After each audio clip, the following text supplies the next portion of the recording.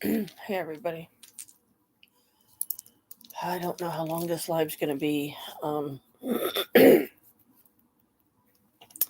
I decided to just do subs today because I'm not exactly dressed for success. I'm just probably need to take a shower again, and I'm gonna have to wait a couple hours because Krista already took one. Um, Make sure the hot water heater's built back up, the hot water's back in there, whatever.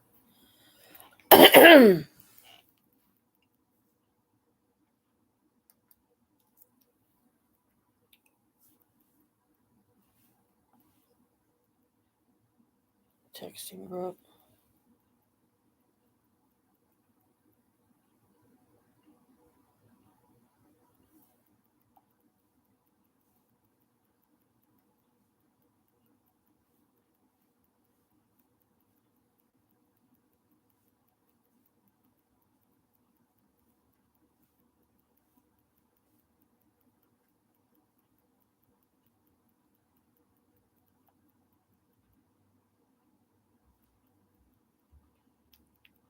Um,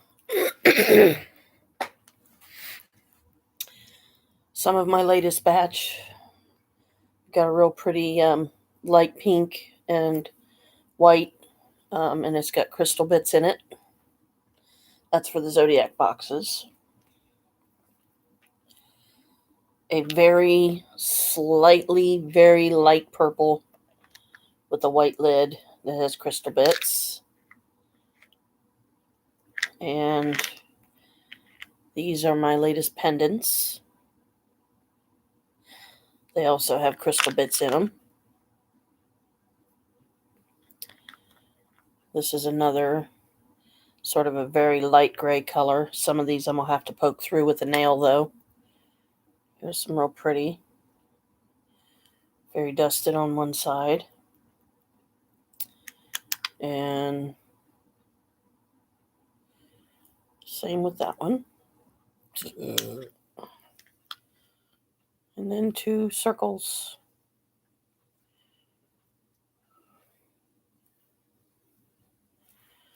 And I'm showing them this way because I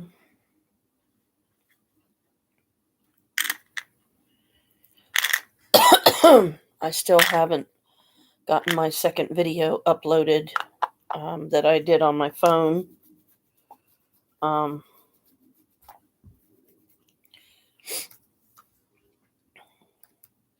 But even though this is just for subs, it's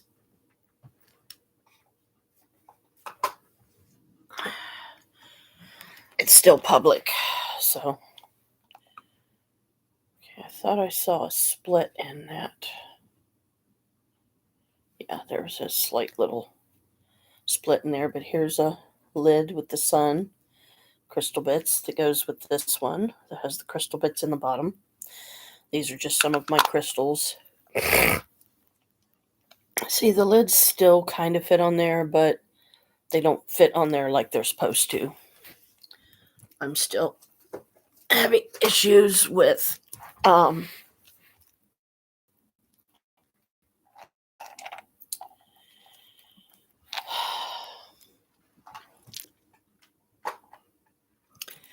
getting the completely spherical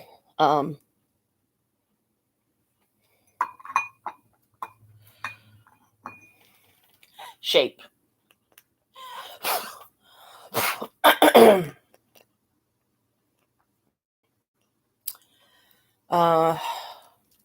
Have some other pieces I haven't checked yet, but I decided to change my coaster color to the one of the new ones, the pink one that I did. But this is the sun lid for the Zodiac box, and it has the Zodiac signs around the rim here. So, Brooke, if you make it on, great. If not, that's okay. I just hope you're not having a bad day, sweetie. Because I know how discouraging that can be. I'm going to get me something to drink and check on my other pieces here. I think this one's done. It's a pink, a light pink.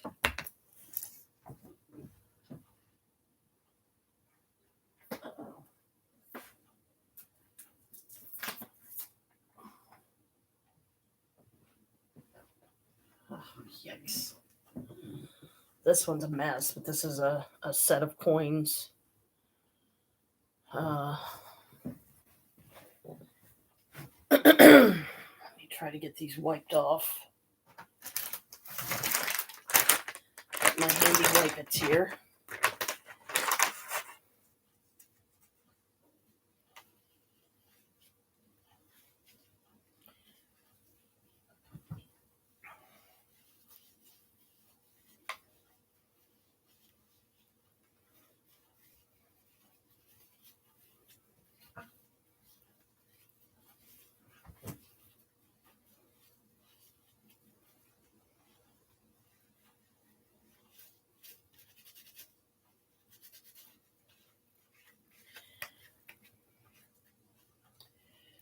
Trying to get resin wiped off of the back of the molds here.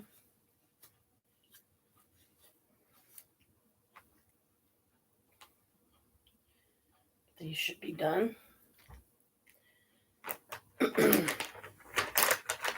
This is the first white set that I've done.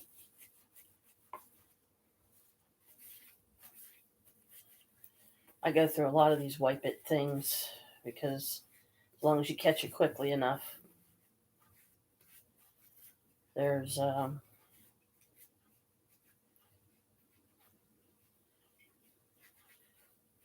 it's one way you can get the resin off of you.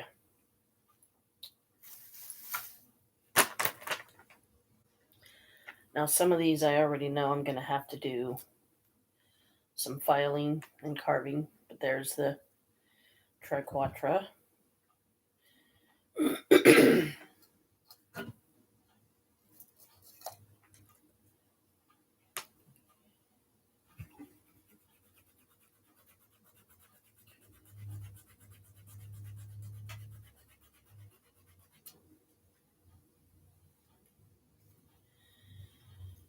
But it happens.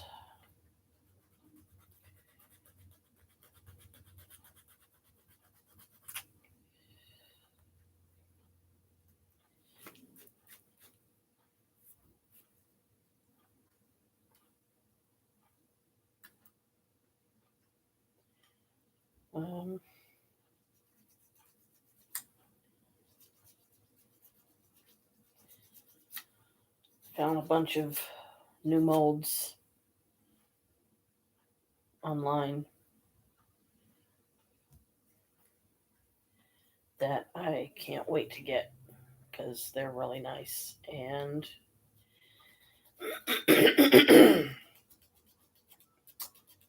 they will add a nice versatility to my shop.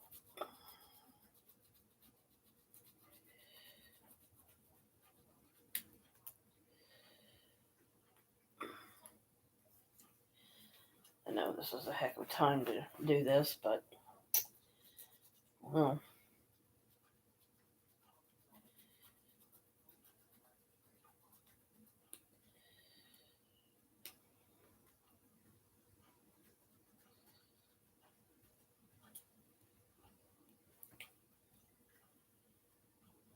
But I feel like fresh out of the mold is the best time to do any trimming or filing, but you got to make sure that it's a certain consistency of hardness, because otherwise compromises the piece and then it don't look right. So I may not get it perfect, but I try.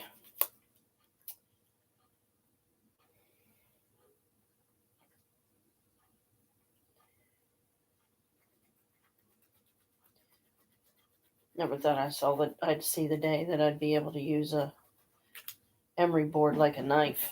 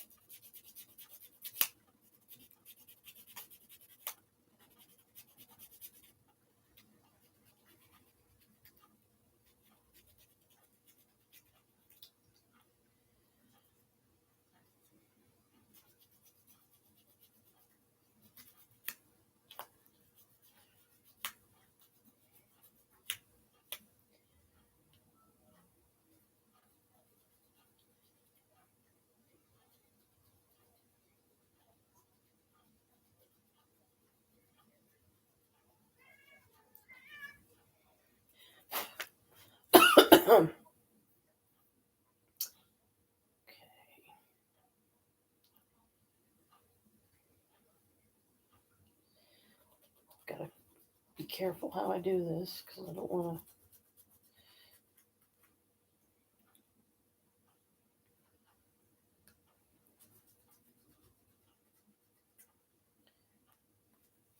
Compromise the piece.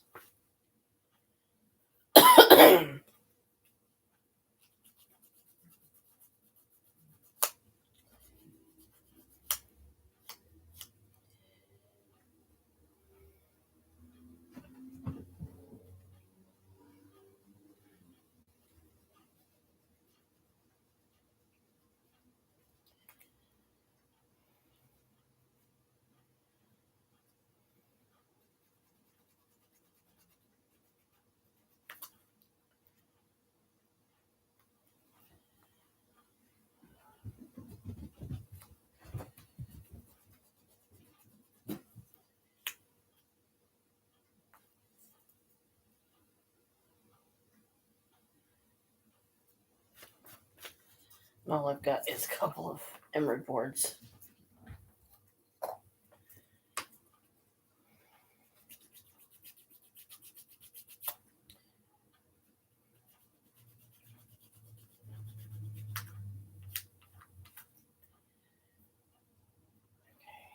Trying to get some of these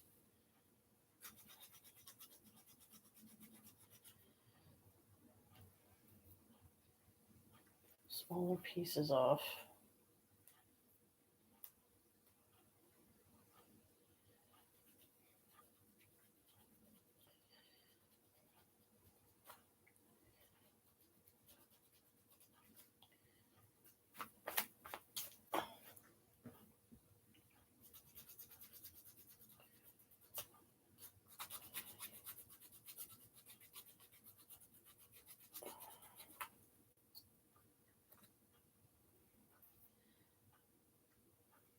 There we go. Crap. Now that piece has got to be filed a little. There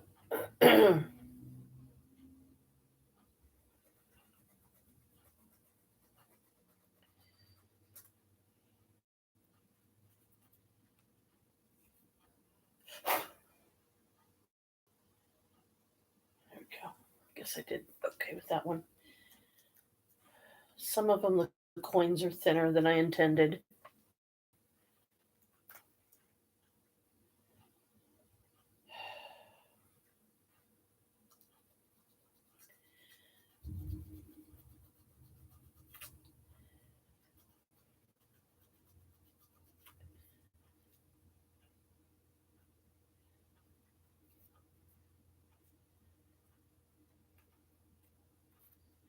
Oh yeah, it tears up the emery board, all right.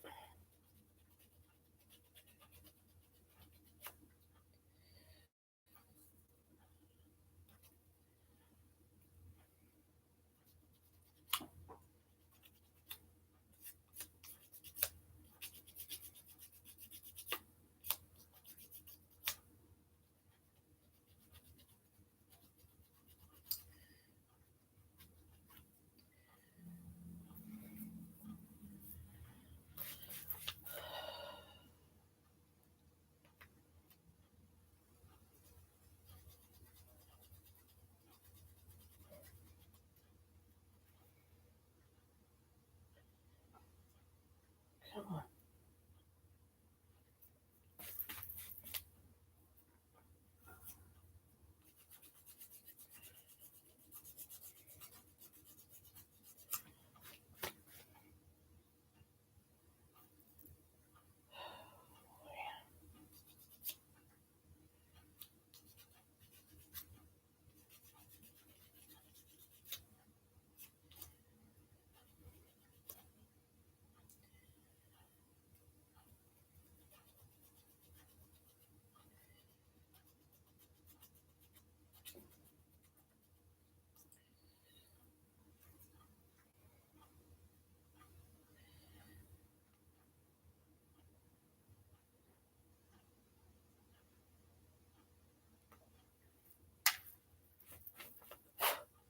And these are still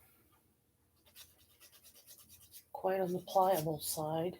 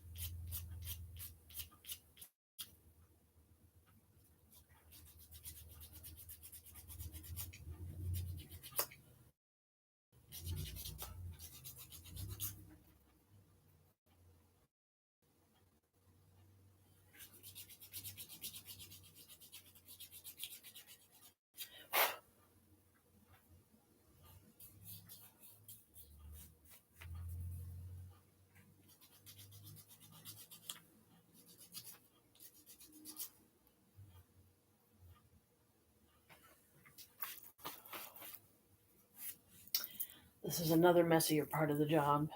Um, and why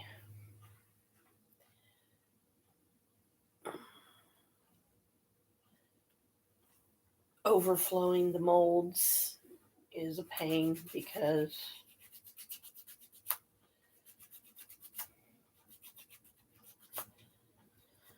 then you have to do a lot of filing.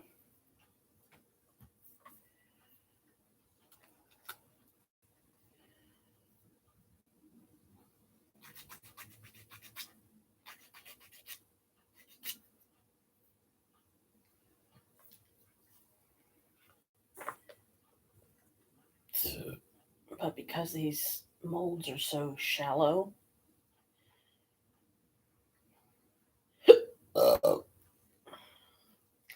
it's really difficult to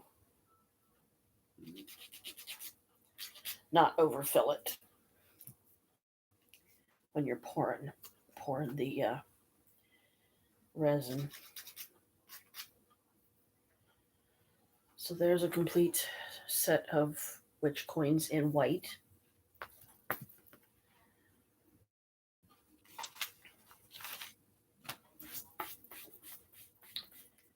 What a mess.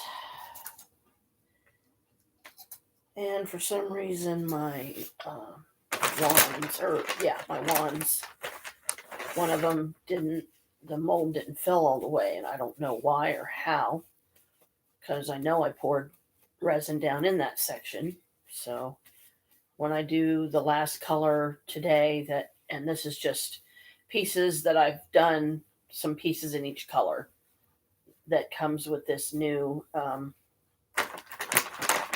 awesome kit that Brooke sent me. Just trying to wipe some of the yuck off myself from the resin. And then you got fairy dust too, because I sprinkle fairy dust on it. It's kind of a signature thing for me. It's how I sign my pieces. I sign them with fairy dust. And I also realize that there's going to be people out there that aren't going to like that. In which case, I will try my very best to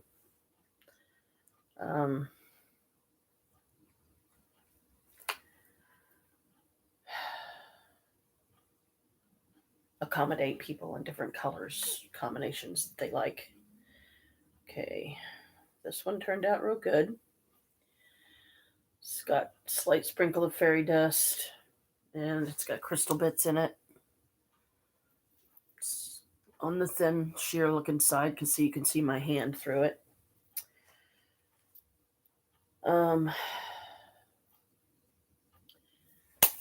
But that's what I've been busy doing the past couple of days. I've been doing some castings and trying to get a bunch of complete sets together for sale so I can show more variety of different pieces that I have, like my wands. See, I already showed that. I've already showed this. This one is not for sale because this piece had a hole in it that I had to fix. So I'm keeping this for myself. But just to show people, see, the lid fits on it just right. This is one of the square jewelry boxes. Oh, no, you don't. Oh, hi. Hey, sweetie. Wasn't sure if you were busy or not. I'm glad you popped on, though. So what do you think? I just showed it, but this is the light pink. It's so light you can see through it. And this is a complete set of the witch coins in white. There's the horn god. Here's this one. I don't know where you can see it. I don't know how well you can see it, but triple goddess. Pure white. Like I said, this whole set, this is Hecate's maze. This whole set's just white, in white. And goddess symbol. Goddess symbol. I've only been on about 23 minutes. It's okay, sweetie. Like I said, I didn't know if you were busy or what, so it's okay. You're fine. There's the Pinnacle one. And here's the Triquetra. Well, I guess I will have to say, as far as the white, you can see the symbols a lot better. The pendants. Where did I put those? Oh, I think I put them in here. So this is the very slightly purple box that you saw me do last night. And this is the one, the lid that goes to it. It looks really good. Here's these pendants. And they do have crystal bits in them. Got 3 of them. So once I get the kit to make them into jewelry, see, I've got 3. So 2 can be earrings and the other one can be a necklace. This is a little keychain that matches, kind of goes with this. This is one side of this one. That's the other side. I had to fairy dust them, I just to give them my signature. That's how I sign my pieces. But I did it on the side of the molds, that were up, facing up. So one side has the fairy dust, but the other side is blank. And here's the last circle. See? Fairy dust on that side. Dark on that one. And I've been keeping them in here. This turned out real good. See, you can see the crystal bits in it. But it's just like, it's weird. It's really cool though, because it's got like that very slight, it's got slight multicolors in it. And I've just been keeping the recent batch of pieces in here because these are small enough. But, I guess it ain't too bad when the corners do that. And here's the lid that I made for the white Zodiac box. Crystal bits. Got the sun on it. I got it sitting on my box over here. Oh, goodness. Almost. But I didn't. I'm glad I stopped it. Oh, golly. Oh, no. Come back. Oh, goodness sakes. I don't know what got caught on what, but I almost had a heck of a mess on my hands here. My almost knocked my unicorn light in the floor. And I would be very upset if I did that, because I love this. I love my unicorn lamp you got me.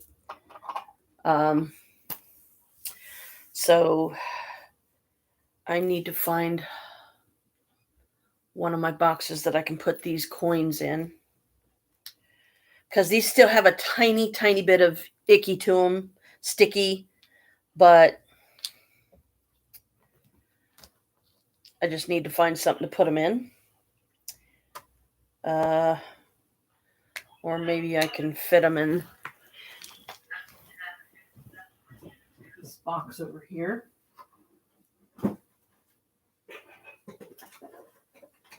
Here we go.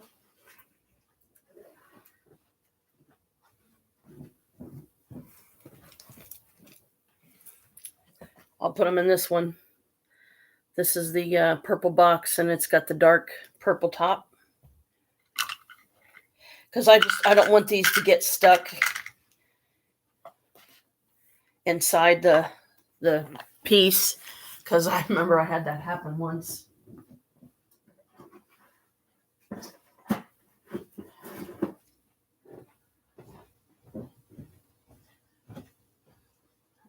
Doing?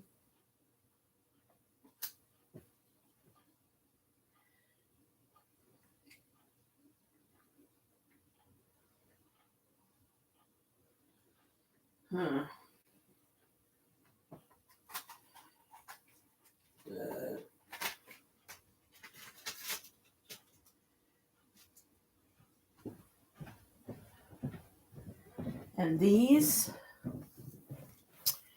turned out a color I didn't expect, but it's really pretty. This is what I call that copper color. And because they're still in here, see? Aren't those pretty? But my mold here is doing something weird, and I have not figured out why. The last wand over here on this end, about that much of it on the tip, there's no resin. I'm like, okay, where did the resin go? Because I know I poured it in there. Where did it go? So, but some of these, I don't know how, because I did these late. I did these, I think it was about 1:30 in the morning or something, my time, something like that. No, they were set level. It was just, they were set completely flat. Trust me. This one is the pink and black that I was telling you about, but it's still pliable. I'll peel it out here, and hopefully it's okay. And they can finish setting up out here. Oh, wow. Check that out. Tell me that one ain't cool. Yes, exactly. So the only thing I can figure what may have happened is, you see the overflow here? See how I overflowed it? I think I might have overflowed it down here on the tip. So I was scraping some of it off, but these are so shallow. I think what I ended up doing when I scraped it off was I actually scraped out what I should have left in there, which was the tip. But that's okay. It's not too awful bad. And the others, they all have crystal bits in them. I used the last of my little crystal bits in the one little baggie that I had.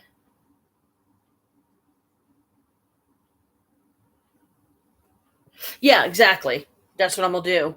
When I do the last color today, which is the bright orange, that's what the tip of this one's going to end up looking like. Because there's no way these are done already. But because some of them I didn't fill completely to the top, I'll be able to add some tinges of different colors with them too. So that's those. You'll like this one.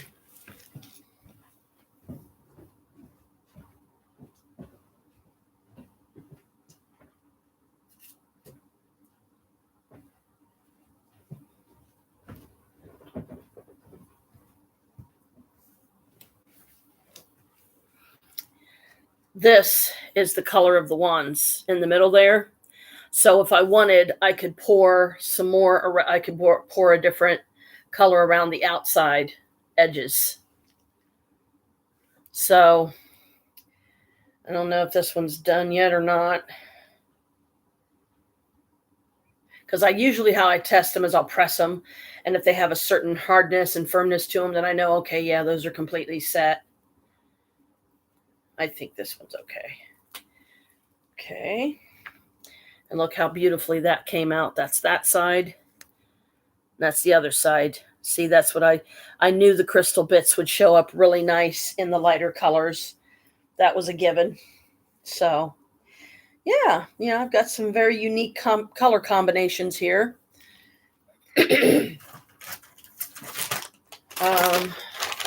There's only one other one over there, and I think you'll probably like that one too, because it's so dark it looks black.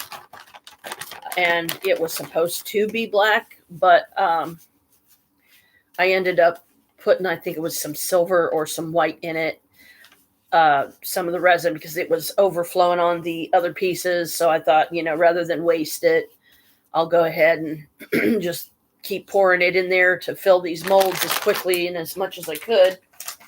Oh, and I showed it earlier, but so you don't have to go back right away. That's the light pink pentacle with the crystal bits, and it's got white and pink. See it? So that turned out really good. I'm using that one now for my newest coaster.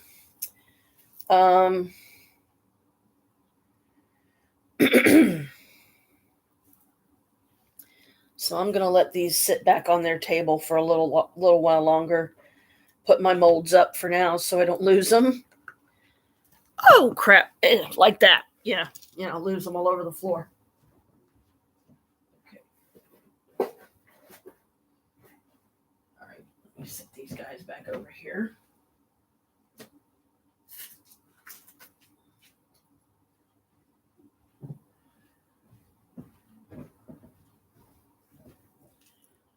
So that's some more pieces to add. Okay. Check this one out. See where it got some of the white in it and stuff?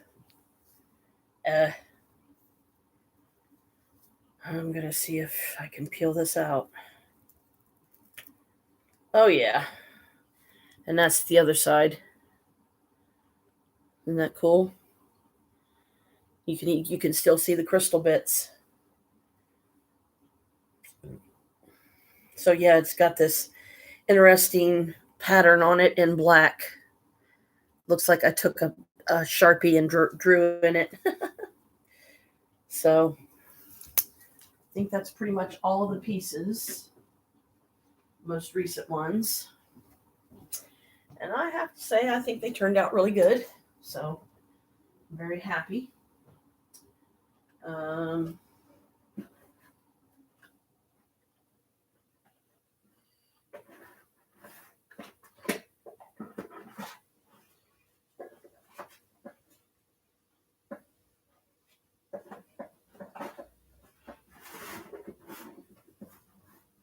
I got to find me some more boxes. I'm filling up all my boxes to store my pieces in. I'm going to get me something to drink. I'll be right back.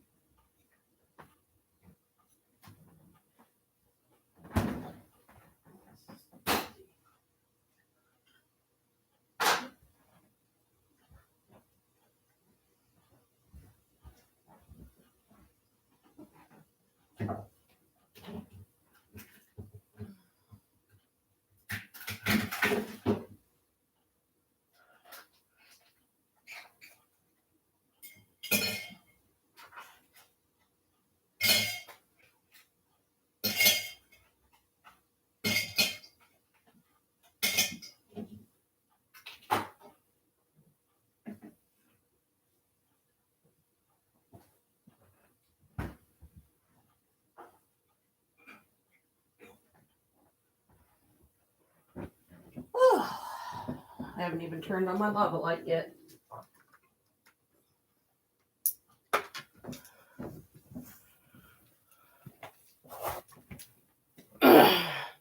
Did silly Sasquatch get a hold of you? He just called us a few minutes ago, and I told him, I said, no. I said, I think I kind of surprised him because I knew what he wanted. I said, no, she's not on live. I don't see her. I said, I've been checking like throughout the day, and she said she might do a live today, but not sure she would. Well, I didn't tell him that. I just said, no, she's not live. I haven't seen her on yet. And he said, okay, let me try to call her. So I didn't know. He got through. Okay, good. Right now I'm just trying to pour my pop without getting it everywhere.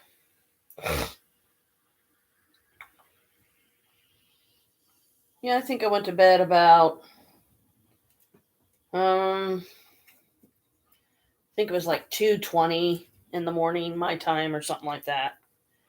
But I consider it was a productive night, anyways, because I did get a lot of pieces done.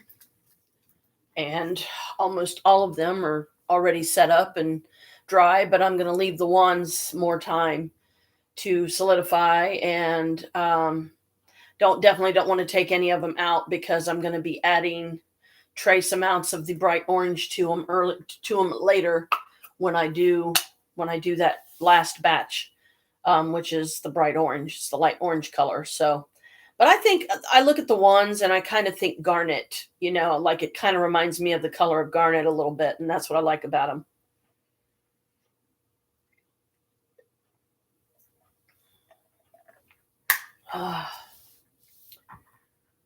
Okay.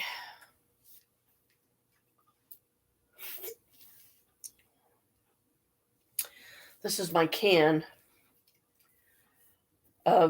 this is what I just poured in my glass. But, because this is a small glass, you can only fill it so full, and then you got to stop. Usually what I do is I take the little tab off of it here.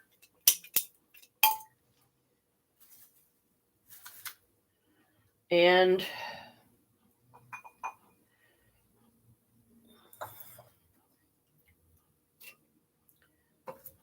I use a coaster.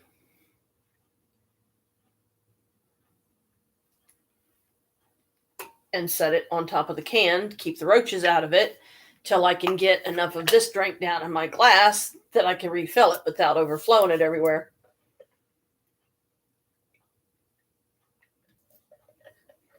So the first, 20 some odd minutes before when I first got on, all you saw me do was sitting here filing because I was filing off some of the overflow pieces around the coins, the witch coins. It destroys the emery board edges, but you can use the emery board like a knife because the stuff's kind of rubbery and pliable still a little bit. So I hope that the coins don't like stick together. Speaking of which stinks, I'm going to trust mine. I'm going to get those coins out and I'm just going to put them, I'm going to lay them flat somewhere or something till I know they're completely set up like they should be, because I don't want them sticking together. I think I'll go ahead and just lay them over here on the resin table.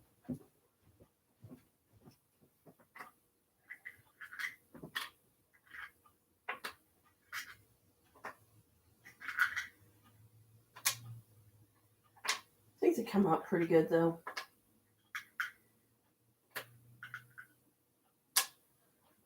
There we go.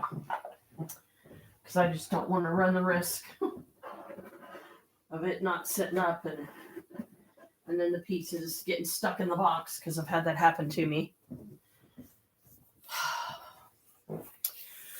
So once I decide to do my resin batch for today, I will definitely have to move the coins somewhere else when I do that, because I need every little inch of space on that table that I can get. Oh, you want to talk about funny, man? My giggle this morning when I finally went to bed, about, like I said, it was about 2:20 in the morning.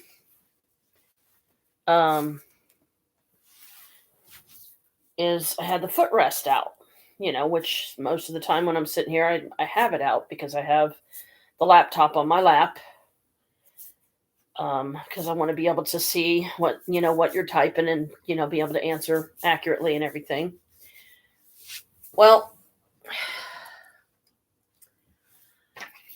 this ended up under it, and I thought it was broke. I thought that I did not see this thing for nothing. And then this morning I came out and I told Chris, I can't get this down. I pushed down on it and I was like, wait a minute, something told me to look. And so this was wedged under it. That was so funny. That's what I keep all my vessels in, or try to when I'm not using them.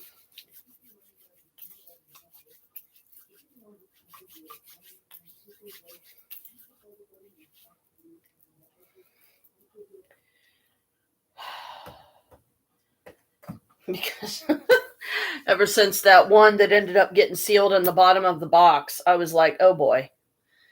I was like, okay, well, that's not coming out.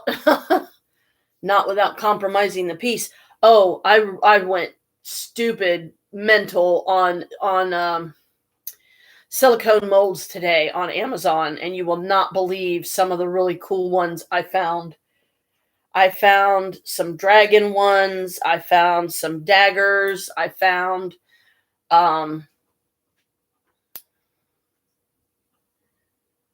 there's so many. I found I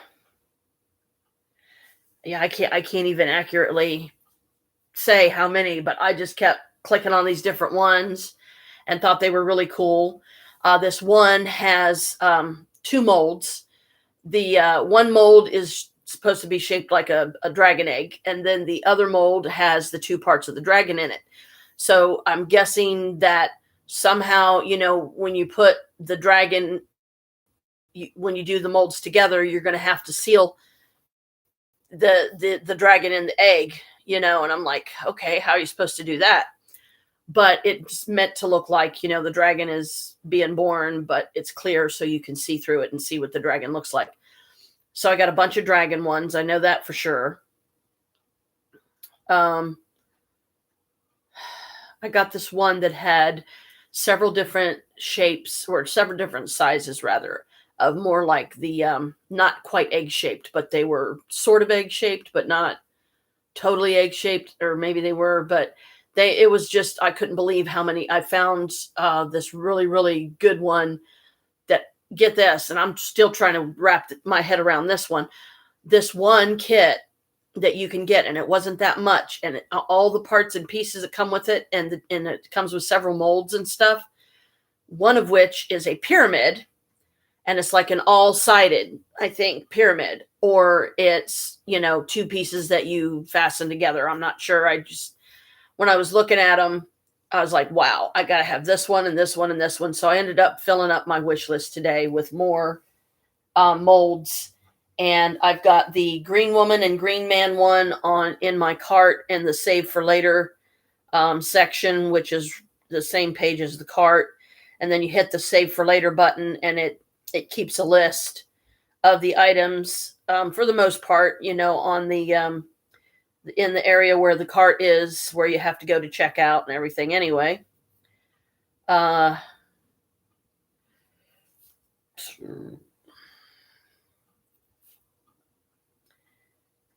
I got some that are skulls, literally skulls that you can, you can do it all, I think, in one mold, that one. And I thought of you immediately. I was like, oh man, I said, I bet Brooke would love this one. So I went resin mold crazy today, just putting more of them on my list. I could do a folder or a list, just resin molds, pieces and parts, and of course, the frustration of not being able to get any of the jewelry assembled yet, because I still need that kit. So when I get the kit and I can get the jewelry pieces together, then I'll be able to finally put them on some future lives and say, okay, I finally got the jewelry, ready to go. So it's actually wearable now. Itchy nose. Ow, ow, ow.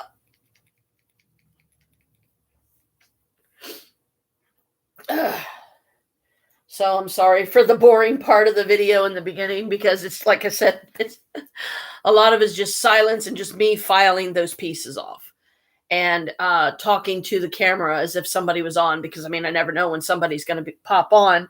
So, I try to look up every few minutes or so to see if anyone has popped on. And that's how I saw you. I was like, oh, hi. um, oh, the jewelry, the earrings, they might actually be done. I don't know.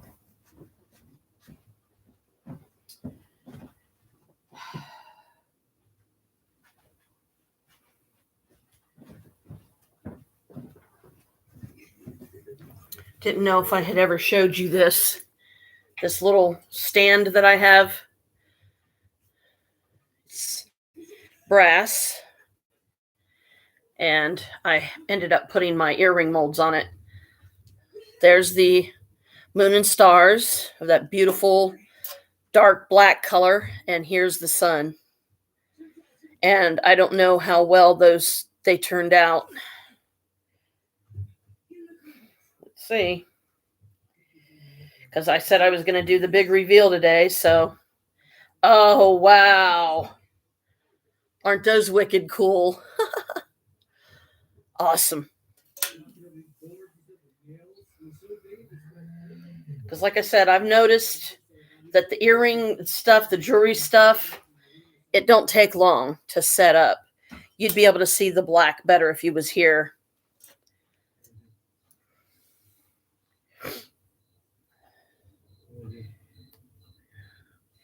There's the moon. See the hole in the bottom? So that makes me think that these are supposed to be fastened to hang from the bottom of the moon. Easier said than done. This one's got some overflow on it, so I gotta file some of that off. And here's the other moon. And these are pretty much, you might as well say, these are black.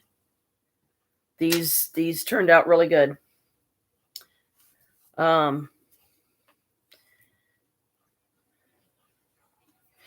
I don't know a witch that wouldn't like black colored stuff to wear,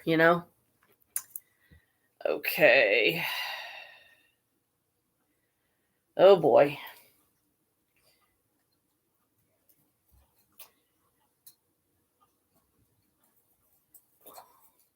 I've got these emery boards so destroyed it ain't even funny. What was that? Oh, my cup falling over. No fallovers.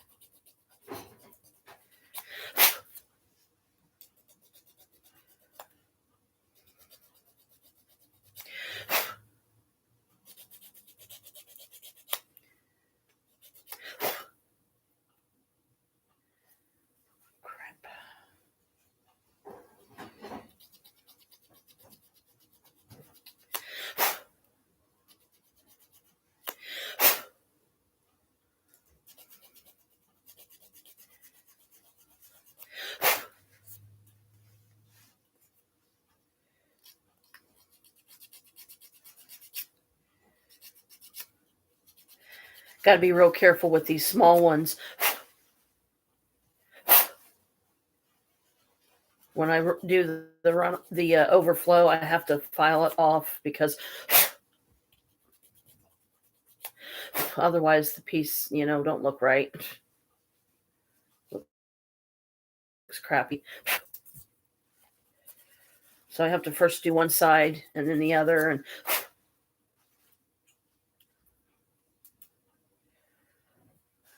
okay.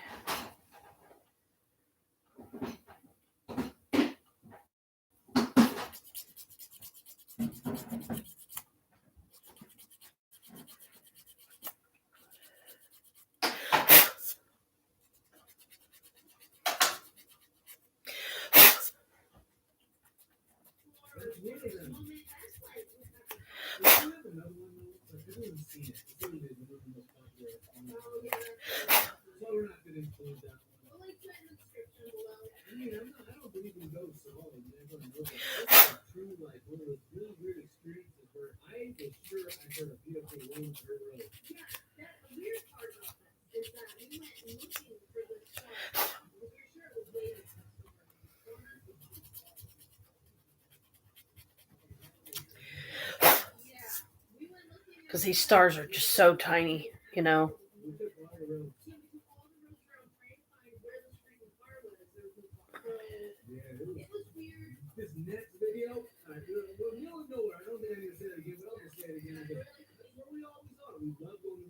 Okay.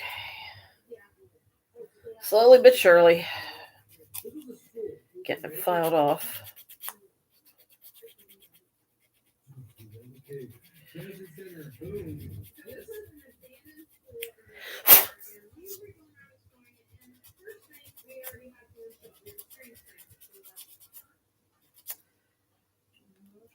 There we go.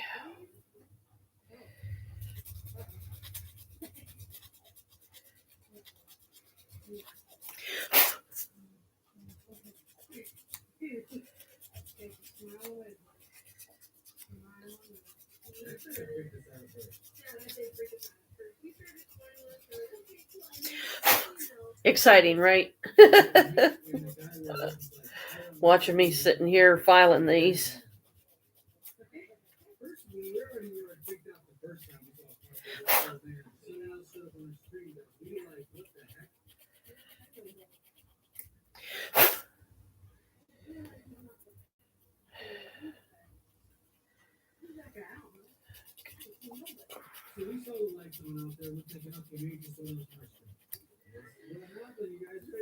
There we go.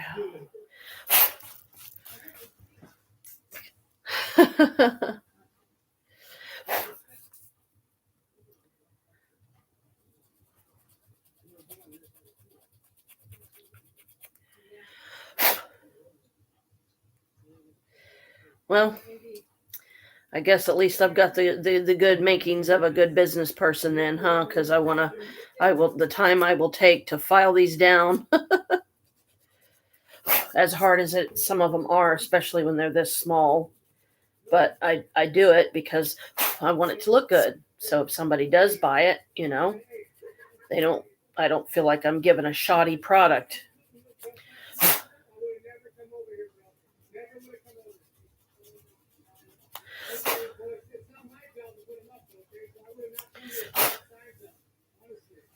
Okay. I think I got that one. Oh no, is this another one that I'm gonna have to go through with a nail? Yep, another one I'm gonna have to go through with a nail. Woo. Okay, that's done at least. But yeah, I mean, like I said, I've got these emery boards so tore up. It isn't even funny. Okay, I need to find somewhere to put the black set here. I just wish these suns weren't so pokey.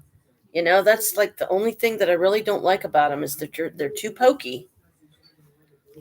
So I've got my little stand here so I can put some small pieces on that, and then that gives me more room on the big, on the table, which is not a big table at all. Molds. Okay.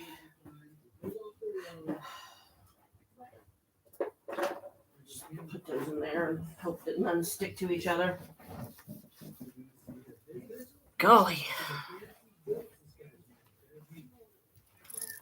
Ugh. Pops is watching some old YouTubers that we used to watch a lot. They're called the Ewu Crew. It's a father and daughter, and they've gone to some really cool places and done their live streams and stuff, abandoned places and different things, places that they were warned, that it could get rough there, and some of them it did. So he's watching, I guess, a video of all the reasons why, or a lot of the reasons why they had to stop doing live streams because it became too dangerous, literally.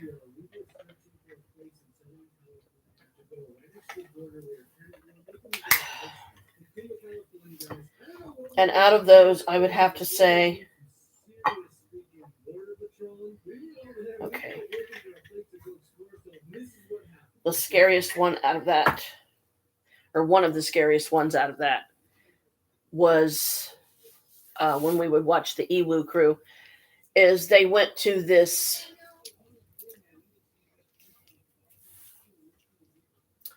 it was a desert location, and they met some people there. And the people gave them directions because they were looking for a certain group of people that they heard would hang out at this place. So the people they talked to seemed cool enough. And then they went to this thing, and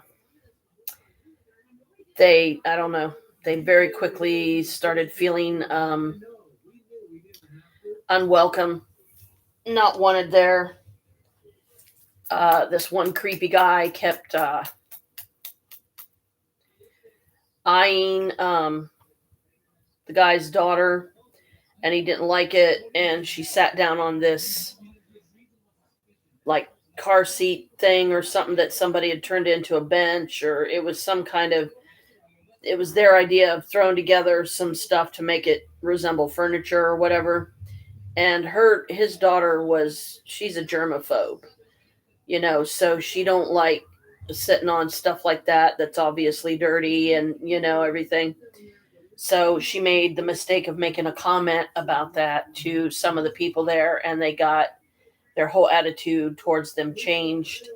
And they finally decided, you know what, I think we've seen enough, and I'm getting the vibe that we're not wanted here, so let's just go.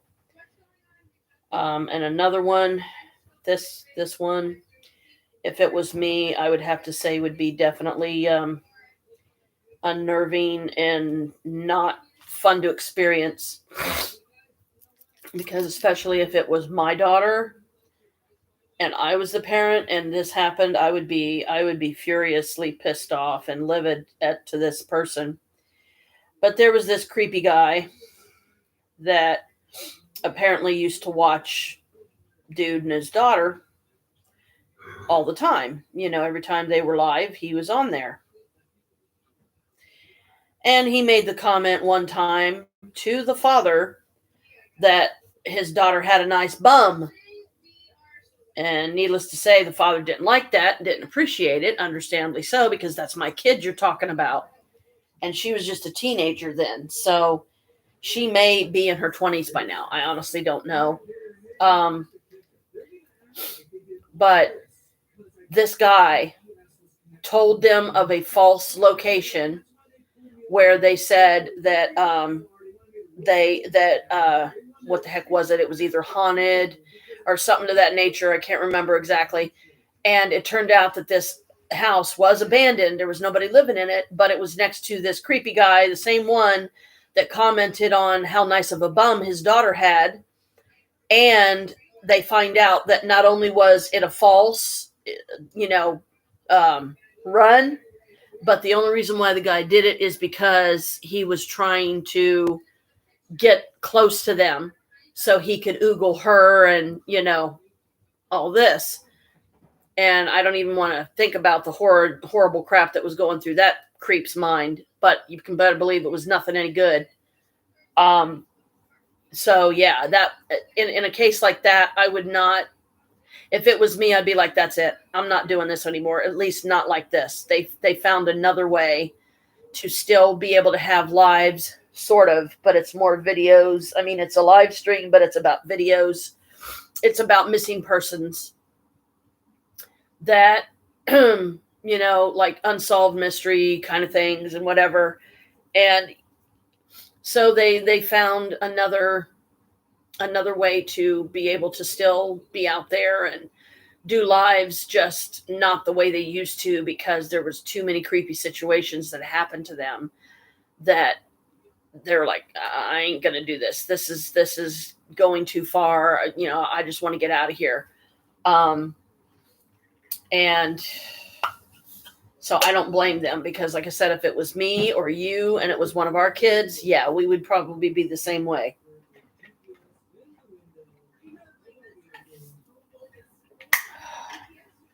We'd be like, you sick pervert, son of a, you know what? Called us all the way out here on a false run just so you could oogle my daughter and have your sick thoughts in your head.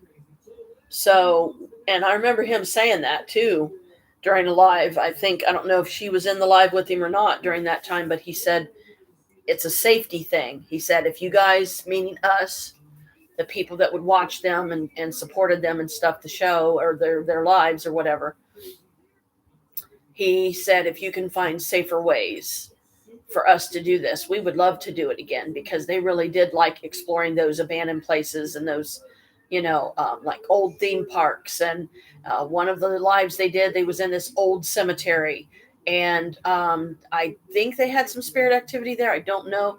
But then the father did something very stupid. And he's very lucky that something really, really, really bad didn't happen to him because he was disrespecting um, the board, and I guess it upset a lot of people that were watching. But him and his daughter took this Ouija board to this old ruins that used to be, I don't know if it was a jail or if it was a house or something at one time, but people supposedly died there and different things, and there wasn't much left of it but a couple of walls, and stuff. And they brought a Ouija board, and the dad flipped the board off of the rock or whatever they had it sitting on. Just flipped it off of there, like, I don't believe in this stuff, and it's like, dude, you don't know what you're doing because that is disrespectful. It's one thing to play with it, it's one thing, and it's entirely different to do that because you might just piss off a spirit nearby that says, oh, that's what you think of the board, huh? And if you're doing it to provoke a response, you may get one, but it may not be what you want. It may be very dangerous, very threatening, very menacing. You don't do that. You don't disrespect the board like that.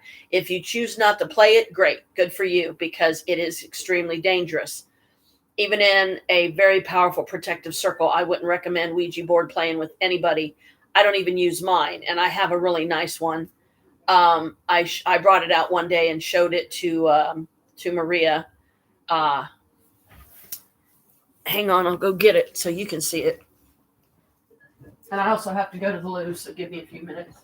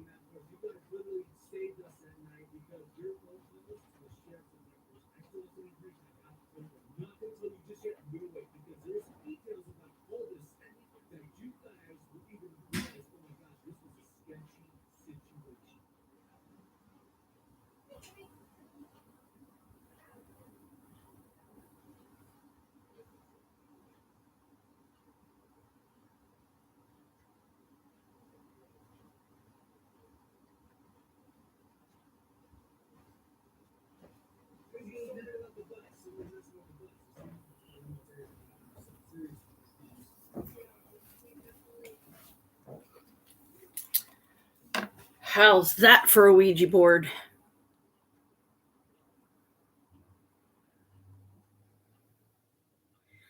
It's got a crescent moon and a pentacle. It's got a cat in the center with a gold pentacle and I think green eyes. Isn't that beautiful? That is a Ouija board. It's got ivy leaves on it. And I got this from Waterbeds and stuff and decided that, you know what? Even though I will never use it as a Ouija board, it can still be a nice decorative piece to hang up on the wall.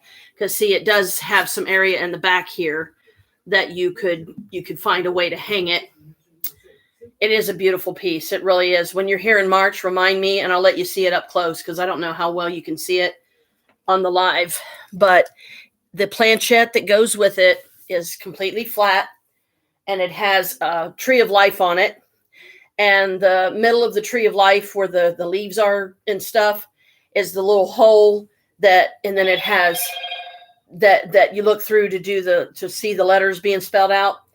And then it has a round glass plate that sits on top of it. So what I will probably end up doing is I will use it as an altar piece, a decorative piece, but I will have it laying flat and I will use it for like when I cast spells and different things. It'll become a platform to set magical items on. And so, yeah, I'll show you all the pieces, but the other two pieces are over here. So they're really hard to get to. And I don't know that I would be able to get to them, but it is a beautiful piece. And every time I saw that at Waterbeds and stuff, I was like, oh, I want it. And then the plaque, well, actually, let me rephrase that. The centerpiece that has the cat and the crescent moon and the pentacle and all that, I have that same piece hanging up above my doorway. It doesn't have the letters on it, like for the Ouija board. It's just that centerpiece. It's this inner circle, and it's about that size. And it's right above. When you're in here in the living room, you look up, you'll see it. And if you look at this, and then you get on a chair and you look at that one hanging up, it's the same exact thing. But that one is strictly for, like you can hang it up and it's not meant to be part of a Ouija board. There's no letters on it and there's no planchette with it. But it took me a long time to get that piece. And I think I finally caught it on sale one day or something. And I decided, you know what? I'm going to go ahead and get it. Another piece I have in here that you probably didn't notice is it's a mermaid and she's got a bunch of orange fish surrounding her. And I got that from Waterbeds too. And they still have them there. I've seen others there, and that's beautiful. It's a beautiful piece to hang on your wall. And mine has been hanging where she's at for so many years that I know she's all dusty and dirty and probably needs rinsed off, and cleaned. So yeah, I've got a lot of interesting pieces. And I've even got a plastic dragon hatchet in here. I've got a little dragon wand that's supposed to be a replica of the wand of Merlin, like the Merlin. I mean, I'm talking King Arthur and all that.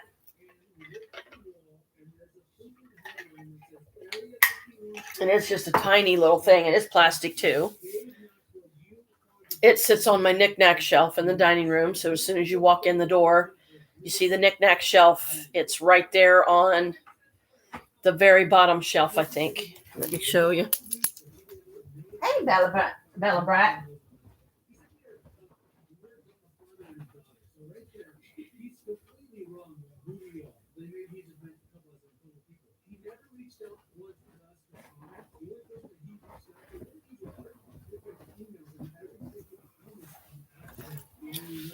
Now this is a cool wand.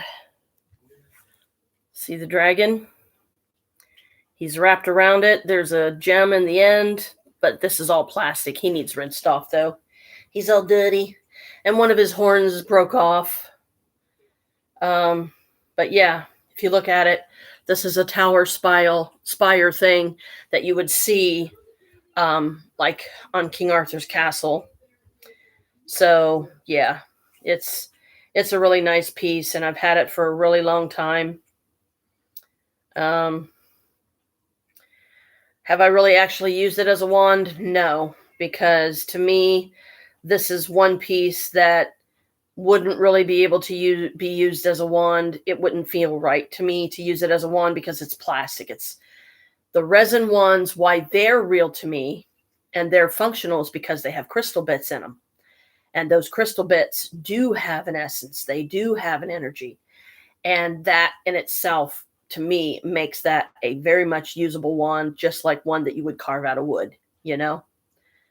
So, yeah, when you get here in March, I'll try to remind you and remember to show you the dragon hanging up over here on my poster that I did where I took a bracelet and I did this more than once. I did an entire big poster piece. It was just white, off white or whatever, and I did interlocking circles. And in the interlocking pieces, I would color them in, some with gel ink, some with Sharpies, some I think I even did like nail polish. And there's actually a couple of lip prints on here, that one of which is my daughter's. Alicia actually had some lipstick on one time when she was younger, and she came over here and I said, feel free to sign it, because it's basically, it's to me, it's a nostalgia poster. And it has a lot of stuff written in the little circles, but most of it is so faded, you probably couldn't even read what it says now, because it has hung here in my living room for many years. So, but there's some empty ones. There's some empty circles on the bottom yet that I'm hoping that some people will sign, just like friends and family, if they just want to sign their name and, love you, mom, or something like that, that would be fine. Or, thanks for the good times. Thanks for, being there, just little like heartfelt things like that, that you can write in a small little space.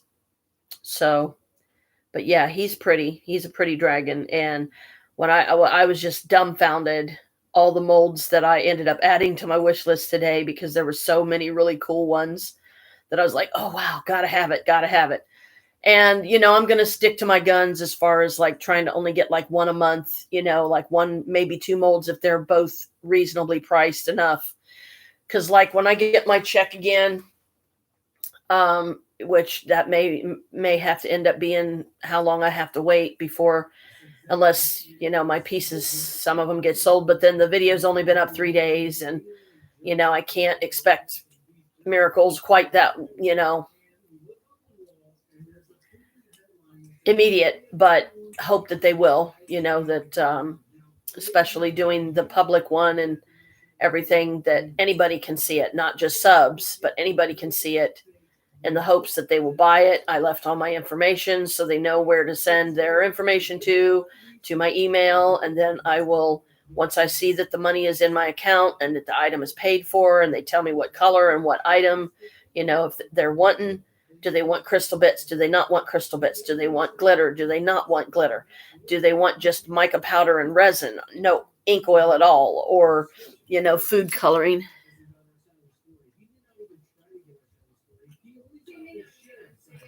Yeah, yeah, yeah, I think so too. And I mean, plus that gives me, some more time to get some more batches cast and everything too. So that by the time that happens, once you're here and everything, then we'll have definitely a lot to show on that live.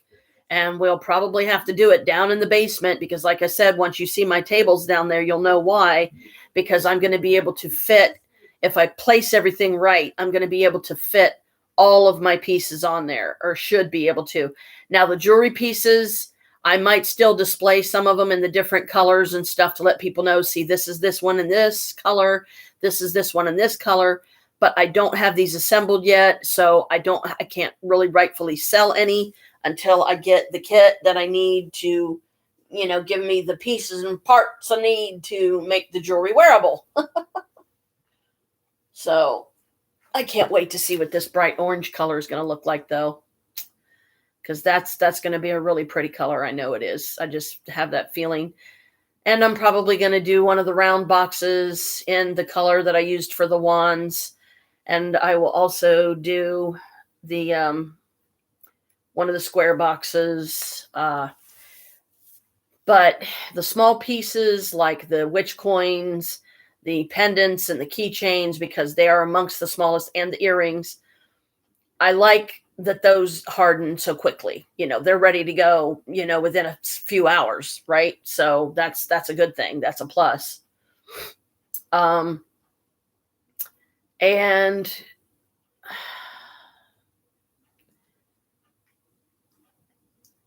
until I can get some more tables and stuff, the ones downstairs in the basement are just going to have to do. So that means that I'm going to have my Canon charged up, both batteries, and my video camera, both batteries, which I haven't charged either of those today. And I meant to, and it's going on 4 o'clock already. So, but I want to try to do a live. I guess maybe I'm waiting for, when I've got some more pieces ready to be able to show. And I want to get the tip of that one completed. Yeah, actually, I probably will, because I still have that bright orange color, and I want to make another batch of the what I'll call garnet color, so I can do one of the zodiac boxes in it and do the lids to match it. So yeah, yeah. I mean, we're just sitting. I'm just sitting here or whatever. So yeah, I will go get my hair clip, get myself ready to go, find somewhere to set my wands, and go ahead and get these other two resins. Get some more castings. Okay.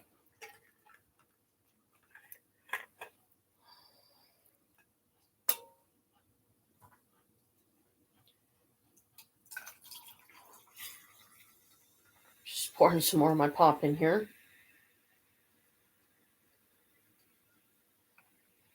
All of it, finally.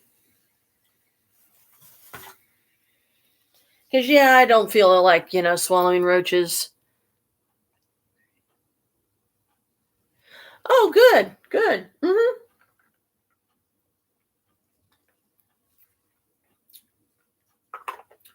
That's my same thought too, hun.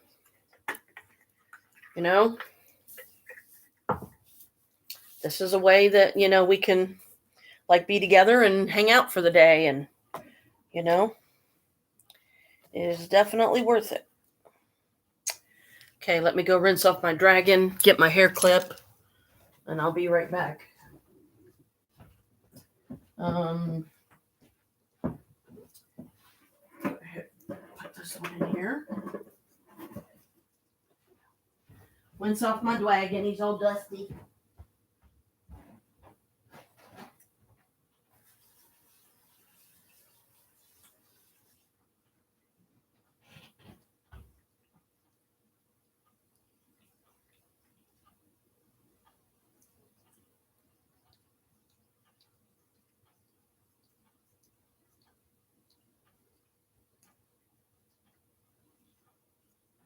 I'm going to put it in quotes, journalist. He's literally just like a mouthpiece for the sheriff's department. An audience conversation continues and the train quickly and calmly de-escalates the situation. What are you doing? What are you doing? Hey, what are you doing? Ignoring the whole part where he tried to shove me in the truck, saying put it in the truck. Yeah, exactly. And ignoring the part where he grabbed the camera and slammed it on the hood. County Sheriff Kerry Lee later said his department will be doing an internal review of the incident. He added, I think things could have been handled a bit differently on both sides. Yeah, right there, automatically on both sides. What do you mean by turning off the camera? Both sides. What do you mean with Kerry? He said, I do support the right of people to film in the public, but in some cases, these people are pushing the envelope. He clearly doesn't think people should be allowed to film. And that was our encounter, and the sheriff there obviously did not think his officer did anything wrong. So a lot of people have asked us, did you guys contact an attorney? And they gave us a bunch of attorneys. We did contact an attorney. Attorney said that your rights were clearly violated, but because we weren't arrested, I don't think we really had a good, strong case. We don't want to leave yet. We got some more footage here to share with you guys. But before we get in there, hit the subscribe, hit the like button, you guys. Put the thumbs up on this video if you guys like the videos. And without further ado, here's some not so great but still cool honorable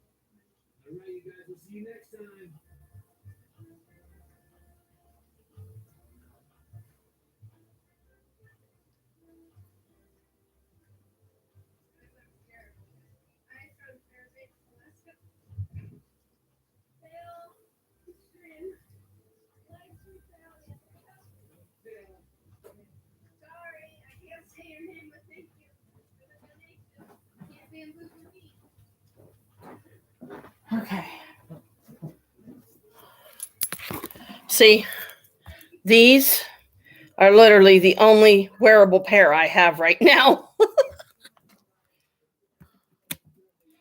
Is my son's.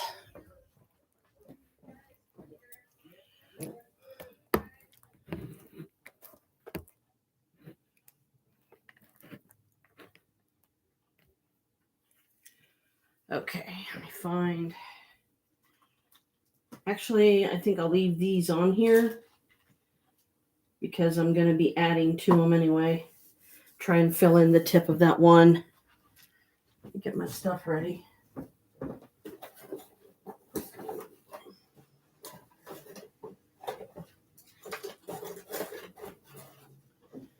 Here, before too long, I'm going to actually need a tote to fit everything in, you know.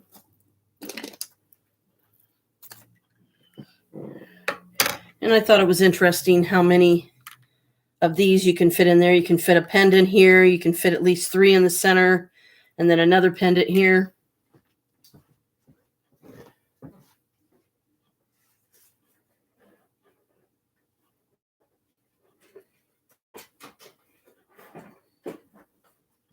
I'm overfilling the boxes I already have. Oh, goodness sakes. No, I can't. I can't move it.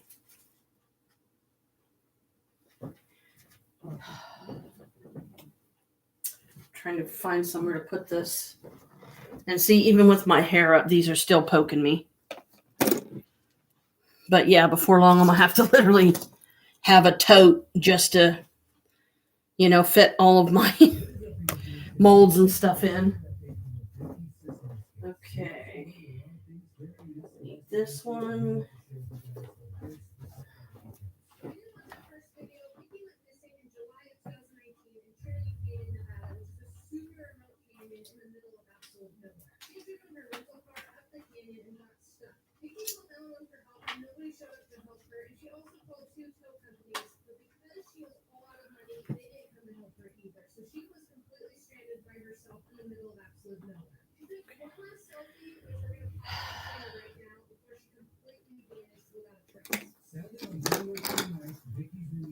All right.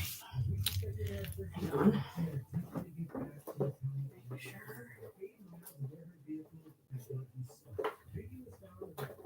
Lid.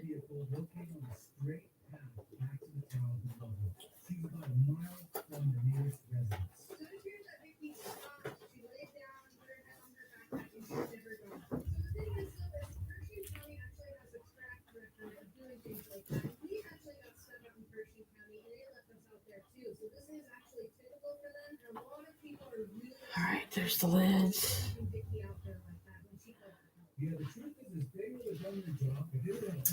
Better get my wipey things over here.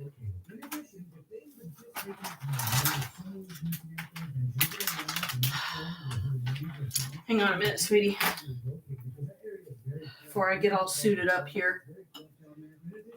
Wanted to hit my peg and mix a couple times.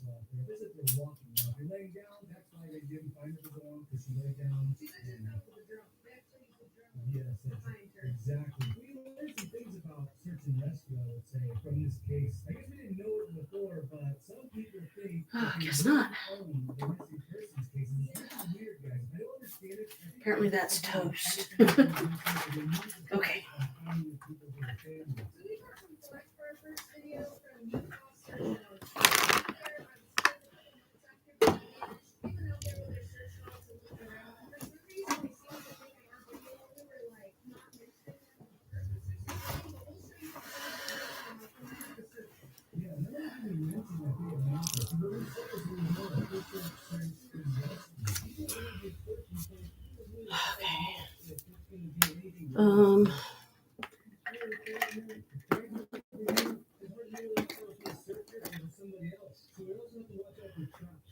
This is the bright orange that I'm about to do, finally.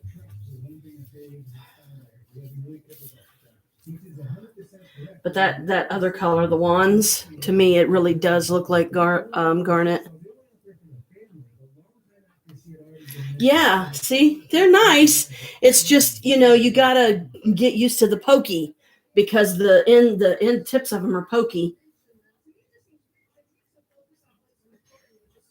Uh-oh.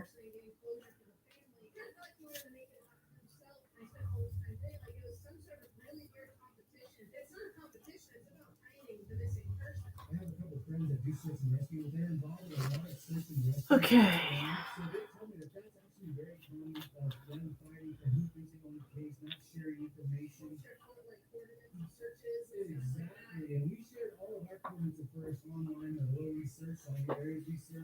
And I did find one of my little spoons.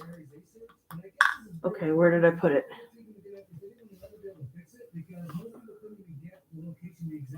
Oh no, where did I put it? There it is. It's clear, so it can literally hide in one of these. Just you look right at the thing, you're like, where is it? This is what I use to scoop the powder out, or the little crystal bits. But I definitely have to have these handy because that's how I keep my knife wiped off. And see, do I have the regular food colors over here? Yeah.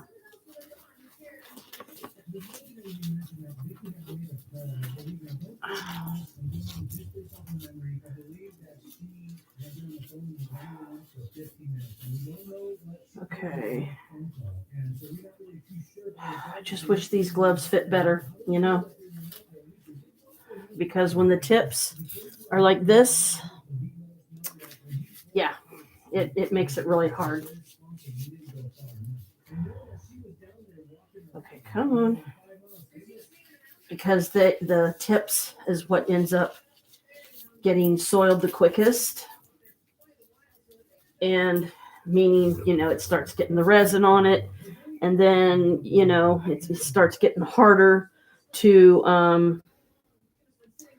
1, 2, 3, 4 to work with anything because the tips get in the way. It's just freaking annoying. Okay.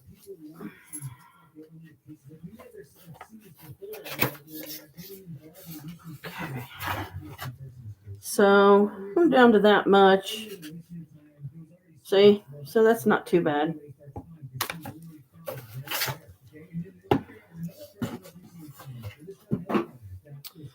I can't wait to get my Green Man molds. I'm really looking forward to that.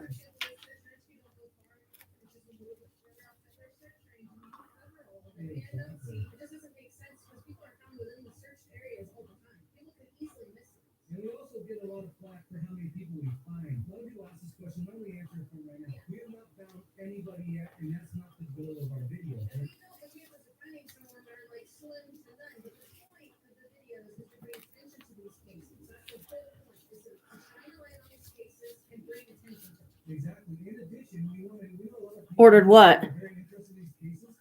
I haven't ordered anything else. I haven't ordered any resin, any more resin, or the molds. No, because I don't have the money. I mean, the 15 that's in my PayPal from when you bought that wand from me, I've been trying to leave that alone because, once I spend it,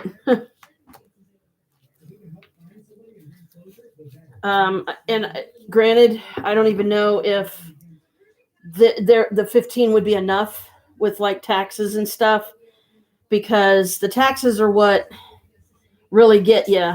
You don't, because some of it you get like free shipping because they're prime items. Others you don't get because they're not prime items. So then you have to pay shipping and, stuff like that. And then that costs more. So until I can get some pieces sold, I don't have any money to do anything with, really.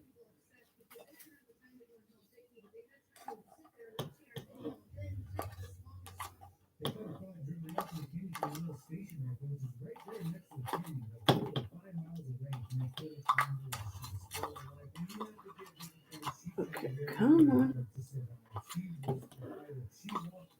Every little bit counts.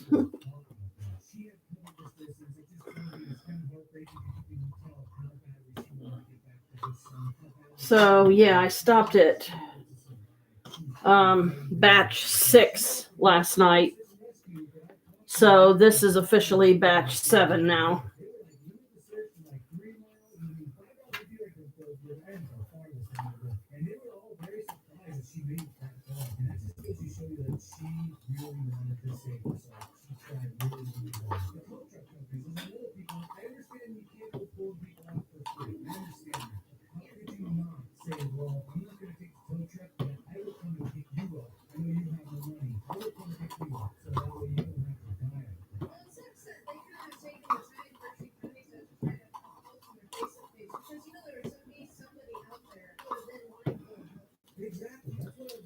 Okay, did I get it all?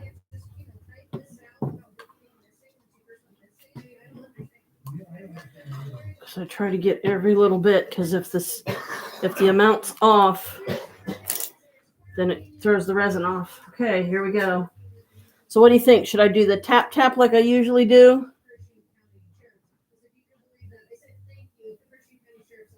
Oh no. I just put a bunch on my wish list. Tap tap or spoon. I think I'll do the tap tap. Oh yeah. Oops. Oh my. Oh no, don't you dare spill. I would cry. Okay, come on, bowl. Come on. Cup. Oh boy. This is gonna be nice. 6, 7, 8, 9, 10, 11, 12, 13,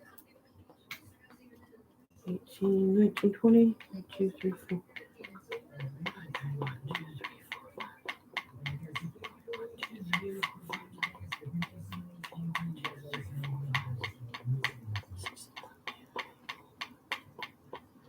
1, 2, 3, 4, 7, 8, 9, 10, 15, 16, 17, 18, 19, 23, 24, 25, 26, 27.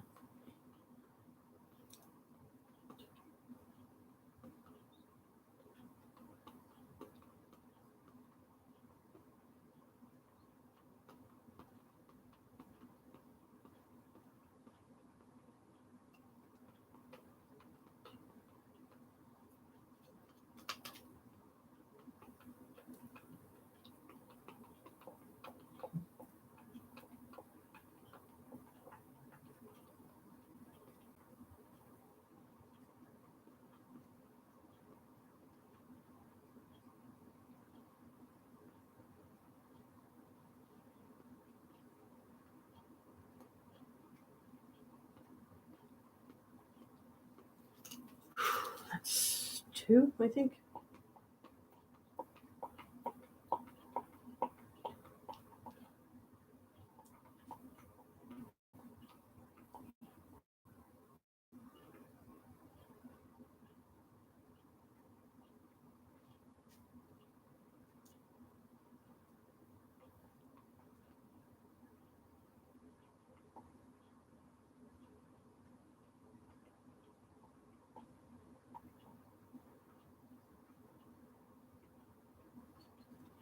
Say that's 3. I'm counting minutes in my head.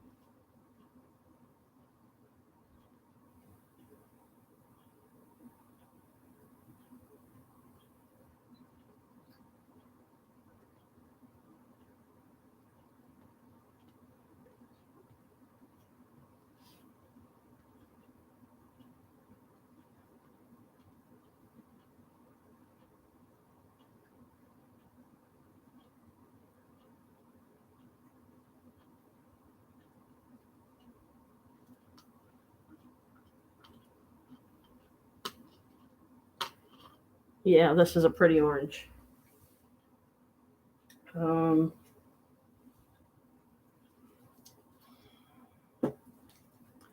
knew it would be.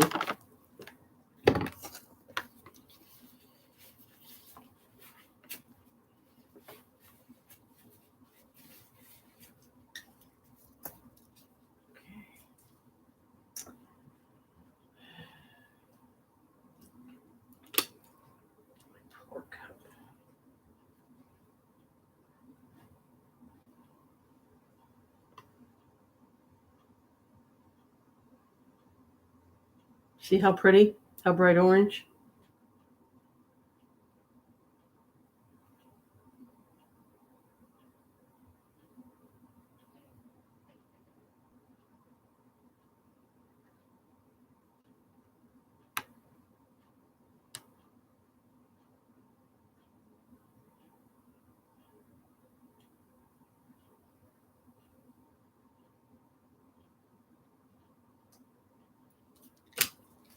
Look at that. Isn't that a beautiful bright orange? Okay, here we go.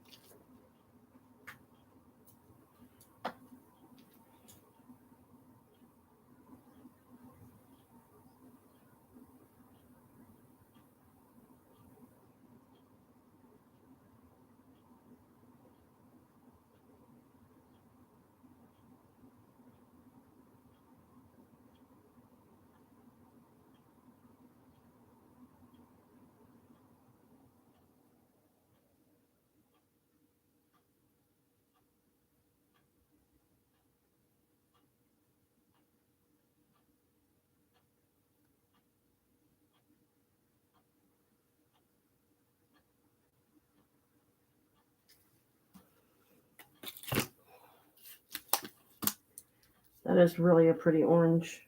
Need my knife though. Oh shit!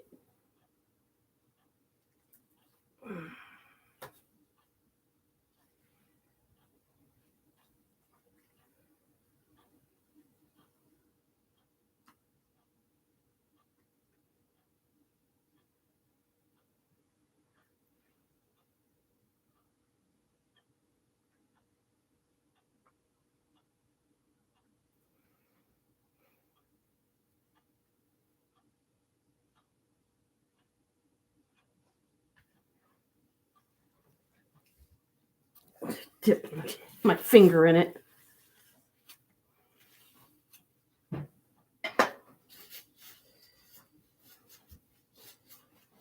See, I mean, that's what I mean. These gloves, the tips are way too loose.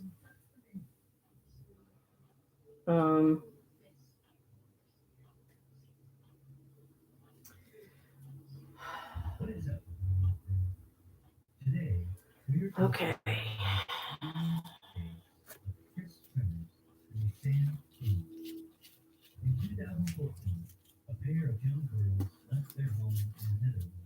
But if you get the resin wiped off quick enough, then it's not near as bad.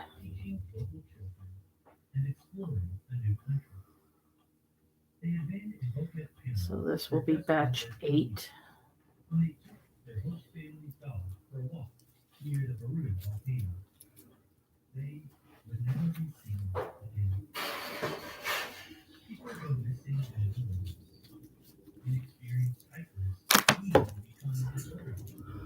So I do try to keep, if I see that there's resin on the tips of the fingers, I do try to get it off quickly so it doesn't dry and it's all sticky. Lost hikers are found. It's easy to see what happened. Their injuries can be easily identified. Search and rescue can pinpoint where they left the trail. Chris crowns and the sand dunes And circumstances see, are far more. that's all that's left. So 6 years later, there are still no clear answers as to what happened. this batch has got to count. On March 15, 2014, Chris, age 21, and Hussein, age 22, boarded a plane in their native Amsterdam. The plane's destination? Costa Rica. From Costa Rica, the girls would travel on the Focus del Toro in Panama, and then take a boat to Isla Poli, where they spent 2 weeks I know. and seeing the sights. So do I. Beginning of their gathering, which they had been planning and saving for over a year. Though they had attended the same university, I'll have to take the Sharpie to this again at a restaurant in Amsterdam, as they become because I'm wearing the letter and the line off from so much handling. their gap year approach, and Chris, having traveled to South America previously with a family, suggested that they try Panama. Not only would there be opportunities for backpacking and swimming, 2 things both of the girls enjoyed doing, they could learn Spanish and volunteer at local schools. Their friends and family had readily donated money for toys and supplies that Chris and Sam planned on bringing to the children in Panama. They were scheduled to start volunteering at a school on April 1st. So they arrived at their final destination, Phuket, on Oops. March 29th. Though they had received an email on the 26th confirming that they were supposed to start work on the following Monday, the staff of the school where they had planned to volunteer told them that they couldn't accommodate them that week and they would have to try again next week. They were deflated. Even though their plans had only been pushed back a week, both of the girls seemed to take this disruption badly. As they were leaving the school, their plans dashed, and Sam texted her parents, "I am really very disappointed." Having been turned away from school, they made their way to the suburb of Phuket, ultimately, where they met up with their host family. Their host was Miriam Flores, who would frequently host international students in an adjoining house with its own entrance. Only days later, when the girls disappeared, she would tell the media that the girls seemed smart, shy, and restless. She reported that even though they had limited Spanish, they had managed to communicate that their plans had changed and they had another week off before they started work. They had asked Miriam what sites and activities she recommended, but had eventually resorted to asking for help from the Spanish language school they attended. Together, they put together a few days of sightseeing, hikes, and fun.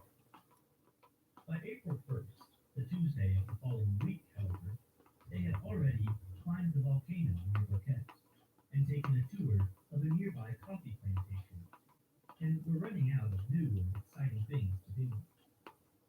They spent most of Tuesday morning trying to decide what to do.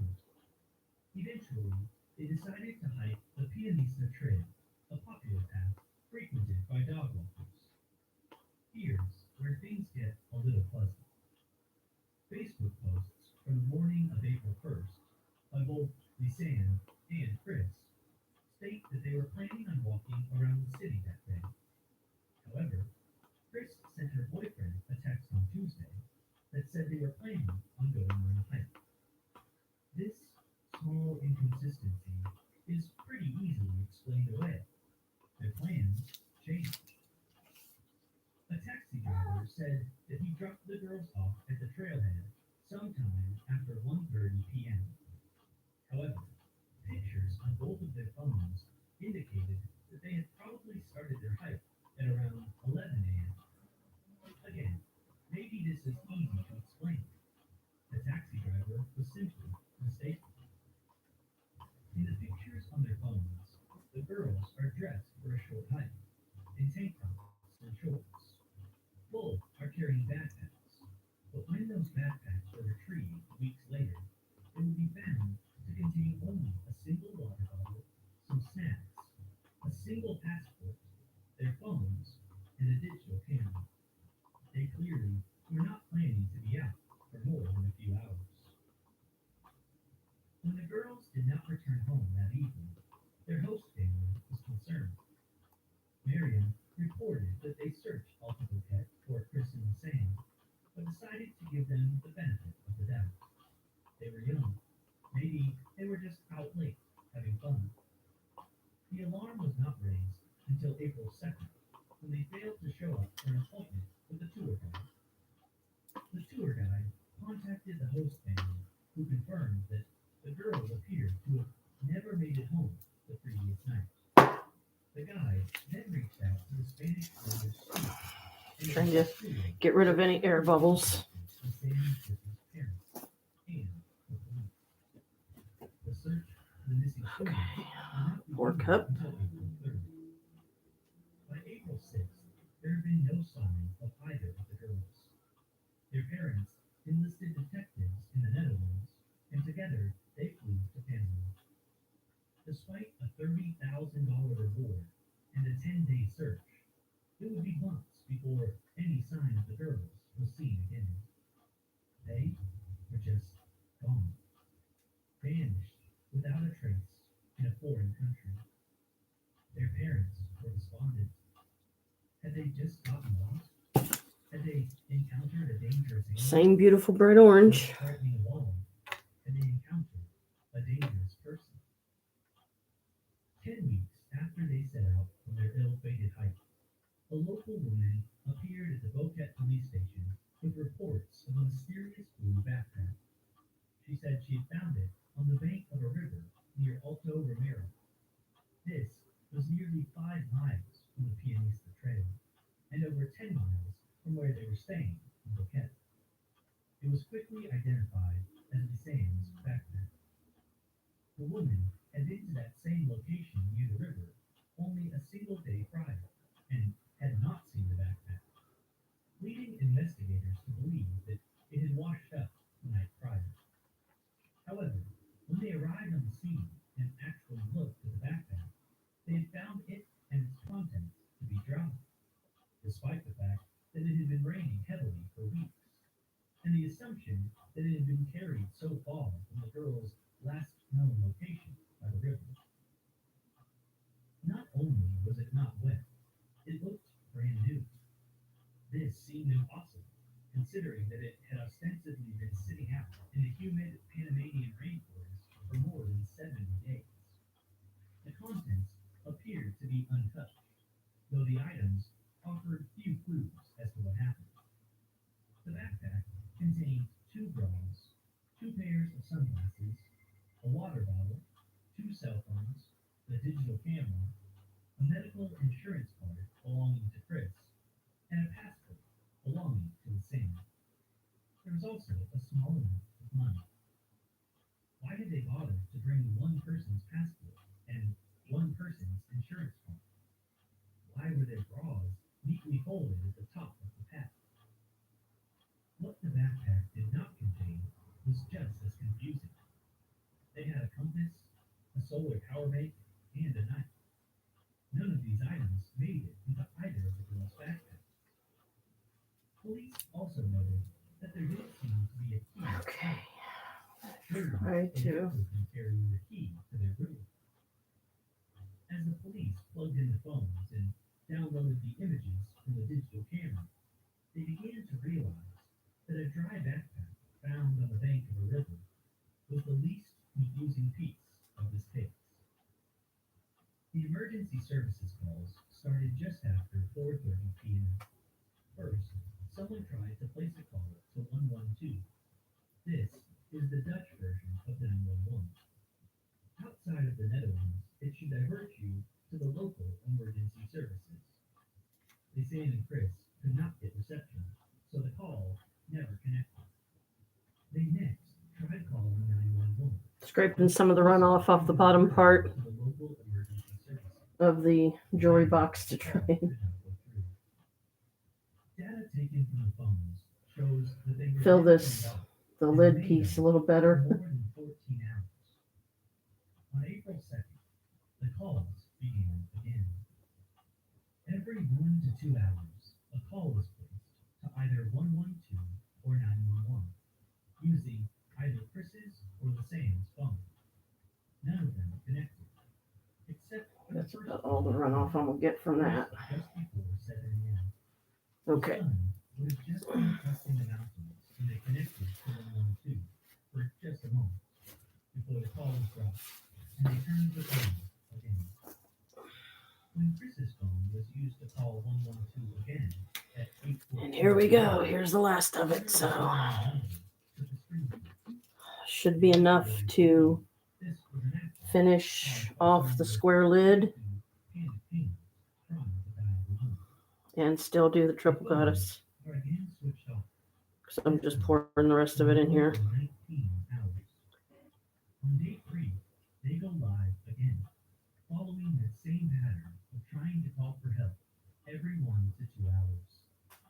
There were no successful attempts to reach 112 or 911, other than that early morning call on the second day. In total, they made nearly 80 calls. By day 4, the calls are fewer and farther. So see, it's way past the line. So what I do is when it gets down to the last bits like this, I will turn it upside down and try to find somewhere to set it to where it'll stay upside down so any remnants can leak into, the lid, and you might be able to get some more out of it, but At 10:51 a.m. on April 11th, and was turned off again at 11:51 a.m. It was never turned on again. It's hard to know which of the girls were making these calls, if in fact it was either of them. There was a detail, however, that made investigators' blood run cold. Lisanne's phone died on the 5th. The next time the phone was used, there was a cord. and that one didn't even fill to the line. However, So whoever was trying to use Chris's phone did not know the pin. Up until April 5th, whoever had been using Chris's phone knew the correct code. time to mix and match. Each time the phone was turned on. And used This is some other emergency services. hardener I have. On April 6th, there were several attempts to enter an incorrect code. So I'm trying to get these as equal parts as I can. Again be entered until the phone was switched off for good on April 11th. Despite wrong codes being entered dozens of times in the intervening days. Okay. There's that. Even in 2000, Not quite there yet. all smartphones had a function All right, where's my other? to make an emergency call, even if they do not know the phone's pin. If it had just been Lisanne trying desperately to call for help, even though I think that one's pretty much done. she would not have needed to unlock the phone to do it. That was the one I just did. She was desperate to unlock Chris's phone, and investigators concluded that was unlikely Maybe. to have been Lisanne. For not only a concerning piece of data the investigators gleaned, Hey, waste not, want not, right? when they turned on Goddess help me get the exact amount that's in the A cylinder by using these remnants of hardener. The first set of photos is completely innocuous. They are extremely typical photos for a pair of young adults to have taken. Lisanne posing at the hike summit, Chris posing at the hike summit. There are a series of selfies. Okay. They snap a few pictures of waterfalls and other That one's particularly done. pretty scenery along the path. Being a digital camera, every single picture they took is carefully labeled and timestamped. All of these pictures of two smiling girls are taken before 1:30 p.m. It appears as though they did not turn around and head back down the trail when they were finished taking pictures, even though this is what signs on the trail and online guides recommend. Instead, they forged ahead, having read that there were a few waterfalls on the other side of the summit. The last picture, taken on April 1st, before 2 p.m., is of Chris in a small gully, surrounded by moss-covered rocks and thick vegetation. Oh, These whoops. photos are a series of This pictures was resin of A. enormous earrings that follow the investigators forward with the camera. First, there's a picture of Chris taken from behind at a considerable distance. She's looking back towards whoever has Here's an the entire and her face unused is bottle of covered. hardener. There are a few Hot smaller damn. shots of Chris. Okay, let me see. Nothing looks particularly new, but in comparison to the wide See, the open, seal's still on it. It's never even been opened. she looks serious. Her expression I knew I had is one here somewhere. It's like, the poses awkward. where'd that go? In the middle of these pictures, See, there's sticking evidence to it. that one or more of the photos was deleted from the camera. None of the other pictures the girls have taken And it's the weirdest thing because it seems like this might not the seem hardener that strange. In is what I always run out of first. Or sorry, the casting resin seriously wrong. is what I seem to run out of first. After 2 p.m., I always have a shit ton of the hardener left, and I'm like, that no one used the camera. how does that work? Suddenly, Okay, in the let me 8 get this. the camera was powered on again. Get a wipey thing here. Over the course Get this resin off my table. those hours, being 1 a.m. to Okay, 4 a.m. now There's something let me see. about these photos. None of them seemed to Are be these exactly? It was as if, in a daze, someone was snapping pictures of the darkness. Maybe they were trying to capture Gods, the I image hope of so. someone stalking them. Maybe they were simply trying to use the flash as a light. No view completely explains this set of photos. In the pictures, you can see Jonah, a dirt path or rocks, illuminated by the camera's flash. Some may be an attempt at illuminating the path, though it seems unlikely.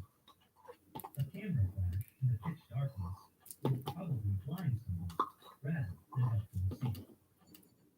Other images are much harder to parse. Some seem to be pictures of the sky or of a plant sticking out of a rock. One particularly Now I disturbing just one need to do the same with the is A's. the back of Chris's head. Remnant bottles I got around here that still has some in it. Several of the pictures appear to have light bulbs and other light artifacts. None seem to have been taken while moving. Almost all have a disorienting perspective. It's impossible to tell if the person taking them was standing up or sitting down, much less in what direction they were pointing the camera. Even those familiar with the trail and the surrounding area have had difficulty locating areas where the girls or whoever had the camera could have taken these pictures. There's something simply not right about all of these Okay. photos. Pictures taken at night are naturally unsettling, yes. Oh. But the odd angles and unrecognizable terrain make these photos especially troubling. See, my gloves are already sticky. After the backpack was found, locals were able to quickly locate a set of remains. Oh, what am I doing? I need that. Duh. 2014, all that would ever be found of Chris Tremors and the sand stream was located along the same river where the sand factory was found. In total, 33 bones would be discovered, along with a pair of jean shorts and one shoe from each of the students. The most chilling finding was Lisanne's left foot. It was discovered still inside her boot. The boot's laces still cinched tight. Investigators noted that the cut that had severed the ankle from the leg was clean. Because of the lack of blood, it was likely that it had happened after By the shoe, a piece of Lisanne's skin was found rolled into a ball. The other notable discovery was half of a pelvic bone. It would be identified as Chris's pelvic bone. While all of Chris's bones seemed to have been picked clean and bleached by the hot sun, Lisanne's remains showed less decomposition. None of the remains provided much information about what happened to the pair, especially because the bones themselves were so scattered. The official story is that Chris Kremers and Lisanne Perot fell to their death crossing a monkey bridge during their hike. A monkey bridge is a flimsy bridge made of 3 wires that does, admittedly, look very easy to fall from. But there is no evidence that the girls ever made it to this dangerous part of the trail. Investigators have since modified this story, claiming that maybe Chris fell, either from the bridge or while trying to climb the wall of the gully captured in their pictures. This would have happened in mid-afternoon on April 1st. Chris held on until April 5th or 6th, both girls calling for help to no avail. Chris either passed away or sank into a coma. By the 8th, Lisanne was disoriented and desperate. There were only a few hours of battery left on Chris's phone. She didn't know the code. All she could do was take a picture of Chris, dead or dying, and the surrounding area, hoping to be able to lead search and rescue back to her body and hike until she could get better reception. It was simply a hiking activity, largely the fault of the girls themselves, who went past the safe part of the trail and into the jungle with animals. This theory doesn't explain the sheer glut of pictures taken in between 1 a.m. and 4 a.m. Locals also claim that it is very difficult to get lost in this area, as there's a network of well-marked trails. Many who knew the girls also claimed that they would never be stupid enough to attempt to cross the monkey bridge on their own.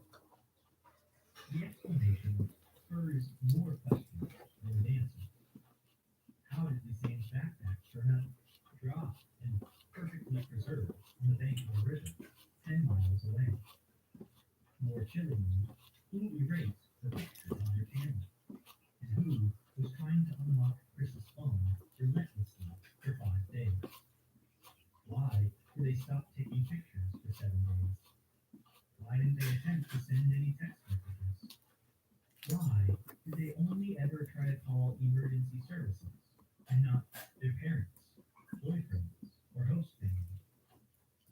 Dick Stephens, a criminalist hired by the Kremers and Crooms, guessed that the pictures might have actually been an attempt to signal someone. Perhaps the girls were stuck, either immobilized by injuries or subdued by someone, and were trying to use the flash of the camera to signal passing planes or vehicles for help. He also noted that the remains found around the river seemed to be far too clean to have decomposed naturally. And why were some pieces of Lisanne found intact, like the rolled up strip of skin? Why were their bras folded up or stuffed in the backpack? To this day, no one has been able to offer a theory Man, that gets to your shoulder and your arm. You know, all the stirring. Pops is in there doing dishes and watching some unsolved cases thing on his computer about some girl hikers that disappeared, and among the many other sad stories of the world, you know. They were clearly not from Canada, and while they were both fit, were small and could have been easily overpowered. Maybe this attacker let them keep their phones, knowing they wouldn't be able to get reception. Maybe they ferreted them away, hid them when he was around. Perhaps Chris expired first, and it was Lisanne desperately trying to open her friend's phone to call someone. Anyway, maybe they got a picture of him on their camera, but she deleted it. The reason Chris began to look concerned was that they had just encountered a frightening individual. He might have even been the person taking the photos, forcing them to pose as if nothing was wrong. And all those pictures, taken in the early morning hours of April 8th, were Lisanne trying to signal into the darkness that she was alive and needed help.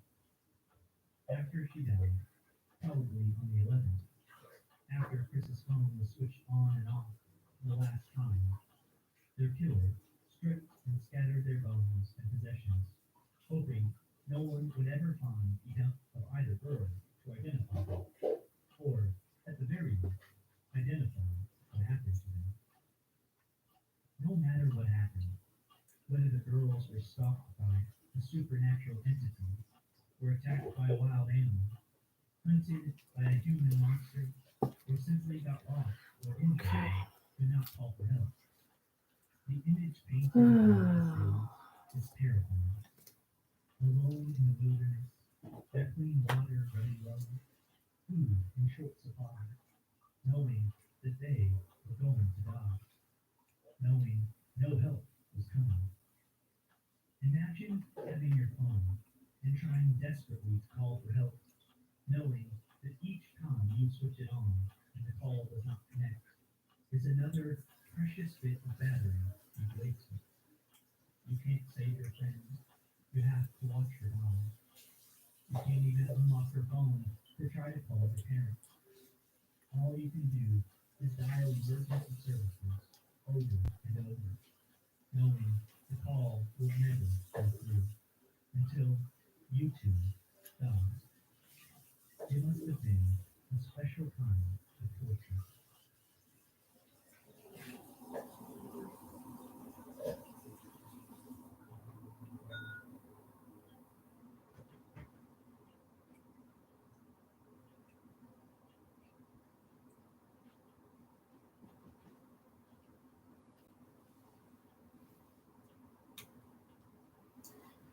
There's just a tiny, tiny bit left.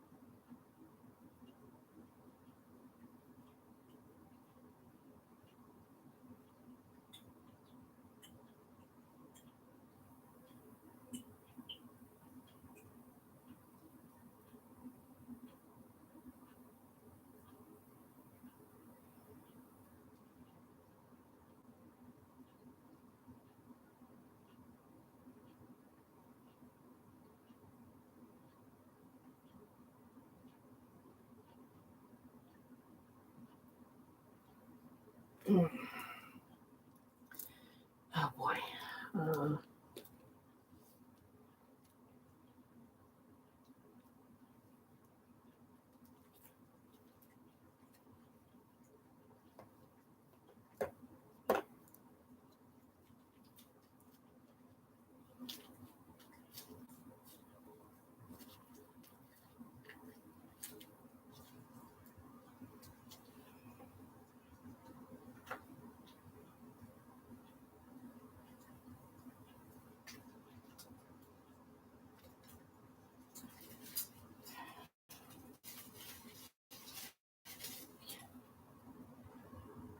runoff.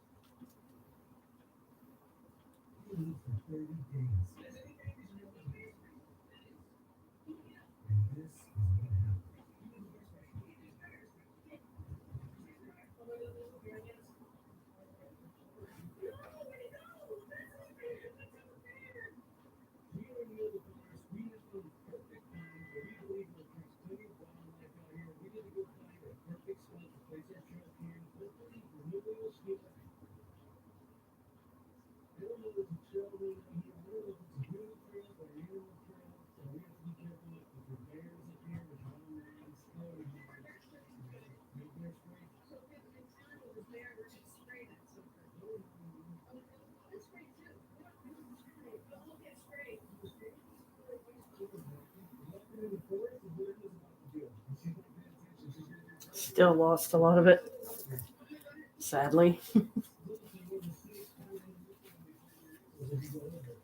But, it's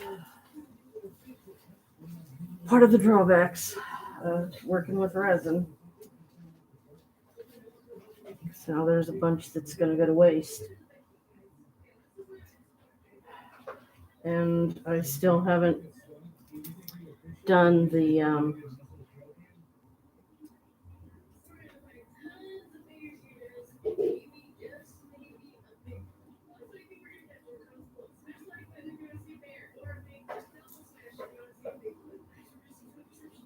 and I think I'll have to do this.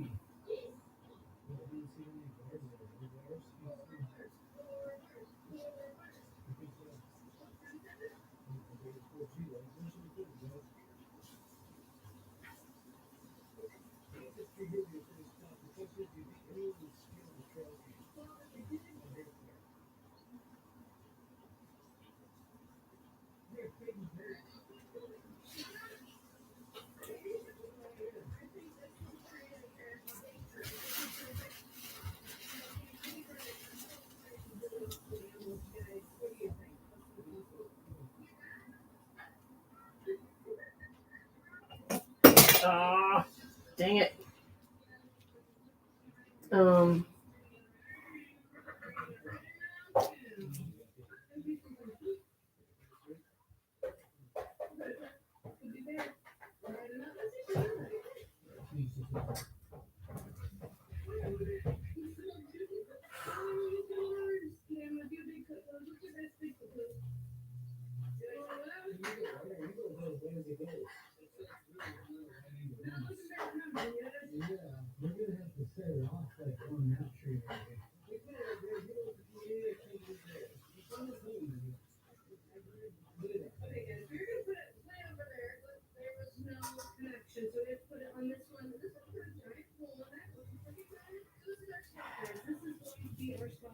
So hopefully, and I just realized the knife that I use to stir, when I position it the right way on one of the ends, it actually holds it down like it's supposed to. So I'm like, hey, okay, cool. You know?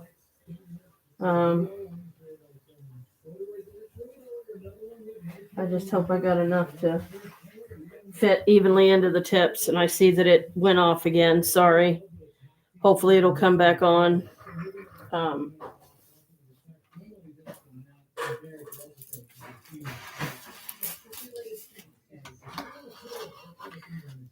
You back? Okay, good.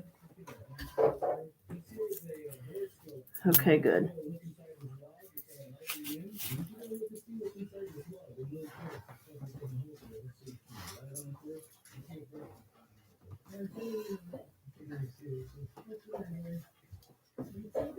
We got Kalika, baby.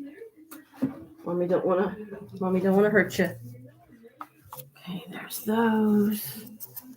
These.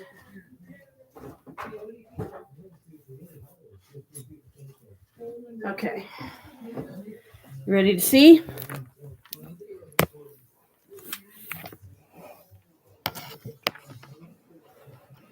See everything? That's all of our pieces are orange. I knew it was going to be a beautiful color, huh? And the orange looks really good with the other color, the garnet color, like I knew it would.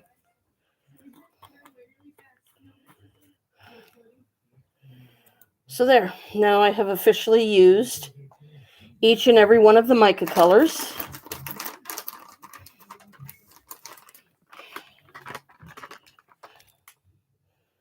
And look how much we got done. I mean, that was like 8 batches. You know, it's like, that's pretty good. And I've also been learning, like when I have small amounts left, and I try to catch as much of the runoff as I can and put it in other molds so it's not going to waste. And then as you see, I dumped some of them, like the 1 square lid. So whatever hardens inside of it, whatever color I put in there next when I get more resin, it'll look good with it all, even if I have to do another orange batch, to make it match. And it's like almost 10 till 5. So I always try to make a note of the time. So I can say, okay, I worked this many hours on it. I've got that whole bottle of hardener, but I just need the casting resin.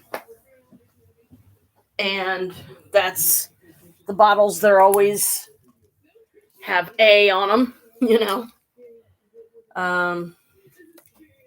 So these can be thrown away.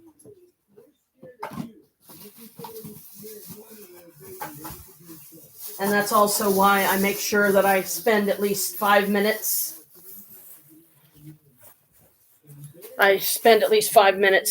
Stirring, because using 3 different B resin hardeners from 3 different, companies or whatever, more or less.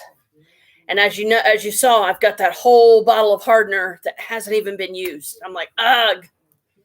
So I need some. If I had a bottle of casting resin that size, then I could do some more. But, that's pretty good.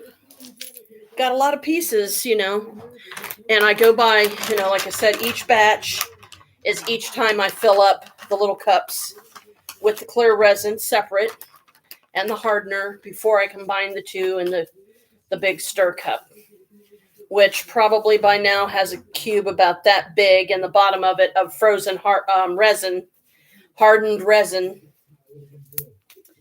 that if I could set it in some hot water and get it to loosen up enough, but make sure that it's completely solid, let it sit for a couple of days, put it in some hot water, loosen it up, kind of take a butter knife and go around the sides or something, and then plop it out. I'll have a very unique, unusual little paperweight that'll have several different layers, therefore several different colorations in it. And, I'll find a way to use it. I can use it to, sit a candle on or sit something on.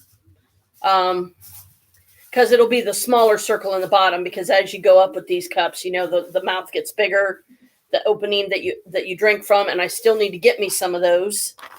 I need to get me some more of the throwaway cups, so that not only, like, from now on, when Maria comes up here and she drinks anything, I'll give her a throwaway cup. That way, if she takes it downstairs, it's not a big deal, but I don't like it when she takes our glasses down there.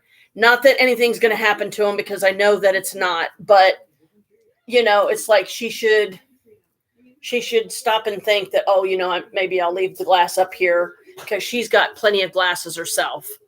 So if I give her a throwaway cup, then it's like, don't worry about bringing it back. Throw it away afterwards if you want, or hold on to it and use it again. But from now on, no matter what it is you're drinking, I would rather put it in a throwaway cup here for you so you're not taking any of our glasses downstairs. Which I know is probably a little weird, for me to feel that way, but we're not moved in together yet, and until that happens, I don't like my stuff down there.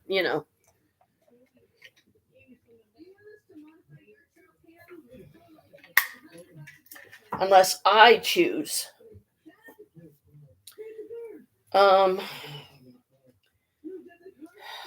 to leave them down there for some reason.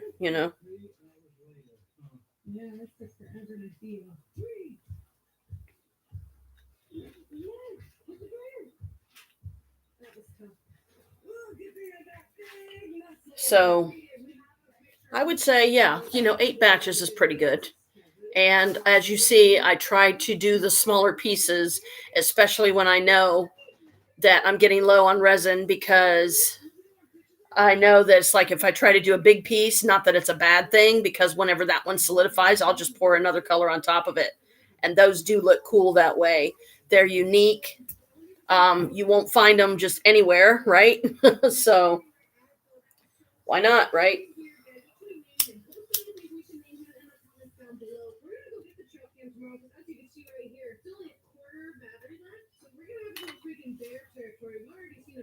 I love the earrings, but I haven't even gotten a chance to wear a pair of the moons yet. The moons and the stars, because those are the ones that I can't assemble right now, because I don't have the the pieces and parts to make the jewelry wearable. So, yeah, they are. And once I finally get myself situated and I get enough pieces, like I'm obviously not going to be able to do any more pieces now until I get some more casting resin, at least. If I get another bottle of casting resin, then I'd be able to do it. The only way that I know to do that right now is go to Sam's Club, spend $10 that I really don't have to get a small resin kit. It'll give me extra pieces and parts, and it'll give me the casting resin I need, and then I'll still have plenty of hardener. So, Bella, what are you doing? You playing? Hey, quit that! You little shit ass! He's being a butthead.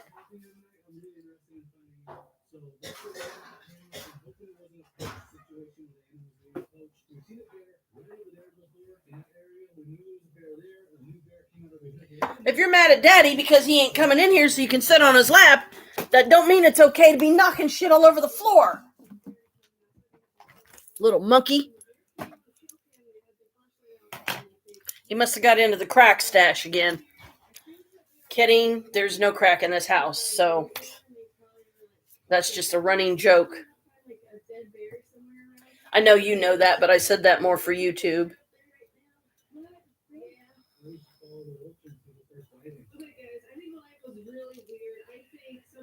Anyway, so some interesting pieces, some neat colors, which is nice. Colors that you're not going to find anywhere, because these are uniquely Janelle, and that's my spin on it. That's what I would call them.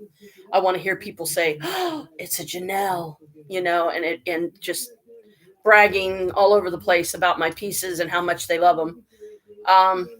These yellow earrings, I think, was among the first batch of when I first used the earring molds for the first time. I believe I did them in yellow, and I've got them, I think, in purple.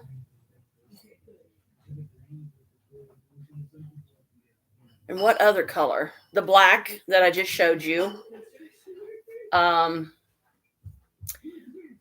But it's frustrating, not having the pieces and parts I need to make the jewelry wearable. But I know it's coming. It'll happen. I just gotta, it's that faith thing, I just gotta have faith and know with absolute certainty that it's coming. You know, the video's only been up a few days. Hopefully, I'll be able to add the other one to it here soon. Bella! Now, dang it, that's the second time you've knocked that down. Quit! Yeah, you're gonna think, ha ha ha, when you don't find the damn remote to the DVD player anymore. Hey, chill. You need to chill out, Bella. You're getting too rambunctious. Knock it off. Dad just went potty. Doesn't mean you gotta run around the apartment like a crazy cat. A lot of times the cats will. Just for going potty? Is it what, a euphoric experience or something? Apparently. You weirdo cats. That's all I can say. They be weird, man. They definitely belong in this family because they're weird like us, right? So, oh, I'm glad I got you laughing and smiling, sweetie. That makes my day. You know, knowing that I'm bringing my daughter some happiness, just hanging out with, you know, Mrs. Old Fart here and Mr. Old Fart in there on the playing on his computer and whatever. He's still watching videos and stuff.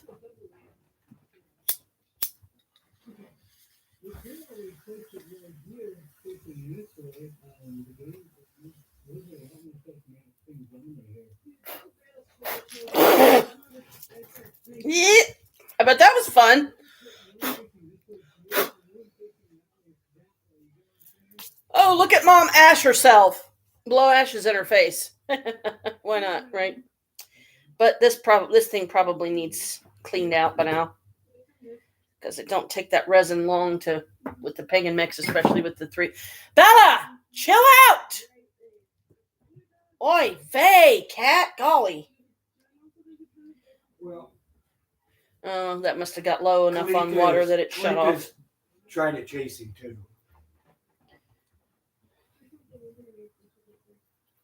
Ah!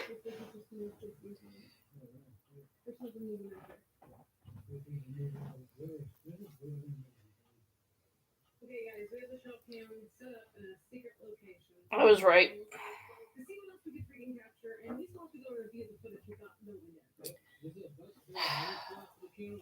But the next time I hit this now, I've got to be extremely careful because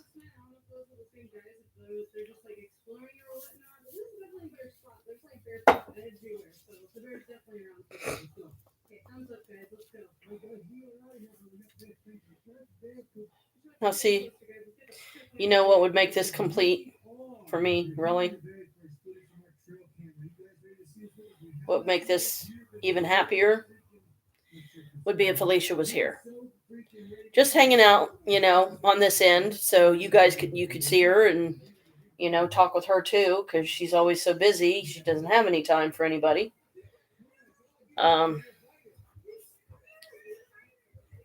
yeah, that would make it complete if she was here too. But hey, this is just completely fine too. I'm still loving it just as much. At least one of my daughters takes the time for me. Yeah, and you're a busy lady too. I mean, look at all that you're going through there, right? Trying to move, you're trying to get your business, you know, you're trying to get your stuff sold. You're very committed to your TikTok shop, which I think is very admirable. And, you know, I will definitely praise you to high heaven to people that, yeah, my daughter, she's good at what she does and she really loves it and is very passionate about it. And she actually enjoys watching me do my own resin castings just to have the time together, you know. And I'm saying that like as if, you know, for like others that see this. So later on or whatever. But you know, eight batches is pretty good. I think that's pretty formidable. And if only I had some, oh well, I guess I'll just have to wait.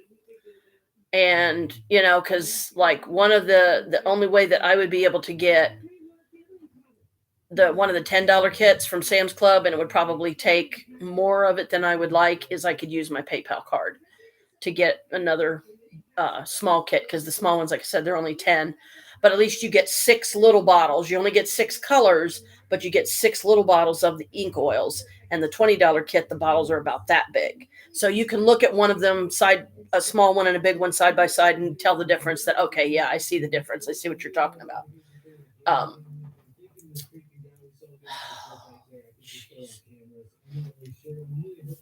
And I just got to remember to give the wands extra time now, because they would have been done probably sooner than me adding more resin to them today. And when in doubt, if you're not sure a color combination is going to go well together, then just use clear. When you don't fill a mold to capacity, just use some clear. And then that way it'll blend in. You won't have to worry about it not going with the color, because it'll match it, because it'll just be clear and it'll make it stand out more. So yeah, I was also part of the reason I was staying up last night as late as I did is I was having my witchy hours and my me time, because that's one of the few ways that I can actually give myself me time is because the going to the library I decided to give up on right now, because until we get a steady cash flow coming in to where we can keep plenty of gas in the car all the time, and I don't have to worry about running out precious gas to go spend several hours at the library, and then we're going to need the car in the next day or two for appointments or something, so I put my needs aside and just try to not drive it a whole lot, if at all. I know that Mom's probably already been wanting me to come back over there, but I just can't do it. Not with Carl there, because the minute they start arguing, I just want to get up and leave, because I don't need this stuff. I don't need it. I don't want it. I certainly don't deserve it. And I wish that they would just knock it off, because they, did I put my brush? Yeah, I did. I need to brush my hair. It's beyond ridiculous, to watch them. And it's always over the stupidest stuff. And then Carl gets irritated with Mom when she starts talking about the past and talking about, different things that she remembers from her younger days and, when she was a young person and stuff. And, it helps her to retain her memory. And Carl doesn't understand that. Yeah, I get tired of hearing the same stories too. But another way to look at it, that I tend to look at it, is it's my mom's legacy. It's the legacy of a generation before me. And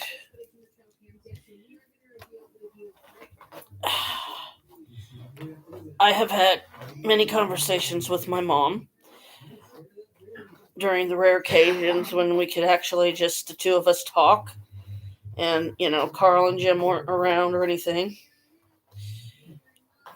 And, I let her talk about the stuff. She's...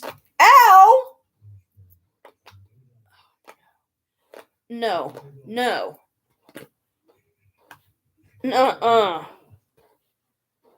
No freaking way. How the hell did I get resin in my hair? Ow! Ugh, damn it. Fucking resin. And I'll probably have to put up with that until I can get my bangs trimmed again, because I try to wait until they grow to a certain length to where, they start like hanging down on my face too much. And that's when I chop them, because I don't like it down on my face. There's days when I just wish my hair would just stay flat like I have it right now, Not, I'm going to wave and I'm going to curl, and it just drives me bunky like a monkey. Bunky like a monkey. There's a new one for you. Bunky like a monkey, monkey. I know I'm being silly, but hey, if it keeps the giggles flowing, then it's worth it, right? Yeah, somehow I got fucking resin in my bangs. I think I got it combed out. But I guess I'm going to have to start full blown wearing a fucking hairnet. So I'm like, how in the hell did I get fucking resin in my hair? Was I touching my bangs? Because I didn't think I did at any time. Maybe I did and just completely forgot, didn't realize what I was doing, but then it would have been more of it. Would have been because it was just a small section over here that my bangs got some on it. And I could tell because when I was brushing it, I could feel like, okay, yeah, it's something in there that shouldn't be. And I knew it was the resin. Because it pulls. It pulls your hair. Not to mention a lot of times when I brush my hair, the ends break off because they need trimmed or, they're dead ends. And if you're wondering what that is, that's just my little kitty cat over there that waving his paw. He's the little money drawing cat, and I'm keeping him there by the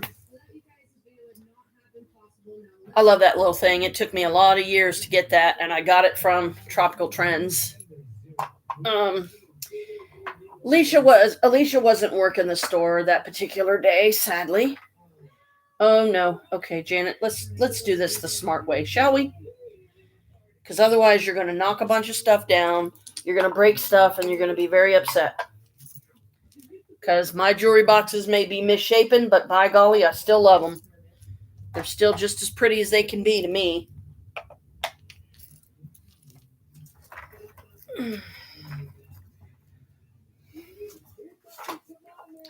There we go. That there. Oh, Jimochi. I do love the way this one turned out, don't you?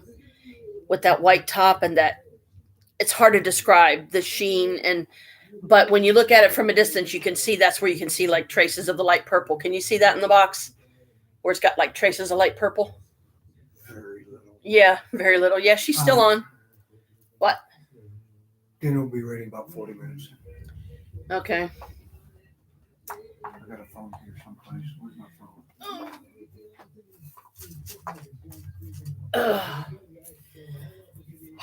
What I ended up doing was, oh no, my heart fell over. I ended up dislodging my. No, I don't want it upside down.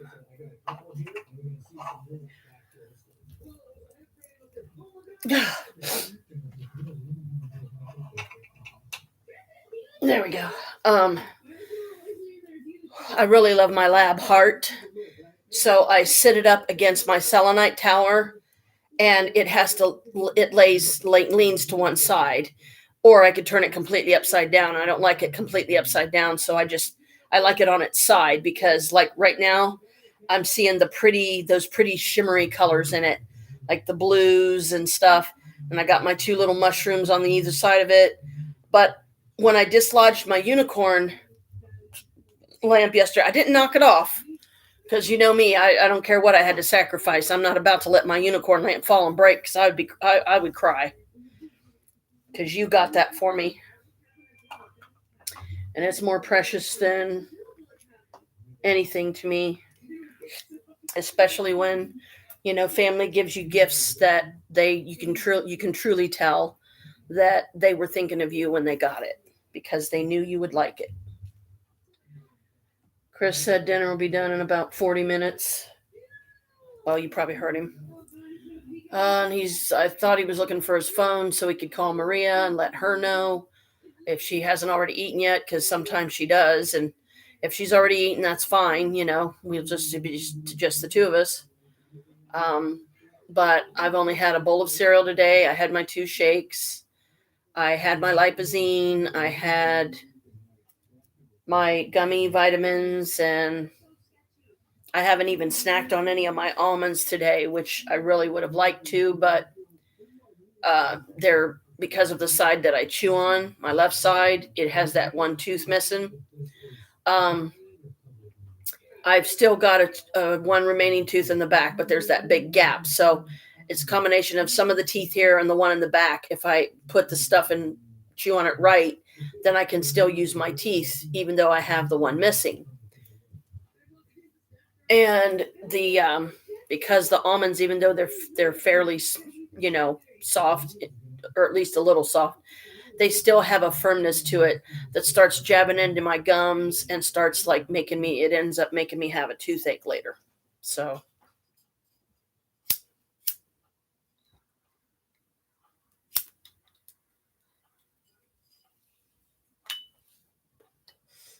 but sometimes, you know, as social as I am,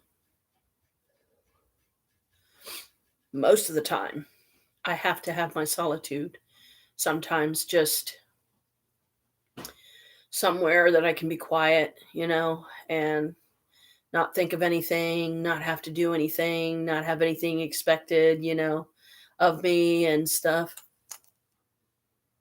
Yeah. And, it's okay. Solitude is not a bad thing. You're just giving yourself a good break, from the rigmaroles and the traumas of daily existence, really, because it's so crazy and foobarred and chaotic out there anymore that it's like it's really hard to feel safe anywhere because you don't know when some crazy person's going to come along and start shooting up the place. I don't want to be in the way of their bullets, I don't want one landing in me or anybody else. Um, and there's like two malls now that have closed down. Eastland Mall closed down first and then Westland Mall. And I was like, what? And I mean, it's a shame, but they'll either tear the building to the ground and rebuild other stuff in there. It'll probably become another strip mall. That's usually what happens. You get a lot of these foreigners that come from like Asia and places like that.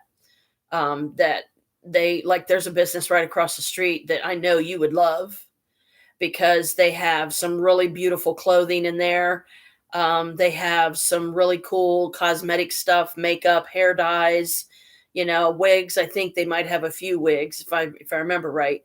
And that's where I got my one tiara. No, it wasn't that. It was the wig shop, which is on the other side of the Kroger and that section of strip malls. Yeah.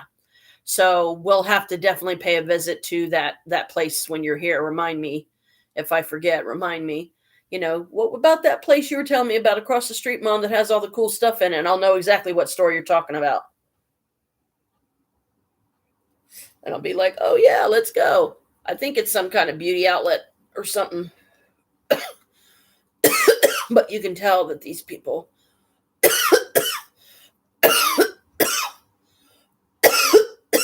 that run it are definitely foreigners.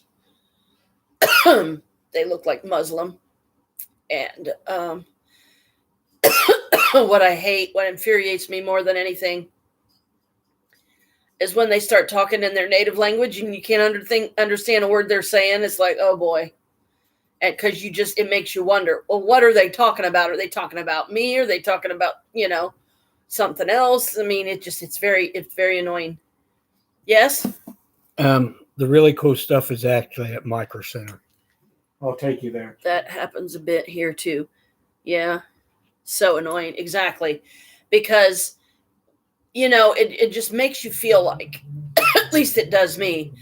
It makes me feel like they're up to something, like they're up to no good, and they're saying very, very not so nice things about the very people that are coming in and buying from their store. So it's very infuriating. I get so mad sometimes because because I'm always thinking, dang it, I wish I knew what they were saying. Because I would put them in their place. But they probably wouldn't want me to shop there anymore after, for sure. It's like, no, we know all about you. You're not coming in here. Mm-mm.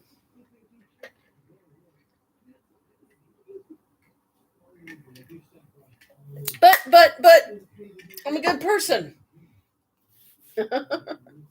Which I am, for the most part. But hey, I have bad days just like anybody. So if I'm in a bad mood or having a bad day, then I just try to find something to do to reset my mindset, shift it to something positive.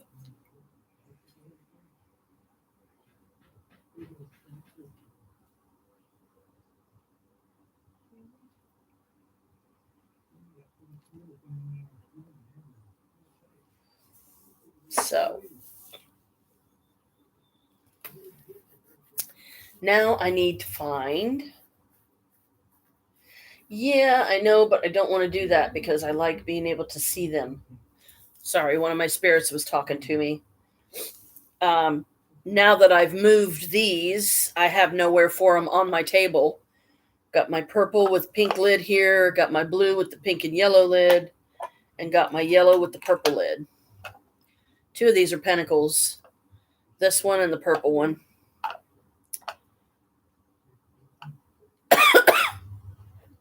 I know it's something I need to do. I need to take these keychains and the little eyelet things in there and put them in some of the pendant pieces and stuff. So those can at least be wearable. It can be something. I mean, it won't be a complete set yet. But yeah, that's usually what you get. You get like, I think you get like, see, there's only 4 keychains left in here. But you get a certain amount of keychains and a certain amount of the little eyelet, I call them eyelet hole things. And I've got some links in here that I think I took off of a chain that I had. And these are good links because you can tell by how thick the metal is that it should be nice and sturdy. It's just getting it squeezed back together, which I usually use my pliers to do that, to squeeze it flat once you get it hooked into however many, because see, with these, you can make that these could be actually longer. These could like literally hang down all the way to your shoulder if you wanted. It's just the amount of links you decide to put in it. And I even thought of, in a crunch, using thread to, like take a needle, regular sewing needle, knot up the thread on one side, run it through, do me some links that way, and just tell people, look, if you want this particular set, you'll have to wait until I get the kit that I need to have the links and stuff. This is just temporary. This is just so these will be wearable. So I would try to pick a thread that would match the color as nicely as I could. Like for yellow, you could do any of the darker colors and it'll look good with it. But I want to get a pair of the moon and star earrings assembled and start wearing those. And I have one of the moons, I think it is. I put like a keychain sort of thing in it. And, I'll probably wear that around my neck. That'll be my pendant, because that way I can say, this is I have a matching set of earrings to go with this. And then, because I need to learn how to do that, like attach these little stars on the bottom of the moon and do it right so it looks good. So that's going to mean that the bottom of the moon, you're going to have to get the right amount of linkage through there so that it hangs down the right amount. And then you would like, what I would do, like for the links and stuff especially, is I would try to use just a little drop of Gorilla Glue. But because of the ugly color that it dries, because like it usually dries like this white kind of poofy color, you can actually squish it, flatten it down. That's the only ghoul. Listen to me. There must be a ghoul here. Hi, how you doing? The only glue I have right now is the Gorilla Glue.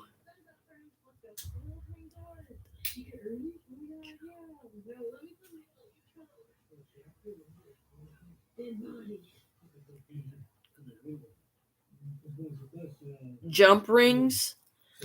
I've never jump rings. I've never heard of jump rings, but that might be your way of saying links. Like I don't know, because remember, I don't know a lot of some of the British words I get. I'm like, huh? Because I don't understand what they mean, what they stand for.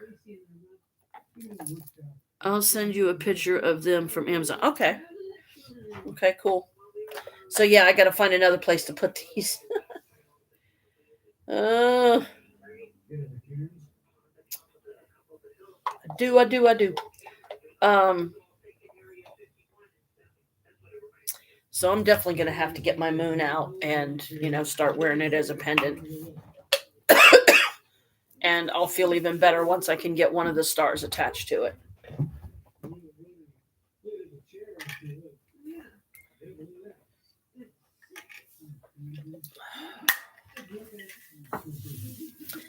I wish I could show you that jewelry kit that I'm wanting to get. There's your boo, baby. There's your boo, baby. Hi, boo. You playing? Huh? You playing with somebody?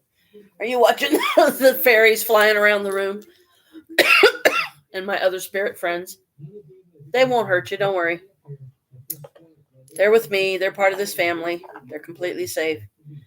So yeah, I've got a set of these coins in pink, which those turned out pretty.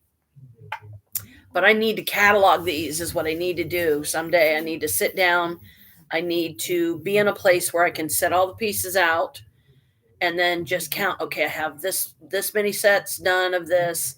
I have this many of this. I need this yet, and stuff like that because it's got to be in my pink bag, and I hope that it is because I went down there to Maria's here recently, and I brought up a box with me that had my resin stuff down there. Some of it was in there, like the little popsicle sticks, or what we call popsicle sticks, because they're flat and they're little wooden pieces about the size of an emery board. You can use them for stirring. You can use them to draw designs and stuff. If you can catch it at just the right gelidity, meaning gelatinized state or whatever, that you can do designs in it, and then when it dries, it'll dry that way. And then you could always seal it with some clear polish or glitter polish, because the glitter polish is always going to look nice. Clear polish is even better if that's all you got. I need to get me some more clear polish because my skull that has the silver glitter on it that I've been using for a lot of stuff, I would put some of the silver glitter over top of my purples here.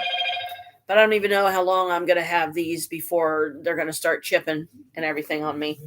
But for whatever reason, last night when I was having my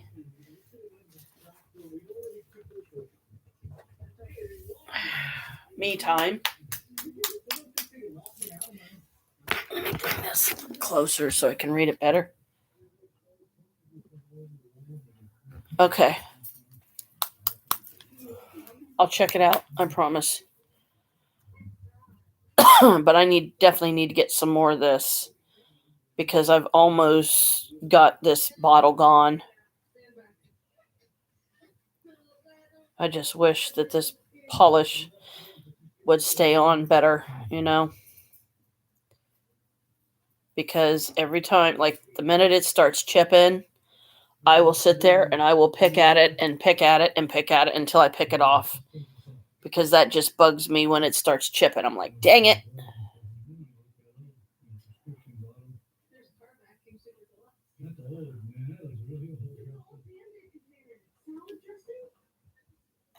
Yeah, this thing's almost completely empty, man.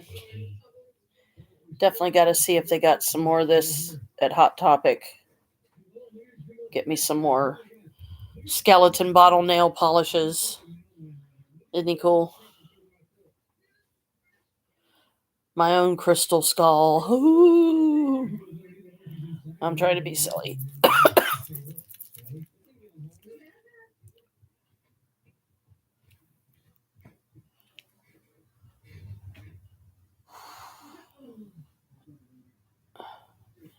Guys, be nice.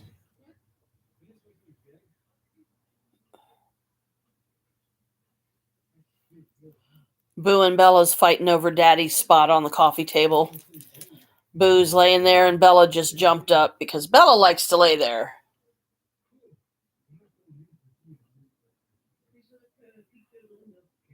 Because if Bella's not sleeping on Daddy's lap and Daddy's not on his laptop in here in the living room, then Bella, that's one of his favorite sleepy spots. He likes to sleep on Daddy's side of the coffee table. That little section that I try not to put any of my stuff because I know it irritates him, because I at least try to keep that one little section clean for him.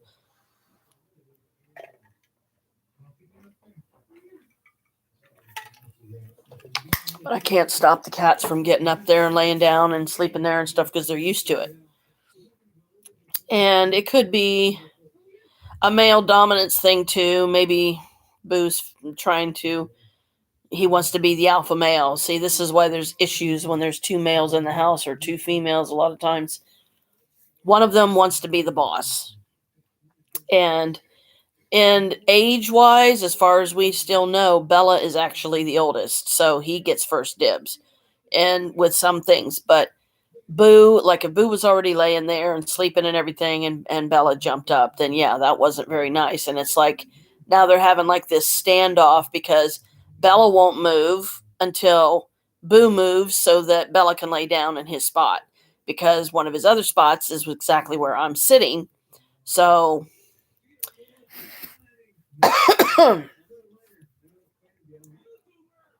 oh my goodness.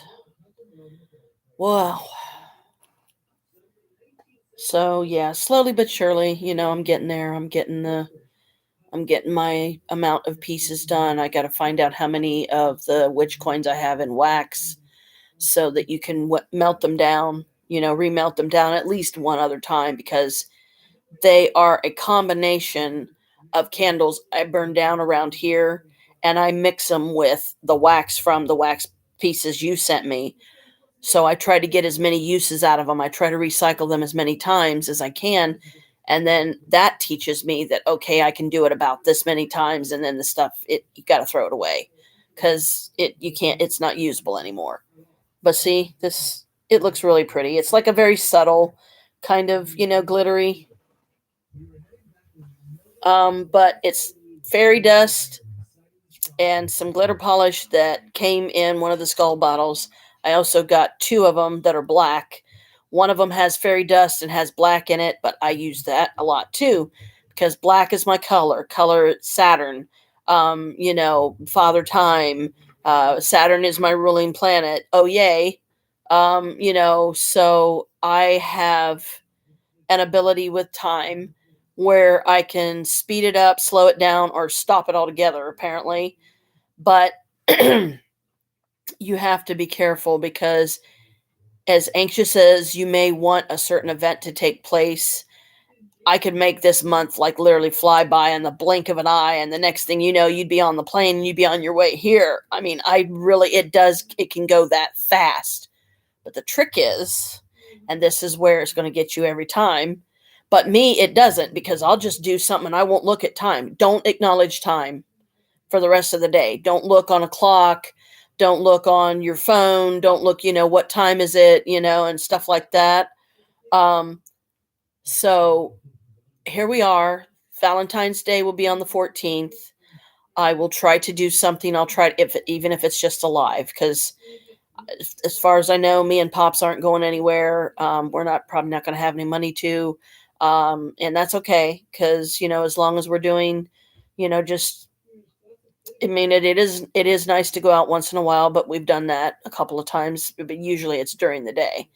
But I've made time stop before, or helped at least. I mean, I don't know how much of it was me and how much of it was Shar, because she was the evil witch that lived next door to me in Marysville. And boy, was that an experience, I'll tell you. But I defeated her, and it is one victory that I will allow myself, because she put me through hell, and she really she had me under her black witchery of making me think that she actually liked me and cared about me as a friend, and she never did. She would use Alicia a lot of times to crawl in her window, because she was always locking herself out, and Alicia was small enough to crawl through the window. And and then she would unlock the door from the inside, and then I mean, it was just to become a regular thing.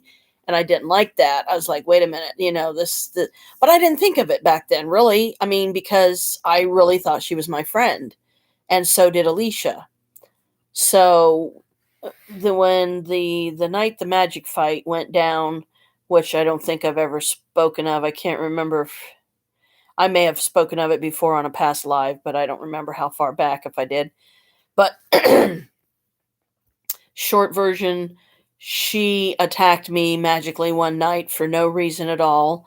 It was unprovoked. I had done nothing to deserve such an attack. I was just kicking it with my boys because some of my Michael's friends was over, and I was just, Michael and David and weren't there, and Alicia was gone too, so they were all I had. Those were my kids, and that was the way I viewed it. And they loved coming over and hanging out with me because I let them be themselves. I didn't judge them. I didn't criticize them. I just let them be themselves. But, yeah, I would put down certain ground rules like, man, don't act like that here. If you guys are going to fight, then I'll end this party right now because I don't want it in this house. But my place was Hangout Central for my kids, and they were all kids that I had met through Michael. And I'm grateful for them every day because if I wouldn't have had them, I wouldn't have had anyone.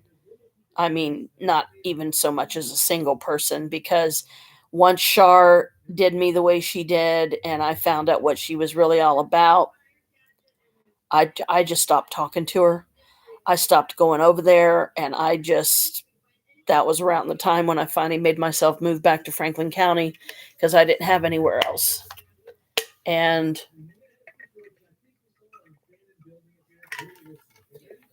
for several months, I was living in my van on the street. But anyway, she magically attacked me one night, and there was a bunch of my boys there, and they were just hanging out with me, keeping me company, and we were having fun. Like sometimes I would like try to play games with them depending on what the game was, or sometimes like if I had a board game or something, we'd all sit down and play that. Just like normal stuff that you do with your kids. And they were my kids. They literally were my kids. They liked hanging out at my place more than their own house. So I'm like, okay, uh, I want to believe that's a good thing, but and I mean, bless them. Every day after school, they would literally walk over to my house, and I even got to the point to where I returned that love to them by walking to the school about time for school to let out and waiting for each of them to come out the door, and then we would all go back to my place, and they would get to hang out for a few hours. They would call their parents and let them know, because I would insist on that. Call your mom and dad, let them know you're visiting with a friend.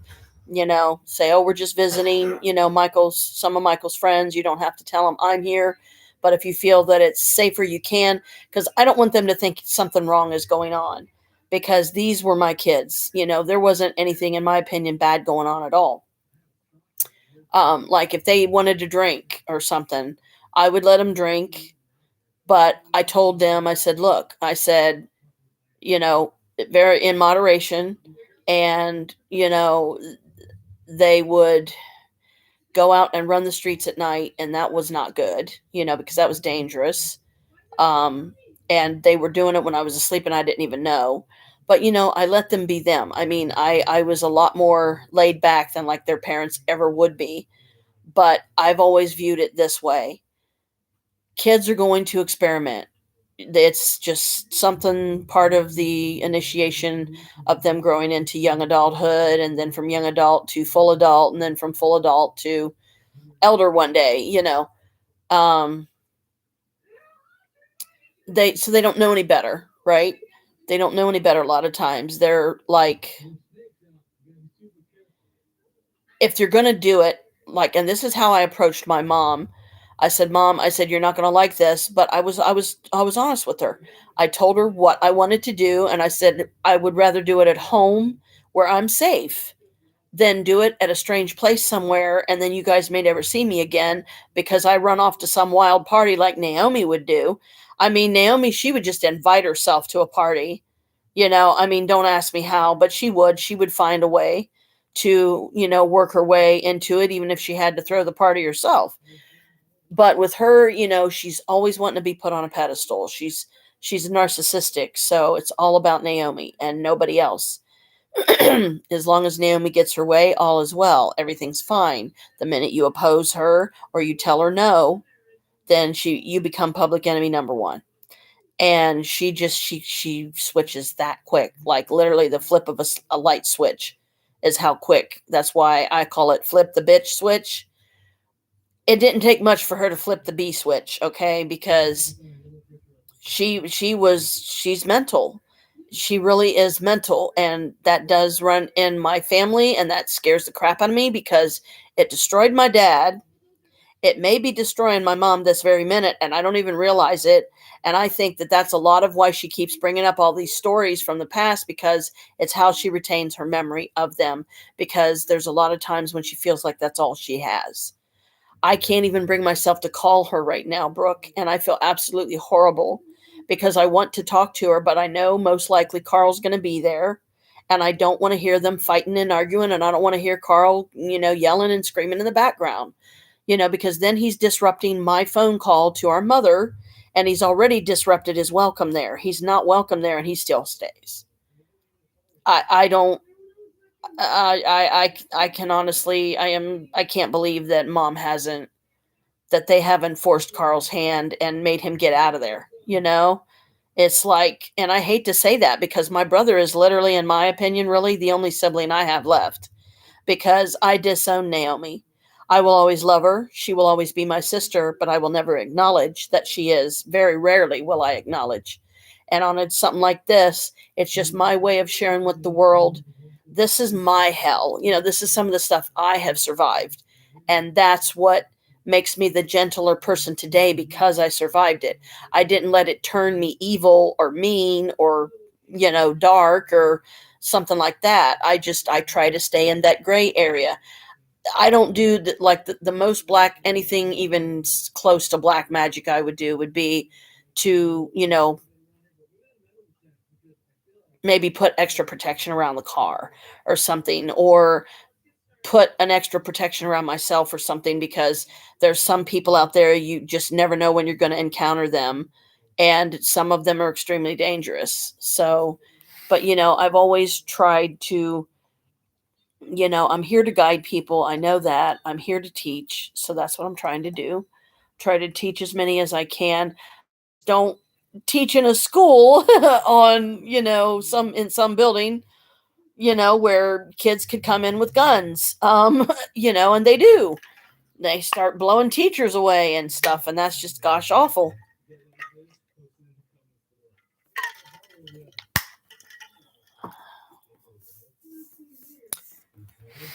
But, some of my funnest times was the parties that mom would have when I was little. And she wouldn't even let me join in and enjoy them until I was 10. By the time I finally reached the age of 10, I told her, I said, I want to stay up for the party. I'm 10 years old. If I get tired, I'll go to sleep. I promise. I won't be a problem. And I did. I wasn't. I just kind of hung out with everybody. And, for a 10-year-old, I was already acting like I was in my 20s, so, but, I understand why mom stopped doing the parties. And if it would have been me, I would have done the same thing. It's like, you don't go over to a person's house, have a hell of a good time, and then leave them a trashed out fucking mess to clean up the next day.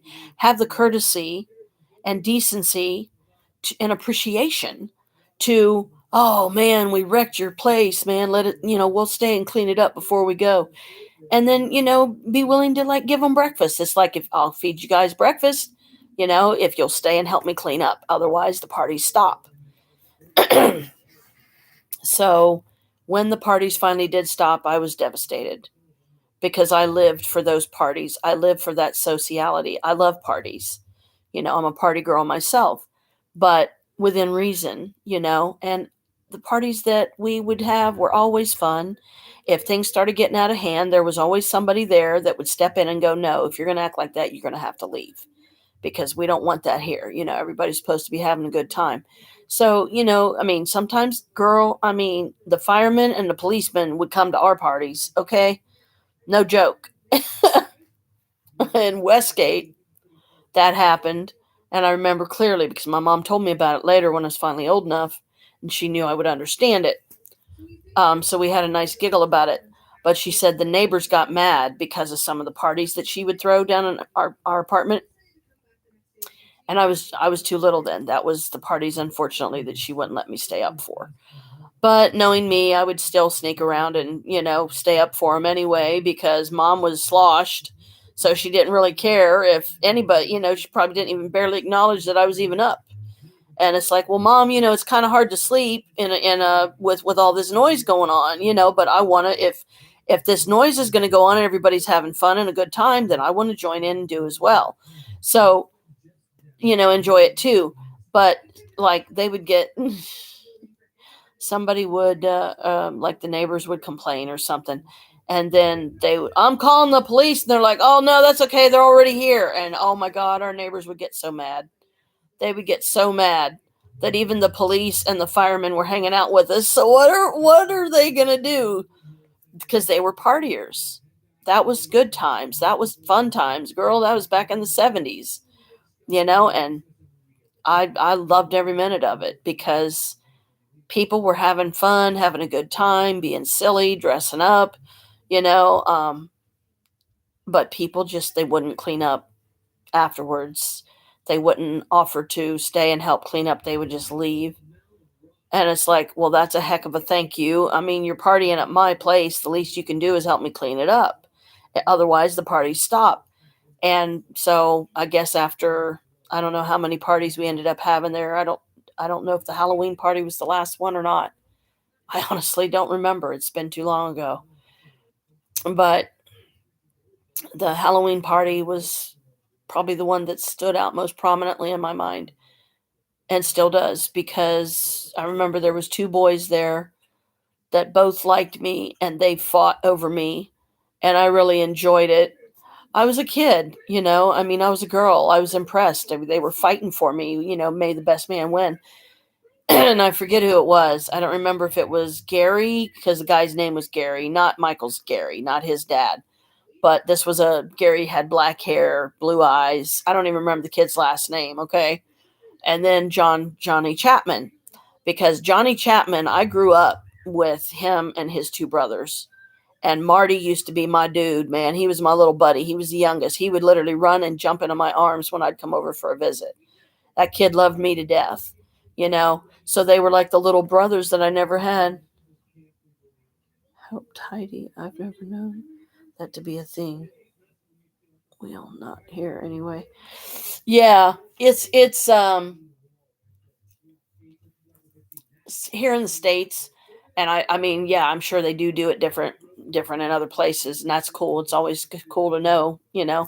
But I just think that, due to the fact that Mom allowed the party to happen, the least they could have done was stay and help clean up afterwards.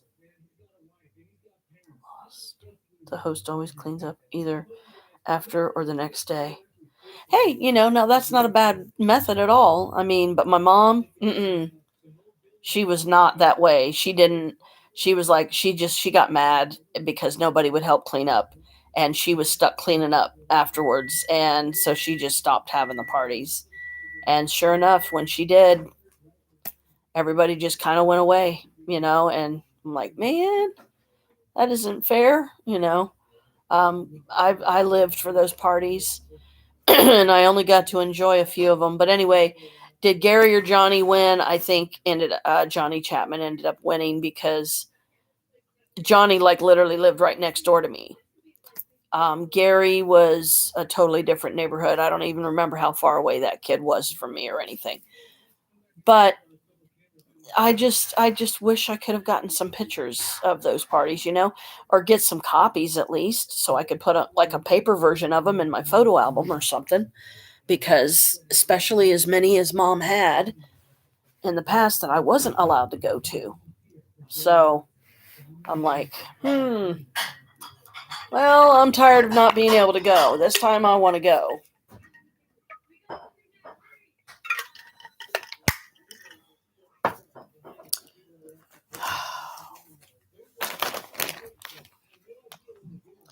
Time to munch on my almonds and regret it later.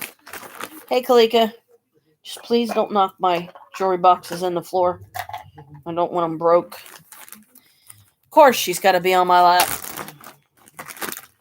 Why? Because I'm on the computer. Why else? I love my almonds.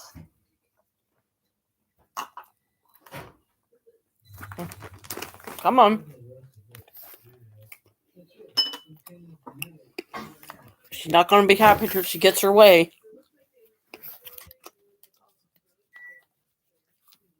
She's pulling the pickles.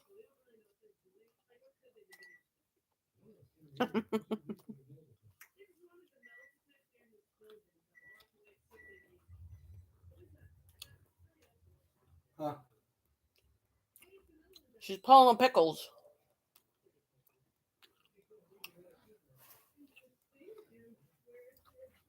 I'm on here live with our daughter, Brooke.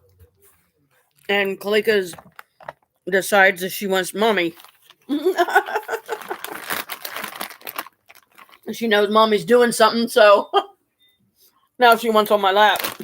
Dinner's almost ready. Turn around, you silly cat. Sissy don't want to see your butt. Dinner's almost ready, dear. Okay, well, I just opened these. So, I'm not going to fill up. I love my almonds. I eat these all day.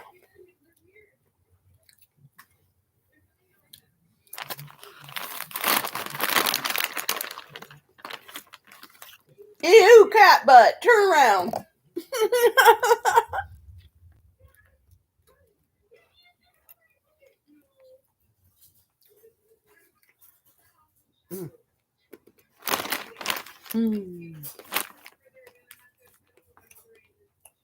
Hi. There you go. Now Sissy can see you. She don't want to see your cat butt.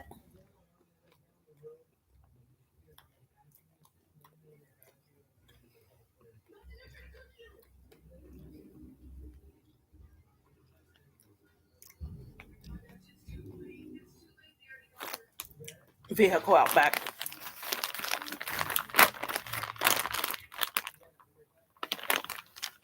I call them the window boomers. The jababas that drive down the alley and blast their music in their cars. And have their windows rolled up. It rattles the windows.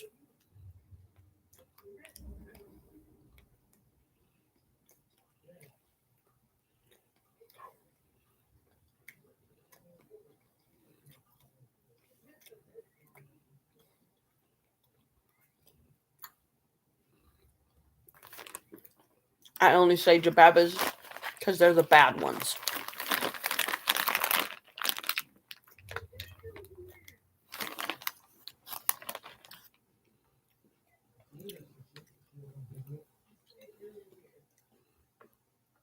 I don't want somebody to see this and scream racist because I'm talking about black people.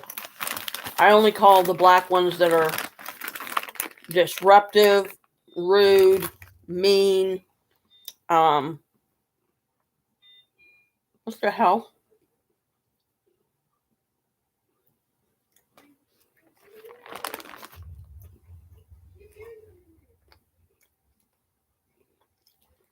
Pops is watching something.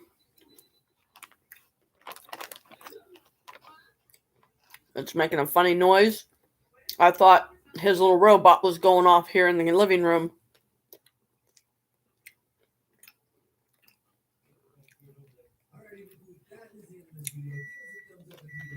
Uh-oh.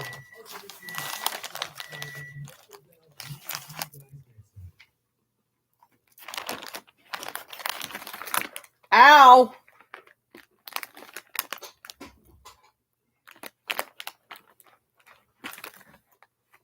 Quit digging your claws into me. That hurts.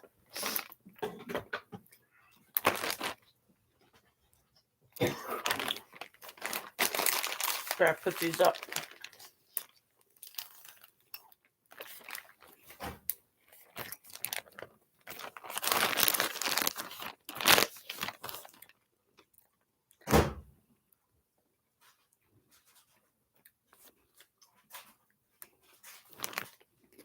No, it doesn't. What matters is their attitude. That to me is what makes them ugly. Is when they have an attitude and it's only negative, you know. How's this for some curls, eh?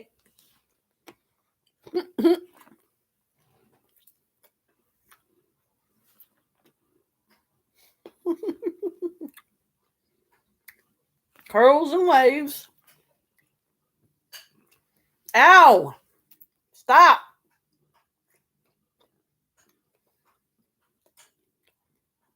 This is how she insists on laying. She's not happy unless she's laying halfway up my body.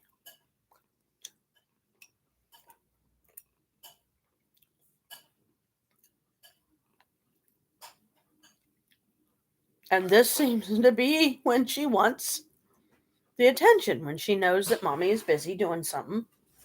But at least I'm still trying to make time for her by letting her be on my lap.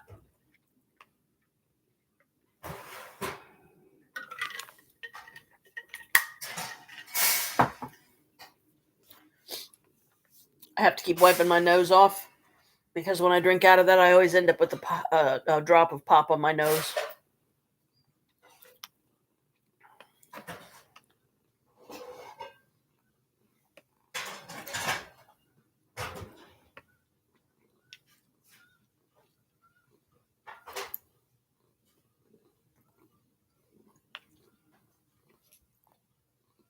See? This is what she does to me.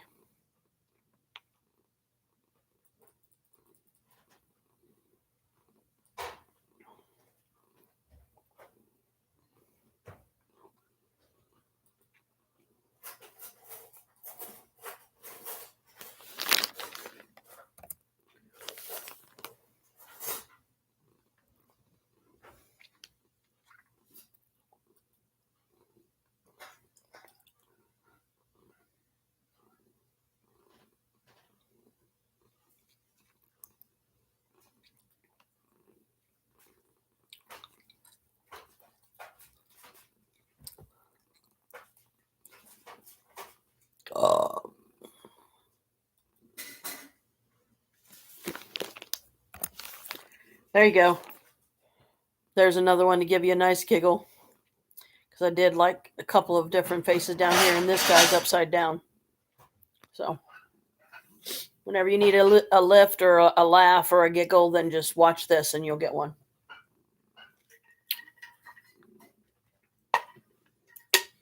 And think about how beautiful those pieces are going to come out in a couple of days. I'm probably not even going to, I'm not going to bother them until at least Monday. Now, Tuesday, I won't mess with them. I'll try not to. What are you making for dinner, Pops? Our daughter wanted to know, Brooke. I think it's pork tenderloin, mashed potatoes, and vegetables or something like that, I think. No vegetables. No vegetables. Just mashed potatoes and tenderloin. This. There you go.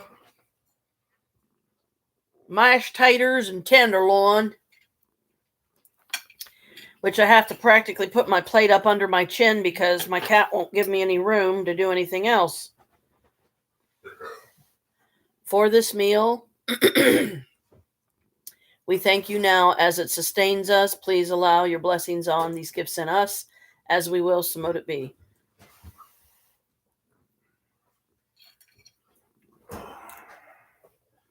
Prayer before meals.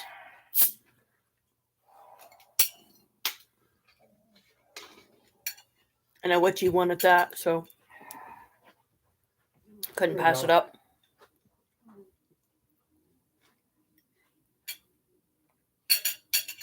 Because Pops will, it's 6 o'clock. Almost.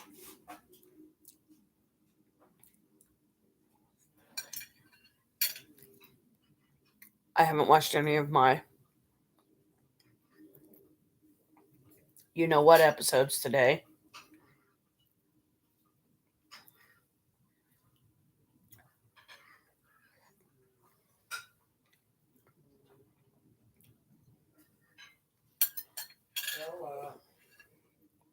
I have no way to cut my tenderloin because of her. Bella.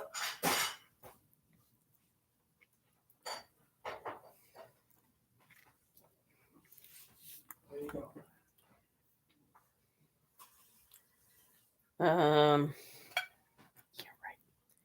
Yeah, why don't you get down, Kalika? Because you're like You're in my way and I'm trying to eat. I don't come and bother you when you're eating. Let mommy have some peace and be able to eat my dinner.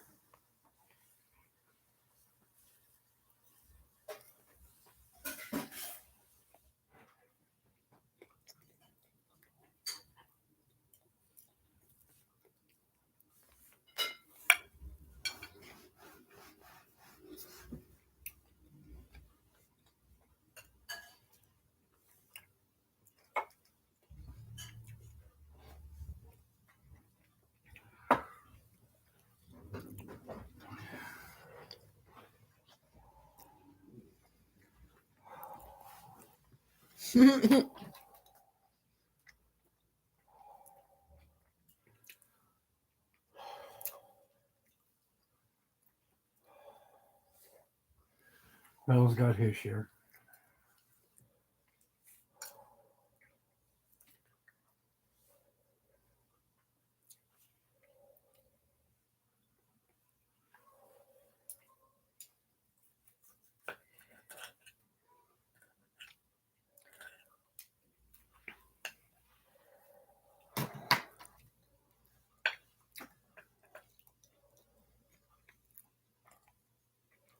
So welcome to your virtual dinner with Mom and Pops.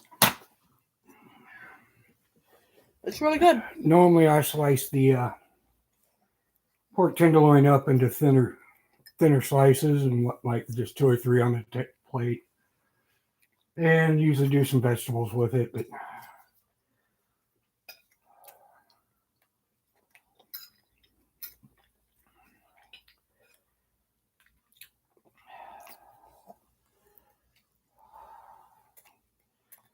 pork tenderloin is a garlic and herb marinated.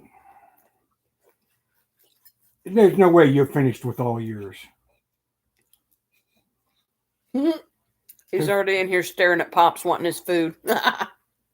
There's no way you're done with what I gave you. Go eat what I gave you.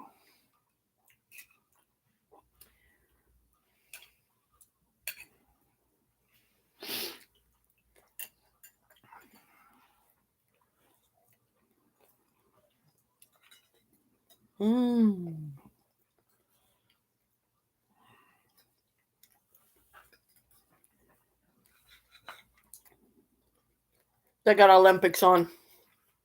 Looks like. Track and field. Hope I don't get in trouble from YouTube for that. Just because I said it.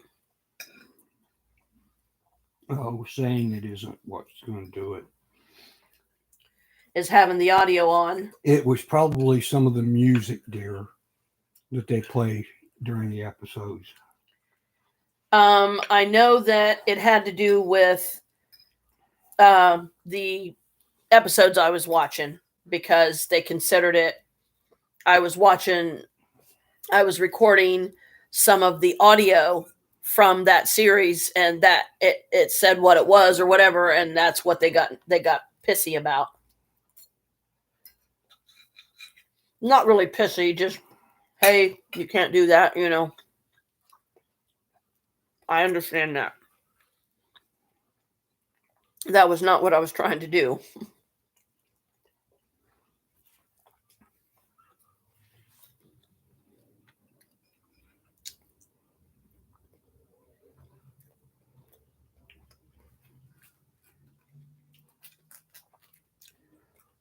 So we're watching commercials silently, and it's a little odd. Because I could care less about the field and stream, but news is going to be on here shortly. Yeah, it comes on at 6, doesn't it? Normally, as long as the sports shit doesn't run over, with field and stream, there's no real reason why it should run over. As soon as the news is on.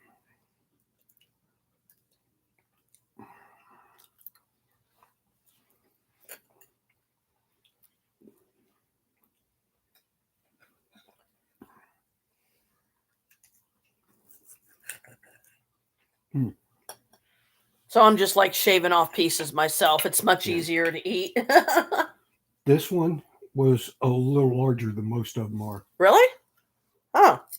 They're usually right about a pound to a pound point, Mm-hmm. 1.2 pounds. This one's 1.7. From one another. It was a big hog it came from then, huh? Let's move in. What we're trying to do here, bring our sister soldiers, with the fathers. Tonight, the local nonprofit Mothers of Murdered Columbus Children is launching a new program, the Fathers of Murdered Columbus Children. Thanks for joining us for NBC4 at 6. I'm Kyle Beachy. This initiative is something the mothers have been working on for years. It's part of the group's mission to end violence in the community. NBC4's Anna Hoffman is there at the launch event and joins us live. I mean, this stuff is just so thick. It's like, good Lord. Kyle, this already strong presence in the community just got stronger. The Mothers of Murdered Columbus Children will now have men backing their mission of making sure no more lives are taken from violence in the community. The Sister Soldiers are launching this new program in the presence of community leaders like Columbus Division of Police and City Council. Leaders of the group say this movement is powerful. It is about standing together with people who have been through the same thing and supporting each other. The mothers also feel this movement will be important for the youth. They do a lot of work to stop youth violence in this community. Co-founder Carla Harris says she believes it will be specifically impactful to youth boys. She says these fathers may be able to offer them mentorship that a mother can't and always give a young boy. She says she is excited to see where this program goes. When we started Mothers of Murdered Columbus Children, we didn't know how impactful it would be to the community and to see. Yeah, because there is a lot of that going on. We figured, it's time to get the men back behind us. Children that get murdered for no reason, and the families that are left with grieving over them for the rest of their days. Tonight at 11, hear from one of the fathers involved about how he plans to help make this mission possible. Local for you in Columbus, I'm Anna Hoffman, NBC4. Thank you, Anna. New tonight, we're hearing from the Bexley student who led that protest after a racist image was broadcast on the middle school's morning announcements. 7th grader Demaya Miller says she and her friend were the ones who came up with the idea of a walkout. She says she was hurt seeing that image, and after talking about what happened for a few days, she was ready to take some kind of action. That protest came together and only good for her, and that was a little girl. At the end, I was getting emotional. Good for you. I didn't think that everybody was gonna come, especially me being a middle schooler. She's a little black girl, pretty little thing. Too, and I was just overwhelmed. It was just amazing to know that everybody was there to support and really cared. So, yeah. The teacher who did it announced on Friday that the teacher who supervises those morning announcements has resigned. The district has not identified who that teacher is. A 49-year-old man's in the hospital after police say he was beaten and then shot several times overnight in North Linden. Officers responded to the 1800 block of Oakland Park Avenue around 2:15 this morning after reports of shots fired. They found a man on the sidewalk between two apartment buildings with multiple gunshot wounds. That victim was then taken to a local hospital in critical condition. Police say he is expected to survive. Investigators found a crime scene inside an apartment, and they determined that unknown men came inside. I'm getting full already. With a gun and then shot him several times. Well, it felt pretty nice outside today. Another beautiful sunset out there. Lots of sunshine and not too much wind either. Thank you, sweetie. Meteorologist Ben Gelber joins us with Central Ohio's most accurate forecast. You. Is it going to continue for letting me know how much it means to you spending this time with me and Pops too. And Maria, on occasion when she's up here. April or February? I don't know. In February, I love it. At least today felt like February, and also very pretty sunset. We just had the sun go down a couple of minutes ago, and only the past couple of days the sun. So I think I've found my niche, the resin pieces, with high but coming up from the south, so getting you some beautiful reflective colors. 39 degrees. No breeze to speak of. That's better than the 50 mile. Is having the space, on Thursday, having the display area, moving up from the Gulf states, because when I go over to Mom's, parked over us, this is going to be rain and even some substantial snows for areas. I just don't want to be there because Carl's there, and he's taking advantage of our mother right now, and Even though he likes to sugarcoat it every way that he can think of, it's still wrong. And it's a unique sports book full I of wagering, I feel menus bad for because all Mom probably sports. thinks I've You forgotten can place about her your bet on again, one that of I'm their ignoring her. 36 self-service No, kiosks I just or at the cannot. counter. That's where their experts It's are. hard for me to even Hundreds of talk to my people own showed up mom to on the experience phone that if grand I know opening Carl today. is in the Bill Clark, the background, sportsbook because then I manager, have says I this feel is like one I of have to Barstool's watch what I largest say. spaces. He says it's more of a Like, Las I can't Vegas even style talk to my mother and sportsbook say with what a I want to proven say and concept say what's on my and some mind and how local I flair. feel. He says they're And already some of planning it's for about future Carl events and like March Madness and of course stupid Buckeye stuff that football. he does, and the fact that he is taking advantage of our mother no matter what way he wants to look at it. And people are getting agitated with him because of it.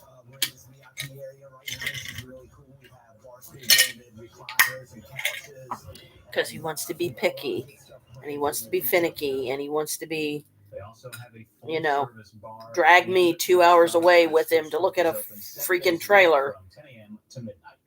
That the main idea behind getting that particular trailer is he was that confident that you and the boys was going to move in with him or take him up on his offer or whatever. And I've told him, I said, Carl, I said, that's far into the future. I said, I don't know when Brooke is going to finally decide to move here, and I don't want her to feel like she's being pressured to do so, because no, I'm not going to do that to somebody. Certainly not my daughter.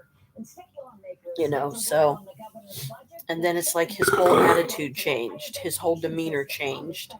Like, I think I know my brother pretty good. Yeah. You know, I mean, I've been around him my 54 years. I don't count the ones when I lived away from home because he wasn't there. After all the fuss that he threw and all the complaints he had,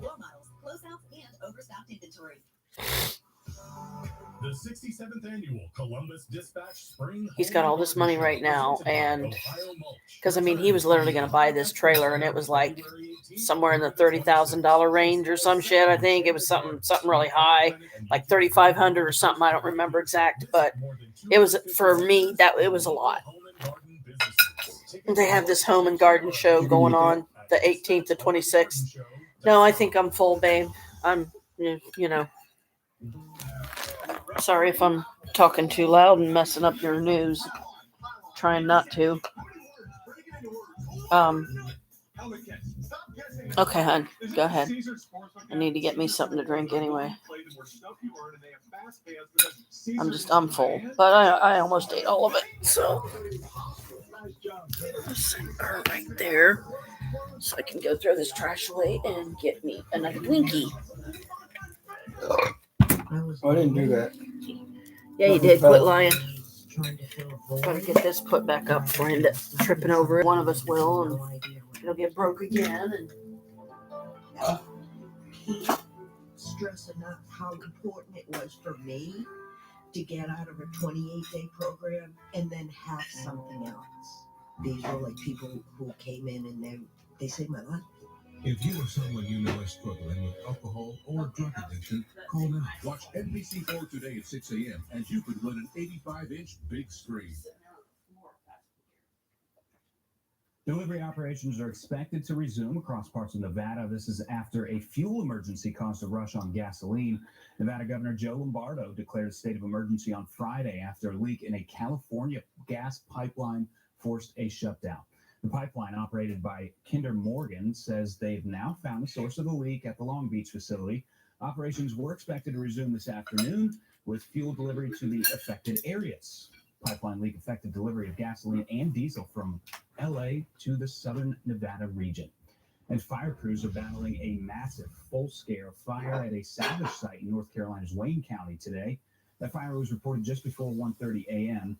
The site is a large industrial facility near a rail line that houses railroad ties. The fire prompted a response from 17 different fire departments. All surrounding water districts were notified due to increased water needs for their firefighting efforts. Officials say there were no injuries or evacuations there, and the cause of the fire still unknown. We're coming up braving the freezing cold water, all for a good cause. We'll have details on the organization this polar plunge is helping after the break. Ben? Hey, Kyle, a nice day, crisp, beautiful sunset here about 8 minutes ago.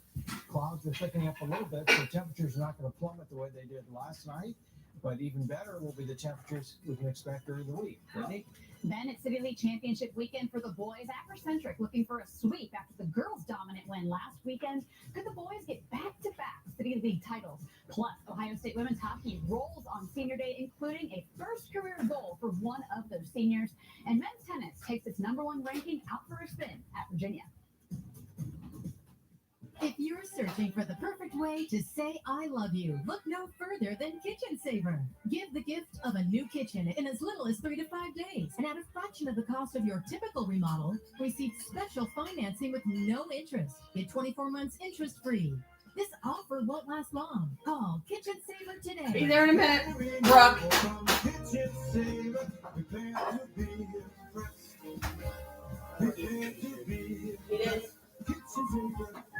Bad dog. In a car, truck, or motorcycle accident. Okay, sweetie, I'm coming. Offices of Kevin Curtis. Eyes are coming. And justice you deserve. Let us fight for you. And remember, we don't get paid. We get paid. Call 1-877-4-KEVIN-4.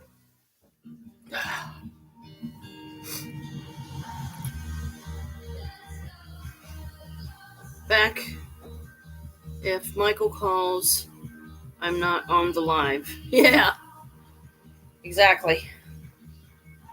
So he didn't finish his serving because he wanted daddies. He wanted daddy. See, I figured that's what it was. Now that he doesn't have daddies, he's eating his. Oh my goodness. Daddy finished his. Watching history in the making every time we watch this show. These are my favorite kind of cubes.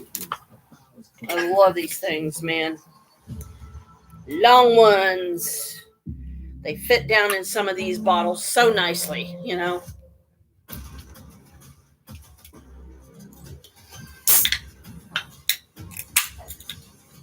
I can't wait to see what the pieces will look like tomorrow. I'm all aflutter. Let me create a personalized plan based on your savings and show you how it can be done. Visit safeharboroh.com and schedule a complimentary meeting with me. Attention homeowners, it's February at Columbus Worthington Air. Now is the perfect time to replace that old inefficient HVAC system with a new energy-efficient heating and cooling system from CWA. For a limited time, you'll receive a free furnace with select new cooling systems, plus a free Nest thermostat. Oh, he thinks you're going to bed? Oh dear, if you need to go to bed, sweetie, let me know. I'll let you go. Columbus Worthington Air, your best bet.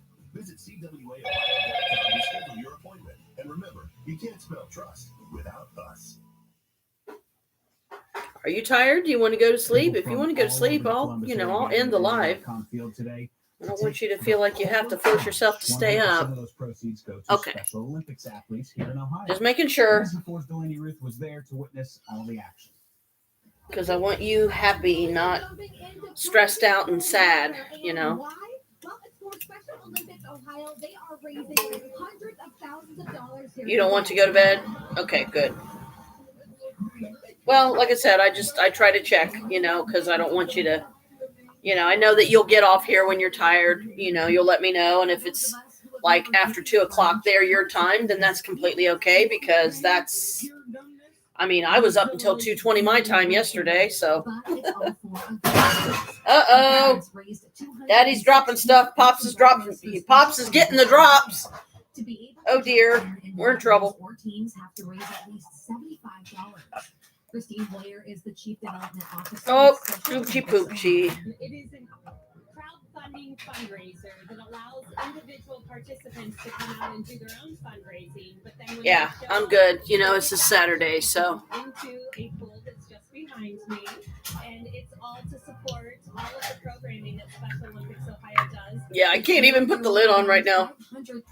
Not until the ice melts, because he is actually sticking up in the top. And when I first joined the organization, I said, who wants to Polar plunge at lower.com field. So the Polar Bear Club. Proceeds go to Special Olympics. Like this event and like to support our athletes. After jumping in the water, people could go over to warming tents to get changed and raise their body temperature back up. But for some, the best remedy for the cold? Run up to the bar and get me a drink. Yep, run up to the bar and get me a drink. Lower.com field And organizers told me they couldn't have asked for a better day or a better turnout. Come on, For you Bella. in Columbus, Delaney Ruth, NBC4. Bo, quick. All right, Go thank lay you, down. Delaney. New Mexico State University Come on, has Bella. Go suspended finish your food. operations of their men's basketball program. University Come on. officials suspended that program indefinitely as of Friday night, placed their coaching staff on paid administrative leave. The school says new allegations involve potential violations of university policy and are So I'm gonna have to hold separate my from the glass. deadly shooting last year of one of their players. The Board of Regents released a statement saying it supported the action taken by the university leaders and is confident here, a baby. full thorough investigation will be conducted. Uh-oh. All games are canceled until further notice. Oh, I need a black lid. I don't have a black lid. Color of the day today is black. With a shuttle bus. Officials said the American Airlines aircraft was being moved to a remote Purple will parking location do. last night. That's when an airfield bus I want to pulled put in a front of the lid on my plane, pop colliding here with the tug. At so least 5 people the were bugs treated don't at start sea and swimming in were it. taken to the hospital. One person was reported to have been aboard the plane, but was not injured on the plane. No customers were on board. Airport officials said the incident did not. Still interrupt haven't any emptied flights. those molds out. I need to get that done so I can use them to recast. So when I get the next batch of resin, Ben Gelber joining us with um, the most accurate forecast. And Ben, another nice day out there. Wasn't which, quite you the know, I mean, I'm record-breaking kind of tossing 72 around a little saw, bit but because I do have one option, Yeah, 72 degrees. but Yeah, about 30 I'm degrees. really trying to hold off as like a last resort kind of thing with it. Here's why. With the exception of those frigid days around Christmas. I have like around $49 and something in my savings on my Capital One. Records for the day. So I could actually use some of that money to get me some more molds and resin. It's a lot easier now that he's in a proper job. He can't call me all day long, so it saves him phone time. Yes. Yes. I am so glad, honey. I'm so glad that you're finally getting a break from that. Because, you know, I mean, we love Michael. We do. We love him to bits. You know, but he needs to, you know, he needs to realize that as much as he calls you it's just too much. And, you know, it's like, honey, it's one thing to love somebody, but don't love them to the point of smothering them, because then all you're going to do is chase them away. You're going to make them not want to be around you. You're going to make them not want to spend time with you, not answer your calls, you know. Oh, Pops wants to say something. I tried like saying, you know, he ought to talk to some of the others who have girlfriends, wives out there and see how much they talk to them. Mm-hmm. He tried telling me it's the same with them. Mm-mm. He forgets I was in. Yep. While there were a couple Mm-hmm. who did do it that way, the majority did not. The majority was maybe, one guy was calling once a day, set time basically right after dinner, Uh-huh. his wife's dinner. Okay. She had a set time because of kids. They had a fairly set time when they did dinner. Uh-huh. So he called, you know, once a day. That's it. Yep. Most of the others, it might be 2 times a week, once a week. Yeah. You know, because things don't change that quickly in there. No. Unless, of course, No. you're not able to make up your mind and you keep changing it every 2 hours. Right. So anyway. So yeah, you see, you know, Pops can attest to the fact. But to be fair, let's say, good job, Michael. You're doing better. Keep improving. Try to do it like once a day or once a week. I mean, even once a week would be, you know, because I mean, think about what goes on in a single week for either side. Like whether it's stuff going on with you at home, stuff going on with him there. You need a break. You need a break from each other.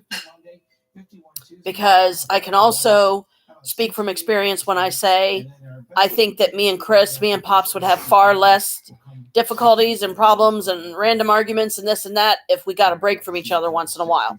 So during those times, that's when like me and Maria will take off for a few hours, you know, on a just a kind of a fun day, you know, go out and go to some of the shops and maybe go to the mall and just have a good time, you know.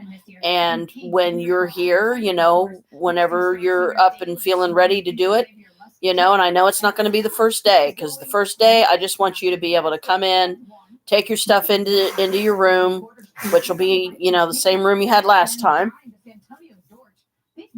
That'll give me a reason to be down there. That'll give me a reason to kind of hang out for a little bit, help you through the jet lag. And, you know, maybe we could do some magic together, even if you like, because we've got 2 altars set up in there already, and she's working on a third. Maria's working on a Jewish altar. She's not turning Jewish. She's just honoring Jesus and Mary in her own unique, special way, and she's using her puzzle table to do it. And the puzzle table's really low to the floor. So this type of puzzle table, you would literally have to either sit it on your lap, which is very, very big, and it would swallow her, or you would have to sit on the floor with it across your lap or sit cross-legged in front of it. I could not do either one because my legs would go numb and my back would be in absolute agony. I could not do that. And she said, I thought about doing this. And I said, well, then do it, sweetie. This is your apartment. Just because I have 2 Wiccan altars set up doesn't mean you can't set up a Jewish one. I would rather it be universal as far as what beliefs are allowed in the home and what deities we honor. And Yehoshua and Mother Mary should be among them. Absolutely. You know, and of course, the Lord and Lady and all our spirit friends and family and whatnot. That was Boo. Yeah, Pops is being a burpee head now. But if Michael could get to the point to where he could be completely okay with calling you, say, for instance, once a week, think about how much you guys would have to talk about, right? You would have a lot more to talk about. Oh, how did the shop go? How much did you sell? Oh, I did pretty good, but I don't want to talk about that right now. Let's talk about something else. Oh, this happened, or oh, wow, this happened, you know. And it's like just kind of banter that back and forth with each other, you know. And it, yeah, you know, and it's like, yeah, he's got a long way to go. But at least I get, you know, he is trying, Michael, you know, but he's got a long way to go. Oh, Michael, we love you, son, but quit smothering the poor lady. Goodness. That's a great story. I can't wait to see it later. Are we going to get your Super Bowl prediction as well? I mean, I don't know if I should, since I'm a little biased, obviously. Okay. I don't blame you. Ben's got a last look at weather coming up next. 1 hour. Central Ohio. I don't think I could handle once a week either. The most trusted hour. Okay, so what do you think about once a day? Do you think once a day is more, you know, like plausible and everything from both sides? For you and Michael, because I mean he is working and stuff, right? Some of the time, so What I suggested. yeah. Do once a day at a certain time. Yeah. Get a set time when they do it, and that's it. Yep. And then that maybe would be easier, you know, just for the you. one call, not 3 or 4 or 5 or back. 12. Yeah. Just the one call. I agree. Because, you know, and I mean, like I said, 30 sweetie, minutes. yeah, any time you want me to, you know, pop on and do a live, let me know and I will, you know, and I'll get you through the day, get us both through the day, you know, because I would rather us enjoy doing it this way once a day since he started the job, or maybe 2. Okay, good. So he said he's cut down to like 1 or 2 times a day because of the job. So that's good, you know, because there were so many days that I recall. Good. I'm glad, honey. I'm glad because, like I said, and that's kind of what I felt too, is because I know how that feels, because I tend to feel that way a lot around here. Michael needed something to do. He, you know, he wants out of that place. We wanted to see him get out of that place. But if we're going to do this, let's do it right. Because it's not worth doing it wrong, and then they end up keeping you longer. I mean, What happens there is definitely going to matter. and we get that, and I hope that at least now he'll be in better mood too a lot more often, because he understands that, see, Michael, this is what we have to go through to even set up a face-to-face visit anymore. Do you really want to put us through this? He did. That's why I pushed him to go to college and to do this thing for the... Yes. Good job. Kudos to you, sweetie.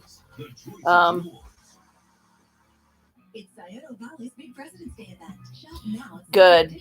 And I'm sorry you had to push him as hard as you did, because I'm sure he was a bear. It was like wrestling a damn bear. I mean, so freaking bullheaded and stubborn, and sadly that does run in the family. I know a lot of family members on this side, my mom's side and stuff, that's just too much sometimes. You can only take so much, and then you lose it. Clouds, it brought us a glorious sunset. Now, northern Ohio will be in the low 20s. We'll be closer to 30 when we wake up tomorrow morning. Yeah. And I mean, look at me, since I've got my resin pieces that I can at least do once in a while. And I'm slowly but surely learning how to, once the video's on my phone, the steps that I need to take to get it onto a flash drive, then take that flash drive, put it on my laptop here, and then upload it like I did the 8-minute video. Very wet Thursday, maybe a rumble of thunder, and then a blast of cold air on Friday. So it's like, because I kept asking the universe. I said, I need something to do. I need something that's low cost, or at least as low as I can get it, easy to do, something I can do from home, and SSI can't take the money away from me because I'm not making that much. Everybody's switching to Germain Ford. Why? Inventory's back and on sale. New F-150s, Explorers, and Escapes from $29,995 I hate getting for 36 months. crud on my teeth.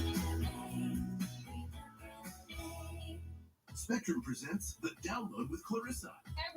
And I know I don't brush enough, so... Clarissa, people are switching because Spectrum is offering seamless connectivity with Spectrum Internet, advanced Wi-Fi, and unlimited mobile. That's the future of connectivity. That's Spectrum One. Switch to Spectrum One and get 300 megabit internet for $49.99 a month, plus free advanced Wi-Fi and one free line of unlimited mobile. Call 1-833-883-4999. What's unique about Spectrum Internet? Spectrum Internet has the most consistent download speeds and no data caps. How secure is the Wi-Fi? The advanced Wi-Fi comes with enhanced privacy and security. Wait till we start doing some of the stuff out of the Great Works of Heart book. You'll love that. It's super reliable and it includes 5G nationwide. Plus unlimited calls, texts, and data. Switch to Spectrum One and get 300 megabit internet for $49.99 a month, plus free advanced Wi-Fi and one free line of unlimited mobile. Because that's more unique American pieces or United States pieces that you can add to the versatility of your shop and how much cool stuff you have in it, which is what I'm trying to do with mine. Flailing your arms like you can disrupt the free throw. Miss, oh, miss! And a home run will have you crying like it's the birth of your child. I'm so happy. DraftKings Sportsbook is live in Ohio. Download the app now and bet $5 to get $200 in bonus bets instantly. Action's so good, why bet anywhere else? Yeah. Everybody's switching to Germain Ford. Why? Inventory's back and on sale. New F-150s, Explorers, and Escapes from $29,995 or 0% for 36 months.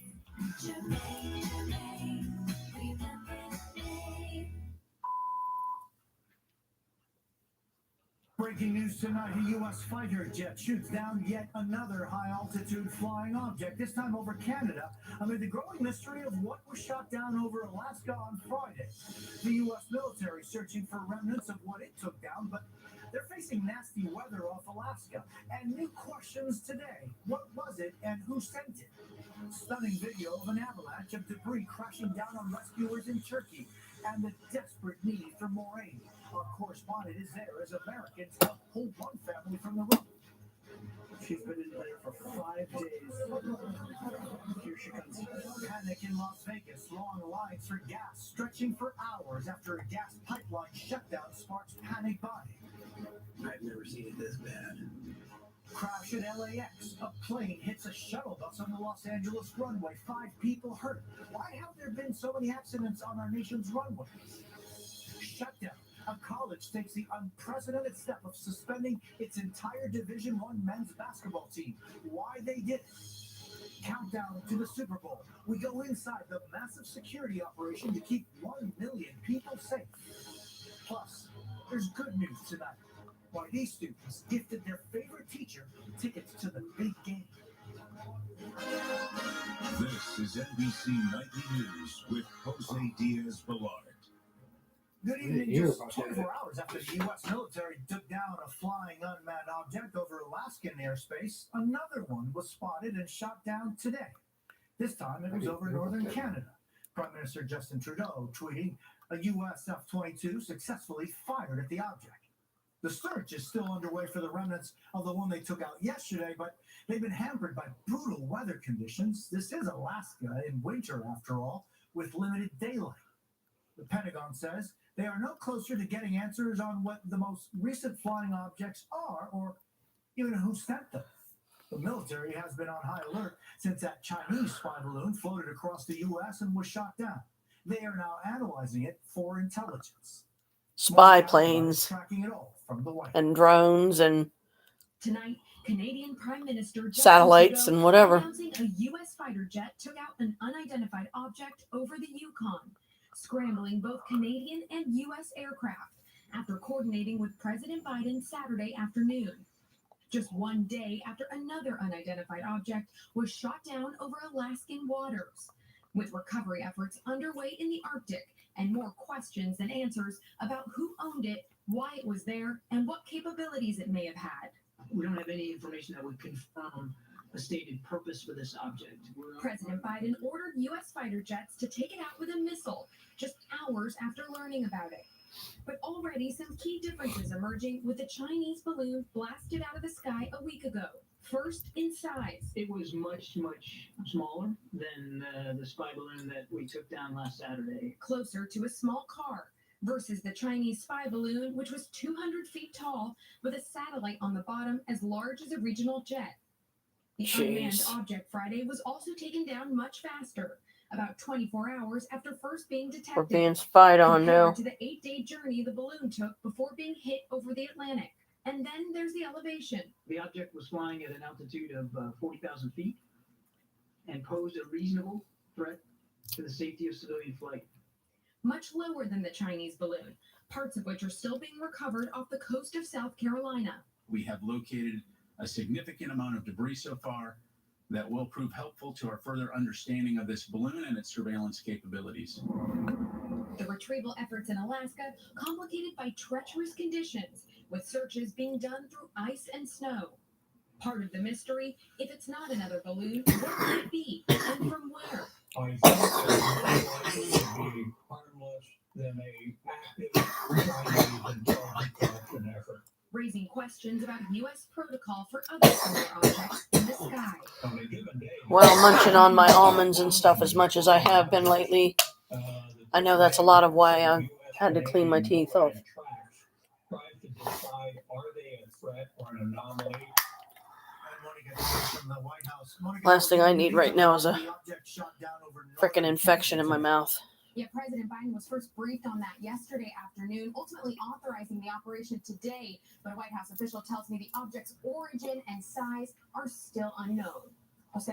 Morgado at the White House, thank you. Now overseas to Turkey. I need to put me on a hat to flatten my hair down. 6 days after the deadly earthquakes, the death toll staggered. More than 28,000 so far. And now, not only the food, but trying to cope with the shortage of shelter, food, and supplies. Gabe Gutierrez is there, warning some of these images are disturbing. The fight for survival is intensifying. The group collapsing in a search and rescue team in Turkey. While incredibly many people are close to normal, with a family of 5, and a girl who's for 135 hours. But as some celebrate, many others mourn. This makeshift graveyard is being dug as the death toll from the earthquake tops a staggering 28,000. 28,000 died in that earthquake. Medical supplies reached Syria as the chief of the World Health Organization toured hard-hit Aleppo. But Sky News correspondent Alex Crawford made it into Syria and found mounting frustration over the lack of aid in that country compared to Turkey. They just found the body of a 4-year-old boy still in his pajamas. His father can hardly contain his despair and disgust at how he was left to die alone with no help from outside. Oh my gosh. Who is helping us? In Turkey, they're getting everything. But even in Turkey, for some, humanitarian aid has been hard to come by. We visited Akalar, Turkey, a mountain village still waiting for more help. A shipment of insulation just arrived from the government. As you can see, there's a mad scramble to get it. These residents tell me that tents also just arrived, but they ran out. Heartbreaking, all this bad stuff going on. Tension is mounting here. How long have you been waiting for this material? 6 days, he says. Turkey's president has acknowledged issues with the initial response, but says the government is doing the best it can. We felt, this woman says. And another woman tells us she slept in the mud and now lives in a car. It was a terrible day, she says. Poor lady. The aftermath of the tremors, leaving this region it's just awful. Shaken. And Gabe, you're in an active site right now. Oh my gosh. Really? Brooke said they had a bomb where she used to live went off recently. Was that World War II bomb that I heard about being found recently? Was it the World War II bomb that had been found recently? He was asking. Thank you. And while the hope of finding more survivors is fading, it is not lost. And our team was there. I saw a small article about it. Mother and child were pulled out alive. Matt Bradley witnessed it all. The explosion ended up being greater than what they had intended from it. These men are in the business of moving mountains. As you can see, these guys are chopping up all of this wood here. Now, this looks a little different from what we're used to seeing. Was it in Great Yarmouth? I don't really remember where it was.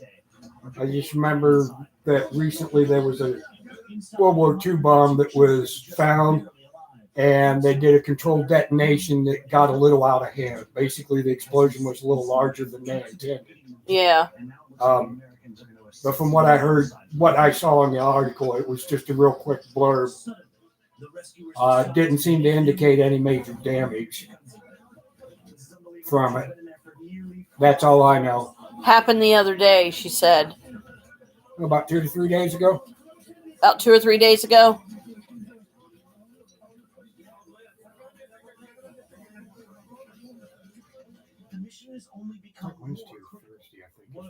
Wednesday or Thursday. She said loads of places were evacuated. Yeah, because they were detonating it and they weren't sure what was going to happen. Yeah. We've been told that a little girl, just 6 years old. This is the child coming out now.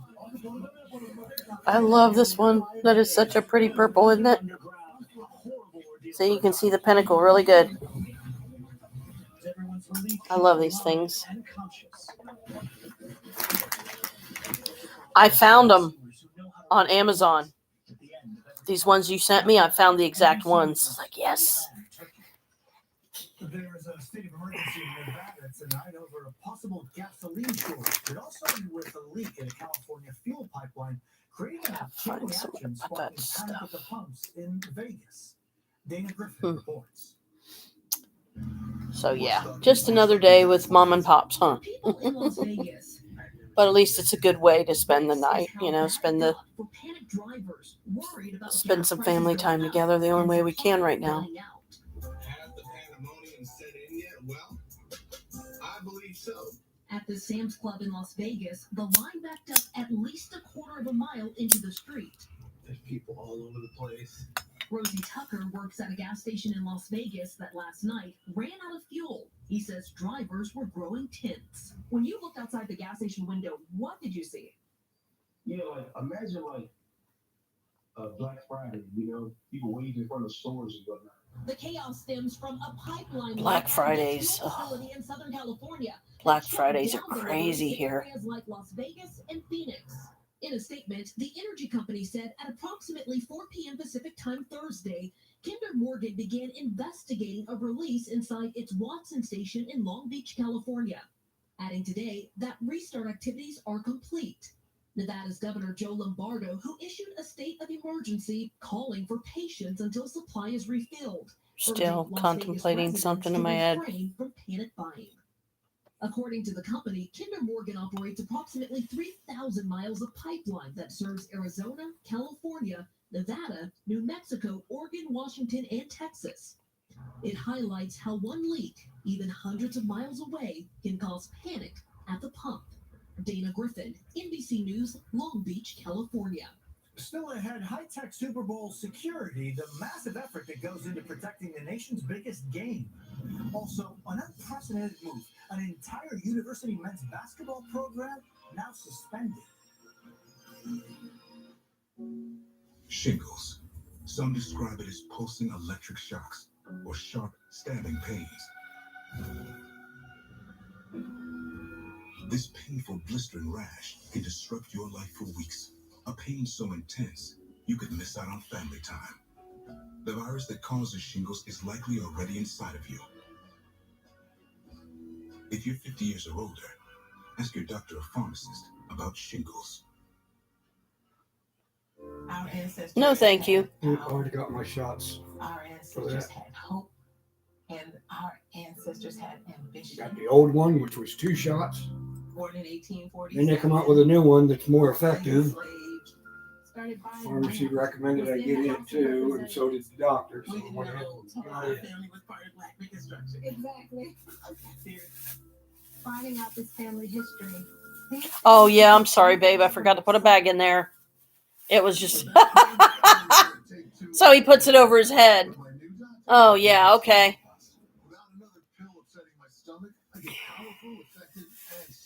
You would definitely get a giggle out of that one.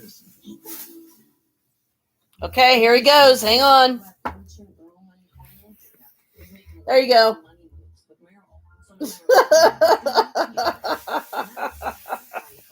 If that don't give you a giggle, I don't know what will.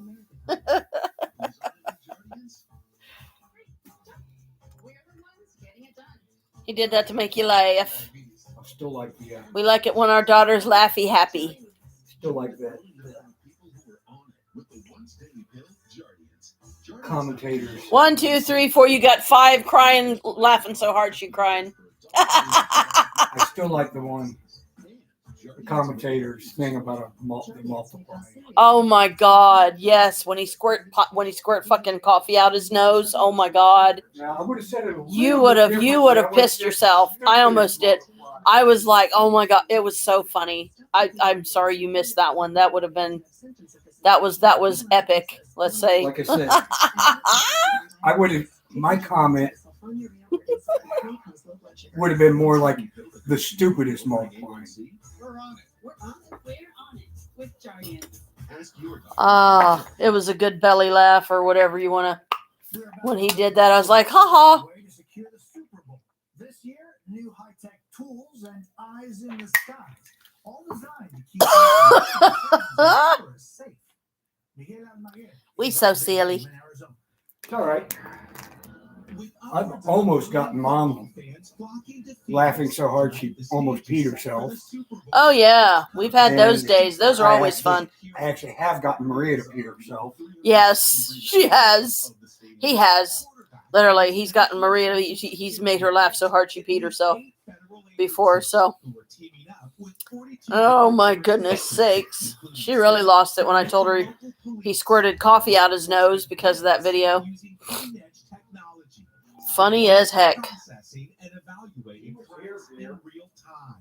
Yeah.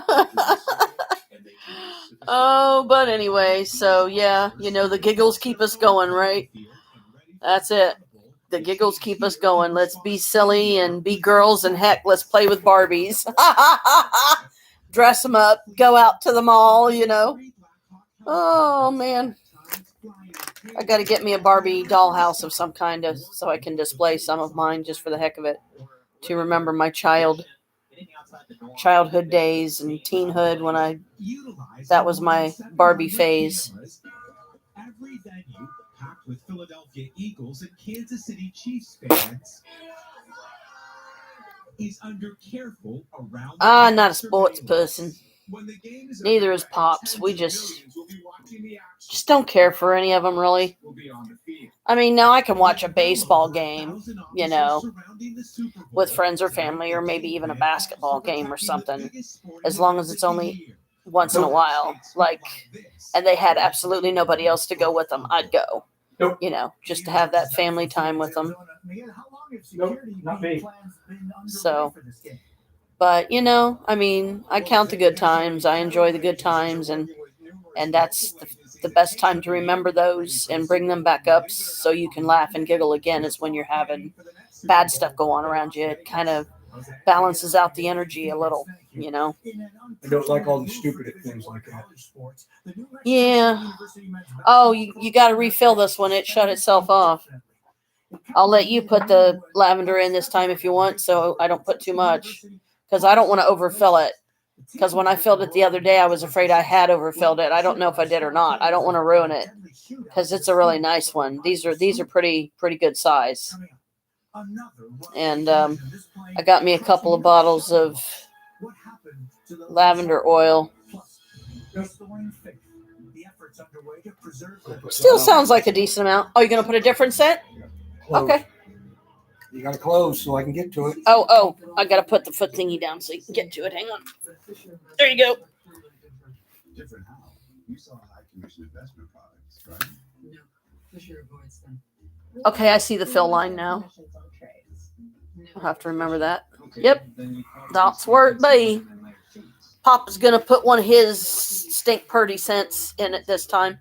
We've got cedar, we've got peppermint, we've got lavender, and patchouli, of course. Pops loves his patchouli. Oh my God, you get him patchouli like oils or incense, he goes stupid. He loves it. That's his absolute favorite. And like, that is the only time you will see him wearing any kind of man clone or anything related, is he'll do, no, I'm saying that's, you'll put he'll wear a couple drops of patchouli. He'll put it on his skin because he likes his patchouli. Which one is that one? Patchouli? Ooh, he's got the patchouli one lit. Oh boy. That'll be nice. Do not take with medicines that prevent blood clots, serious, sometimes fatal infections, lymphoma, lung, skin, and other cancers. Thank you. Now I saw where the fill line is, so in the future when it's, you know, time, like, because that's what's nice about it too, is that it shuts itself off if it runs too low on water. It just automatically shut off, so you don't have to worry about it burning out. Oh yeah, that smells really good. That smells really good. So, you know, but yeah, I mean, I did my lavender a couple times. So, and see, what I can do is I can do the lavender in like some of the wax bits, you know, some of the wax that I remelt down. Oh, wow. Because I believe patchouli is another scent that bed bugs don't like. So it's nice to be able to sit here on the couch without getting eaten alive constantly because of fucking bed bugs. And either that or I have to fucking soak my clothes down with soapy water and stuff just to sit on the couch, or I have to spray Febreze on it, or, you know, something. And, you know, I don't have the money to get Febreze. So I do soap. I do like bath washes and stuff that I've had for eons. And I know that they're probably breaking down to where they're not safe to use anymore. So I might as well recycle them by using them for like some wax melt pieces, you know, just to see if people like that, you know.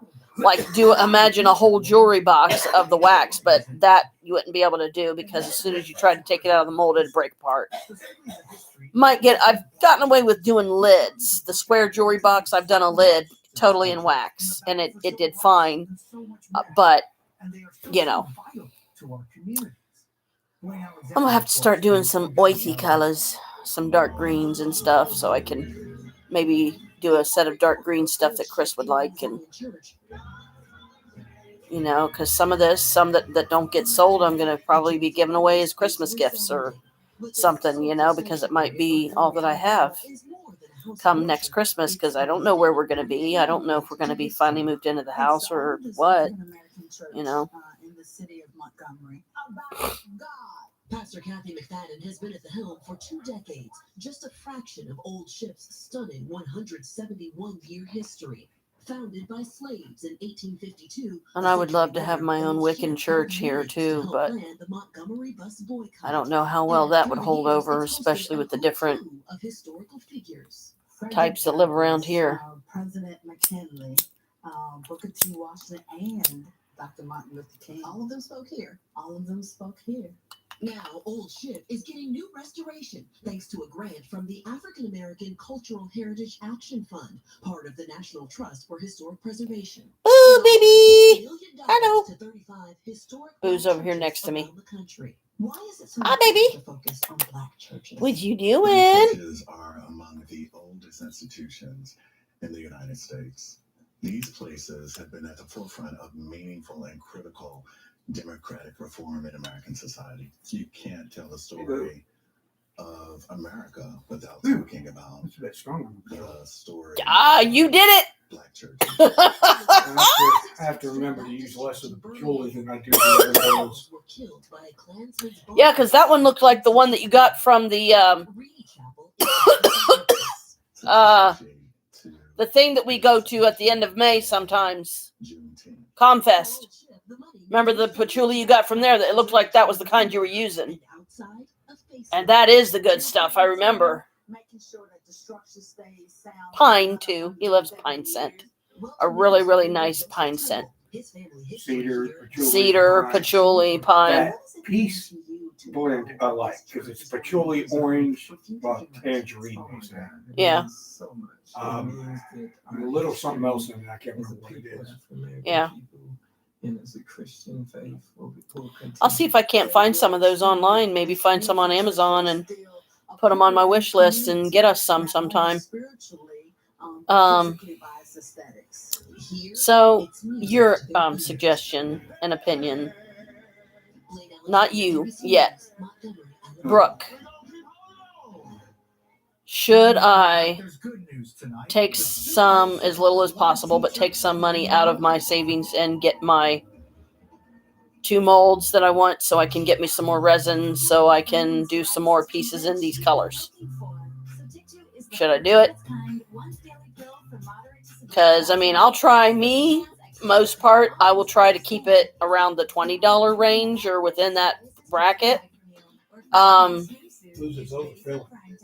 I know. Sometimes I get lucky and I can scrape enough of it off. Sometimes I can't. So all I can do is just cut my losses, and as long as the molds are filled well, then I'm still learning. You know, I've been trying to pour it slow, and I've been using pour cups that have the little spouts on them that have come in some of the resin kits I've had before. You do. So TIC2 is a TIC2 inhibitor. TIC2 is part of the gut family. It's not known as a TIC2. Or from the inside, smallest area to the larger area. Or along the line there. Back and forth.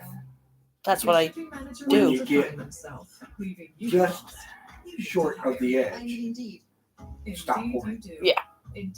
Because it does flow out from where you pour slowly. Mm-hmm. So you stop before it's full. Mm-hmm. If you give it a few moments and it still looks like it could use a little dollops. Yeah. Yeah. That's all you do. See, you know, even Pops has got some good ideas. Like Mark. He marked for a white boy. I rode a small bus. That make me smart and fast. Well, This is the sound of better I feel like Fasenra is an add-on treatment it's for also an osteoporosis and encouragement skills. It helps prevent from asthma attacks the in green pregnant man and and the green women woman. on steroids. Fasenra is Because Fasenra may cause allergic if I can start cranking out some of those, they can be used for money drawing. They can be used for protection. They can be used for somebody that wants to be more grounded, to the earth and everything. Bella Tovin. Look, he's so chunky anymore that he's like half hanging off the coffee table. Oh, he's so silly. Like I said, He's so silly. He's up to about. He's 15 pounds. He's technically heavier than I'm allowed to lift. Yeah. Doctors tell me I'm not supposed to lift anything over 10 pounds now. And Sonny's 15. Sonny, listen to me. Bella's 15. Sonny's here. Hi, baby. How you doing? Carmela. Even when we got him back 3 years Come ago. here, baby. When we got him back from the vet. Carmela's over here at my feet. He was 12. He was still heavier. Oh, yeah. Yeah, he's a good, healthy kitty. Our kitty dog brat. Our Bella Tovin. Oh, gee, what could it be? Maybe the way Pops is always spoiling them rotten god-awful. Treats every day. Treats every day. Whenever we get dinner, I put down a small plate for him. Yep. See, that way you can see both of us. I give him some of the food that we're having.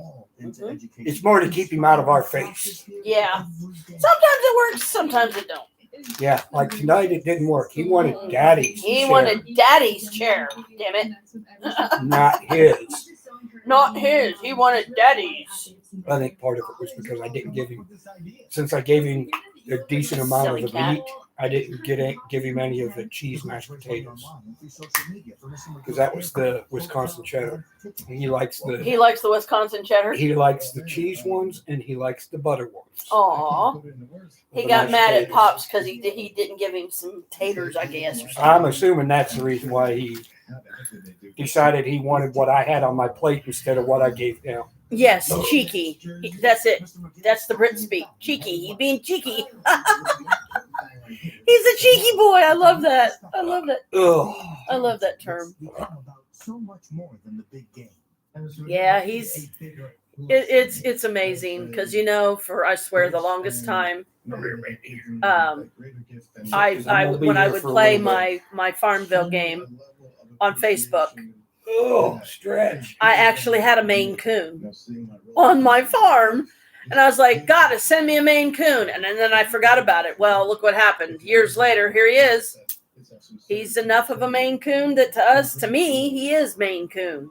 But well, I'm pretty sure he actually is a Maine Coon. Yeah, it's amazing. Like I thought. He acts like a dog, but he's in a cat's body. It's just so damn adorable. Very cheeky, yes. He's got all of the.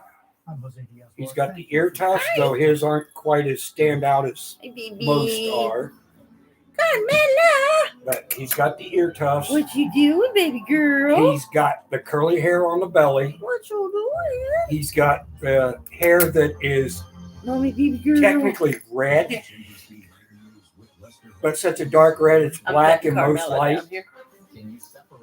But you'll see the red when he's outside. Oh yeah, you gotta see him in the sunlight.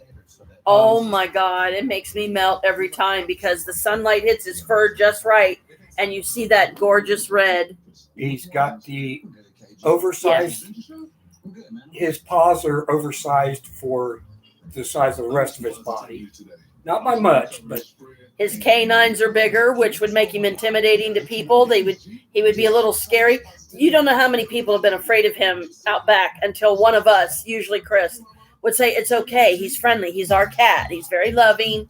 He's cool, and because they would be afraid to approach him. They would be afraid to come too close to the building. They thought he was an attack cat, I guess. Our downstairs neighbor was not. Yeah, Kim. Kim Do, I think, is her name. I don't know if it's pronounced Do or Do. She's she's Korean. Go on, sorry. Vietnamese. Sorry. Vietnamese. See, I'm getting my wires all crossed again. But she took to him once. Once let her know He's okay. There's nothing He's wrong. friendly. He's a lovey kitty. Yeah, he's a lovey kitty. And then she was fine. Thanks for joining us for NBC. She's a sweet lady. She's He's real still- sweet. This initiative is something the mothers of Hey, America now I'm gonna beat you. He's still not comfortable with it. It's okay, There. Carmela. It's okay, baby. Oh. I'm not. I was just moving it. You okay, Honest. It's okay. It's okay. It's okay. There we go. It's okay. It's okay. Keep your shirt on, folks. There ain't gonna be no whale rat. Yep. He put on the Three Stooges, so Because Professor Bobolink didn't die I hope YouTube don't have an aneurysm about it. and his body disappeared. It's absurd. You don't think we did it? Well, maybe you didn't. Maybe you didn't. The Boogeyman did it. See? You're still missing. I beg your pardon. Who are you? I'm Craig Link. Oh, you're the missing link. No, I'm the found link. Move good. Quiet. What's the matter with you? Who are you? Green Man loves it. Tell me you haven't heard of Blink. Oh yeah, he just scored brownie points with the Green Man. We're in the Kudos. sausage business. Link sausage, And link there's sausage. a light out back. Sorry.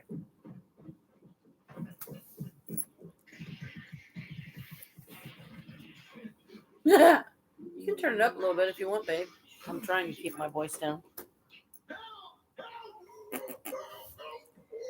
I know you want your bug, don't you? Rat. It's gone. The bug monster ate it. She's looking at me like, yeah, Mom, try again. You think I'm stupid? Come on, get out of here. You don't want to see this. That's what she wanted. That room or touch anything. You fellas guard the door. Where's the phone? Over there.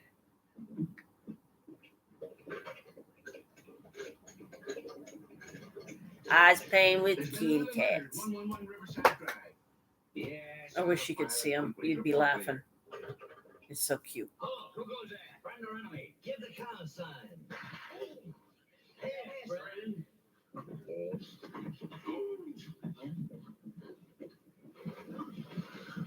Yeah. She's biting at it. Now, that's settles it. You're just gonna lay there. I ain't gonna play. These people are staying all night. Give them room. In the minute I shut it off, she wants me to play more. Shit ass. We don't want to stay here. Well, get going. This way, please.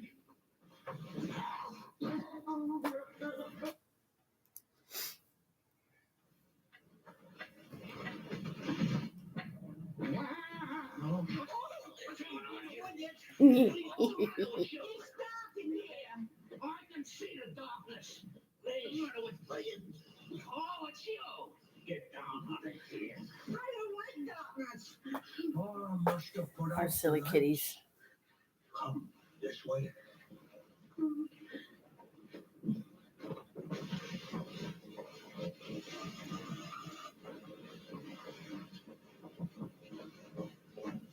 I'm sorry, Kalika.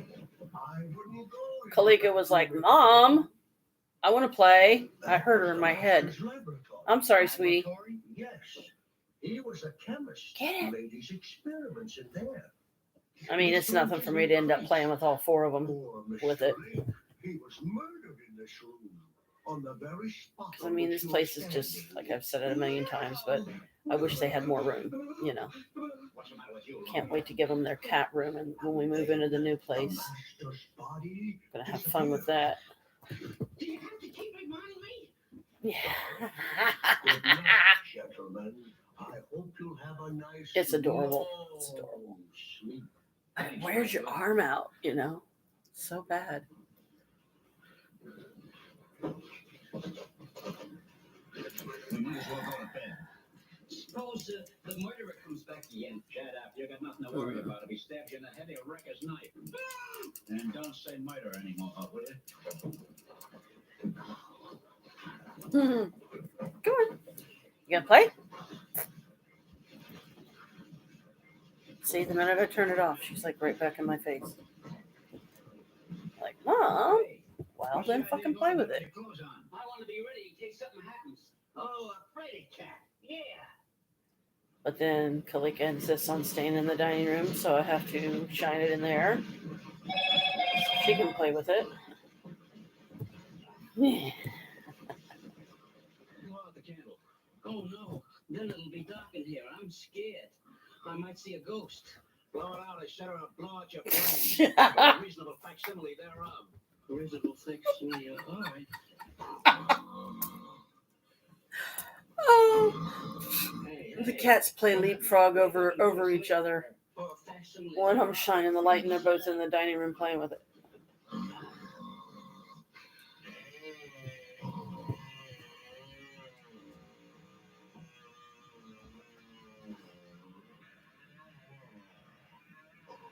Hey, Mo. What's the matter? The door, it opened by itself. Oh, ow! Crazy. The wind probably blew it open. Now go on to sleep.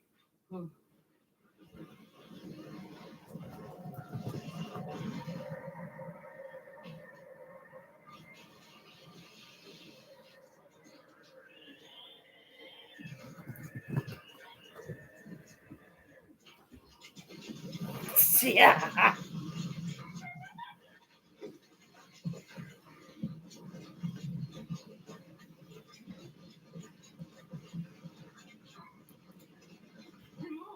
Hey, Mo. What's the matter this time? I hear somebody groaning. The place is full of spooks. Let's turn the light here and look under the bed. Okay, if you promise to go to sleep. Oh, I promise. Honestly, I do. I promise. Okay. You guys are wearing me out.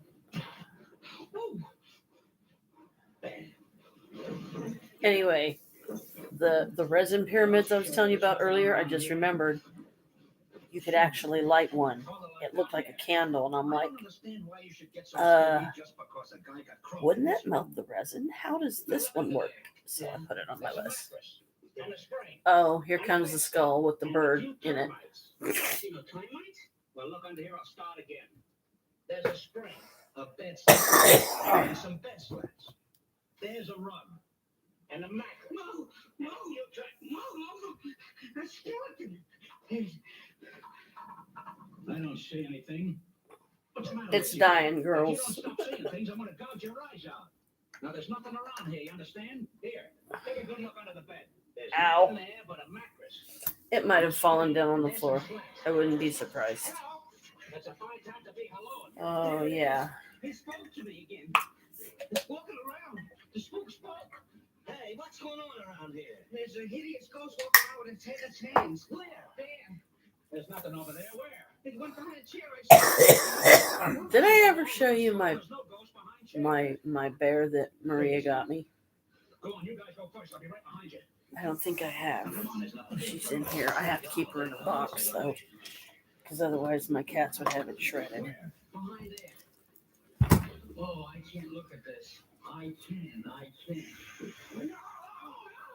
You're burning me up. Out of the way. I'll find this thing. Skeletons. Bunk, that's what. Now, where's your ghost? A skeleton with little feet, eh? Having his head in his hands. That's no ghost. You're breaking up my sleep. If you so much as breathe, I'll tear your tonsils out and tie it around the neck for a bow tie. Shut in there. Up to the edge now. You're asleep. Go to sleep. Box to come in. You would love Bill the bear. Isn't she pretty? She's a fairy. See her wings? I was only able to get her an outfit. I wasn't able to, because Maria paid a lot for this. So she's got a pretty little dress and she's pretty colors. I named her. What would be a good name for her? Now go on, go to sleep before I murder you. You got some nebulas? Sherberta, because she's. It can't be a dirty spot. If it is, I'm gonna cry. I keep her in a box for this reason because I don't want her to get messed up. But see how pretty it is? Looks like I just walked out of the store with it, doesn't it? They got little panties you can get for them, shoes, little accessories. You can get a little purse, just little furniture pieces that are usually inflatable. I think I ended up naming her Andorra or Pandora or something like that. Andorra. And you get a birth certificate. You name it whatever you want to name it, and they say that the birthday is the day that you bought it. So June 3rd of this year will be, I've had her a whole year.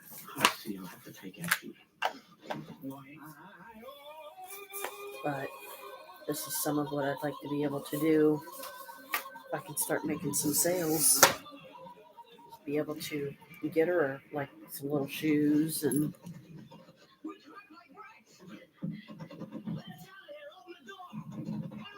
yeah.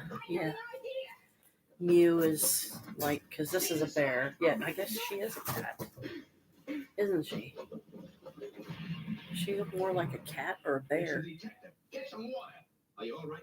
Cat bear. I don't know. But yeah, I named her after her. I don't know. I've always loved the name Andorra. Of course, if I would have known that Andorra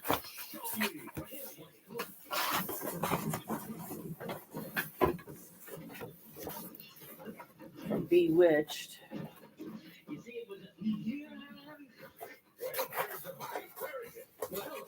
I would have spelled it that way, and I would have named her Andorra.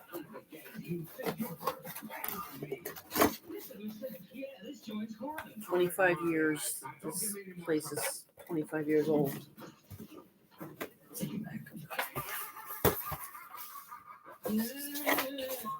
So this is the only way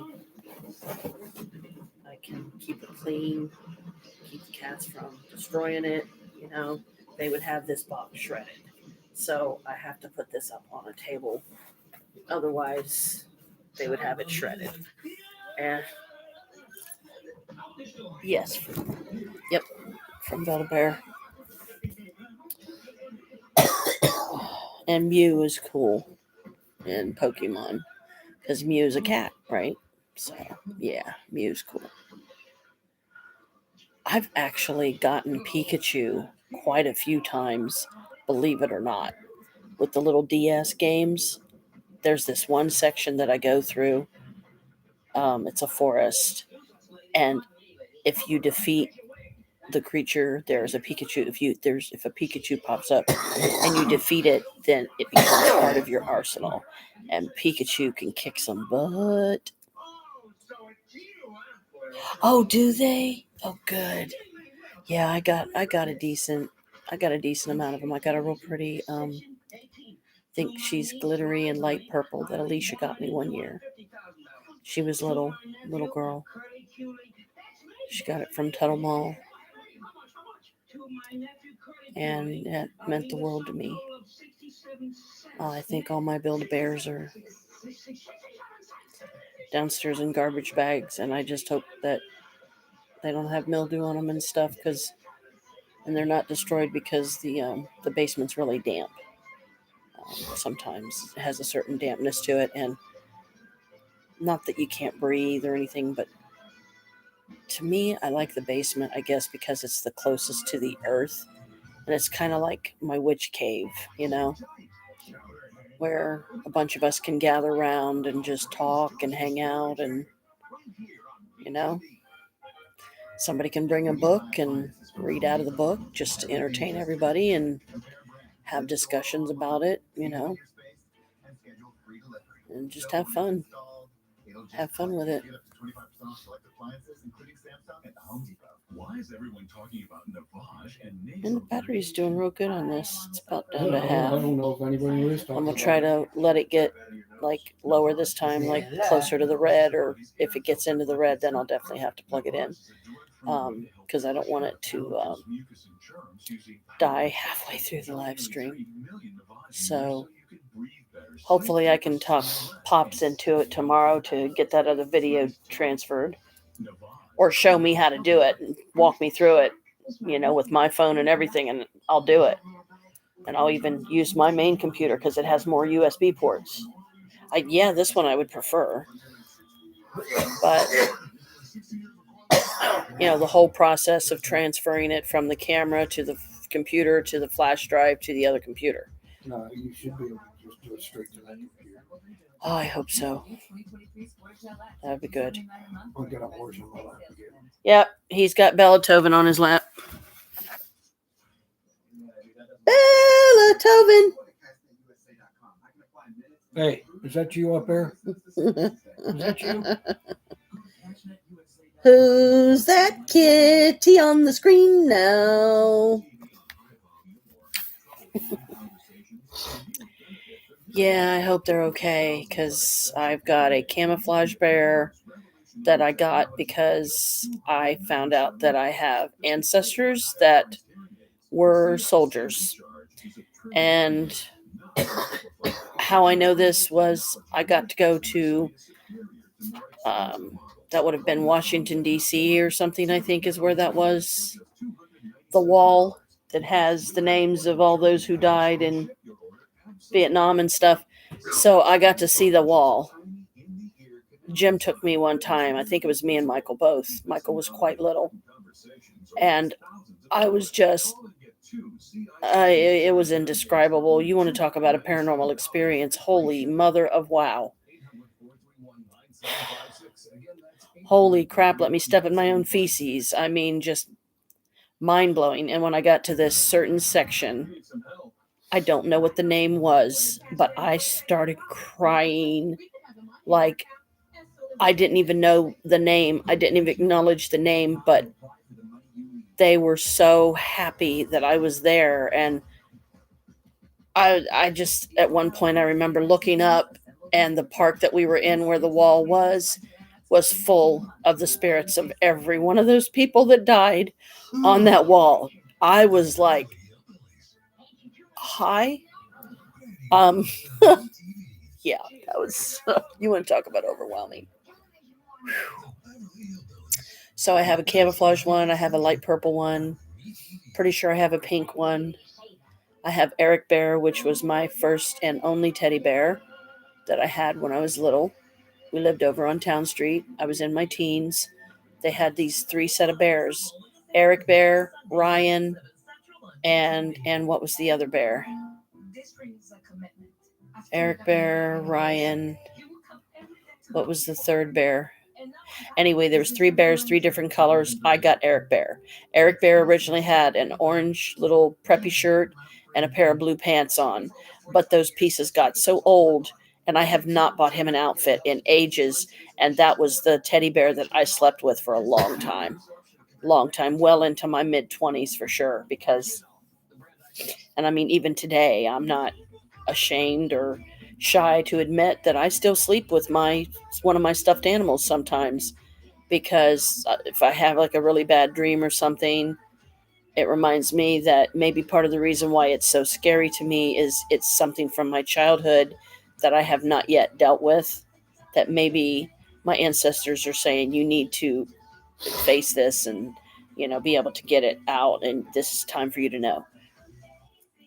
But yeah, so my camouflage one, I definitely don't want anything to happen to him.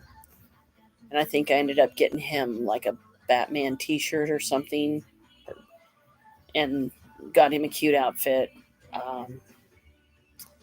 Now see, that is something that you would think would be fairly easy to learn, is being able to do like bears myself, like get some shells and stuff it with fiberfill and make it my own way, not from Build-A-Bear, but some other place. But Build-A-Bear, it's just, they're so expensive. So it's something you don't want to indulge in too heavily, because, I mean, some of these bears are like $40 plus. And that's just for the bear, honey. Not to mention the outfits that you have to buy and how ridiculously expensive those things are. I would love to learn to make my own. But You got to have patterns. That's something I've never had experience with. I don't know that I could come up with a template that I could use as a guide to be able to get the right portions of the material. And I would love to learn to do some outfits of my own for my bears, because I could charge a lot more for those because they're handmade, and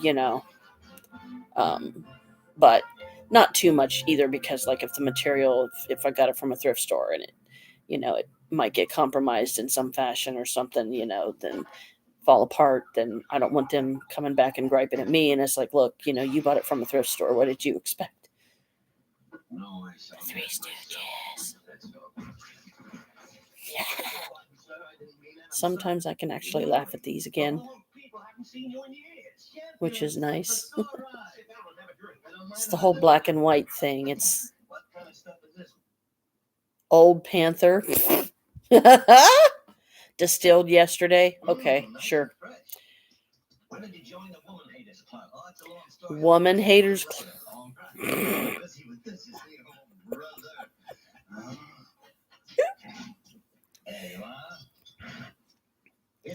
Woman Haters Club. Okay.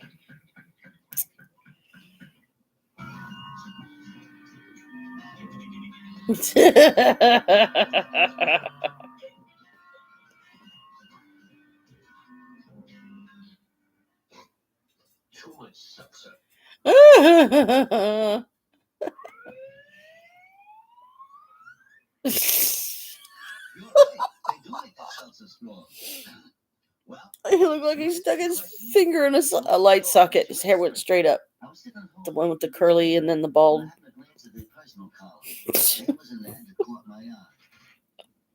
So yeah, the Build-A-Bears, they're very expensive. I'd like to find some bears about the same size but cheaper somewhere else, but still good quality. That maybe would come with a little outfit or something. Maria actually got me a Shadow High doll. Did I ever show her to you? I got Luna. I think you'd like it. Ow! Ouch, ouch, ouch, ouch, ouch. Oh, watch me get in here and forget. What did I come in here for? Ooh, spooky. Bright light, bright light. You'll love her.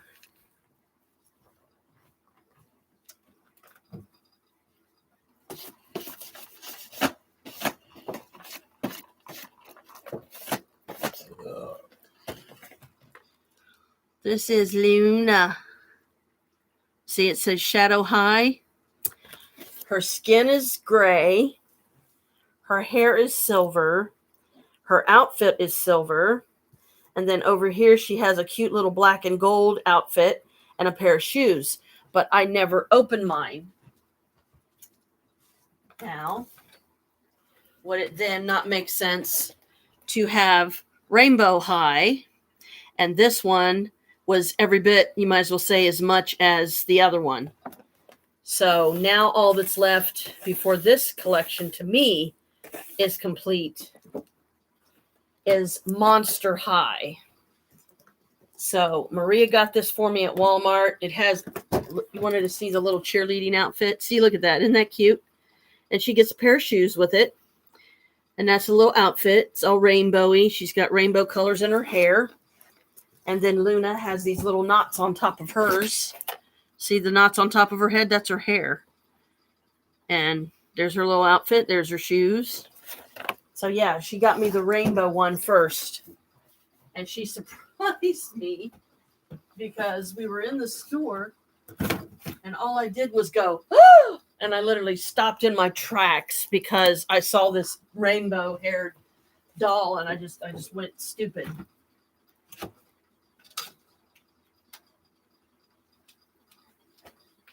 And then I started walking away, right? Because I didn't have the money, so I couldn't get it, but she saw how I reacted to it and how much it meant to me. And she actually bought me the Rainbow High doll. And I ended up naming her Raina, I think, because she's rainbow colored, but giving her the name Rain, no, I wanted to give my own little twist on it. Raina. It just came to me and I was like, Raina. Okay. So I named my rainbow colored one Raina, and then Luna has her own name. She's from Shadow High. Shadow High, the dolls are gothic. Like, why else would her skin be gray than she's supposed to be dead or something, but she don't look dead. She don't look ugly. She don't look like a zombie. I'm not into the whole zombie thing. Those are usually some of my worst nightmares that I would just rather not have to deal with. And plus, I decided to come in here for a few because he's trying to watch his Three Stooges, and I know I tend to get loud, and I'm just trying to give him a break from my loudness. And the dolls were in here, so I was like, yeah, let me show her Raina and Luna, and the names flow really good together too. So Rainbow would be day, Luna would be night. So that's another way I look at it. But the Shadow High are the gothic kids. Some of them have like leather looking jackets and outfits and stuff. Monster High, they have some of those critters are cats, and they're teenage girl cats, and it's just adorable, absolutely adorable. And I thought the Rainbow High was the Monster High because I actually have a journal that I got from a thrift store that when you press the front of it, the little skulls light up and stuff. It's very gothic, something a teenager would have, or a little kid, and I love that thing to death. And that what started me on that. And I found some really cool gothic shaded lipsticks on Amazon too. So I need to go in there and I need to check my Amazon list and maybe get up a shopping cart that I might try to throw together here soon, so that I can have them when you're here in March and we can both use them and see what we think of them. And if you like them, I'll get it for you, or I'll show you how to, we can get the link for you. If you want to buy them for yourself, you can do that too. It's either way, but I like getting special stuff for my girls and my family, and I love it when I get special stuff. You see what I do with it.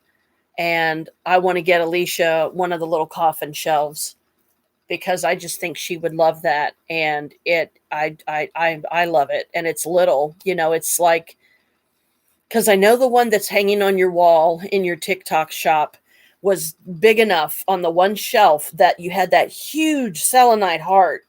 And I was like, that was the size we wanted. So when we found the ones that we did on Amazon, I thought they were that size.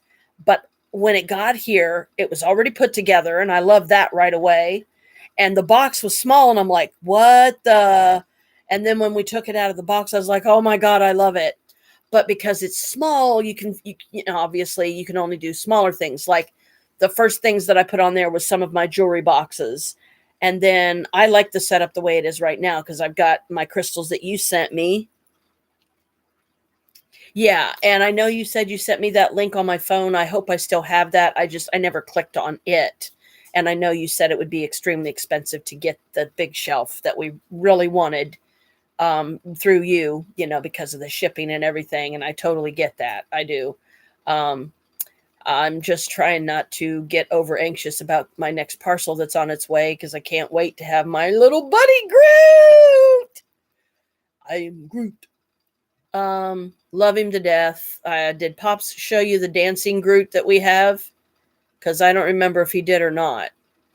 Let me go get him. Hang on.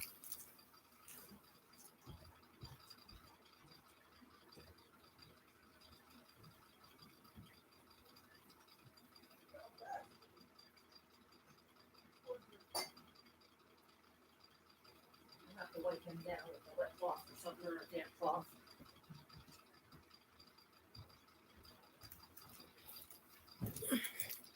This is Dancing Groot. This is from the first movie. Now, he might not do anything because the batteries are probably dead.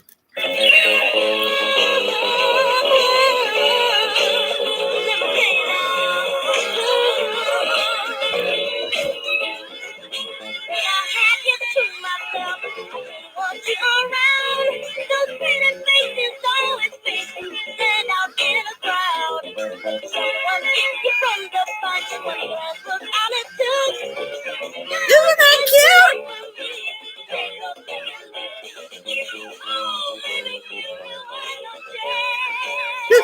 Adorable.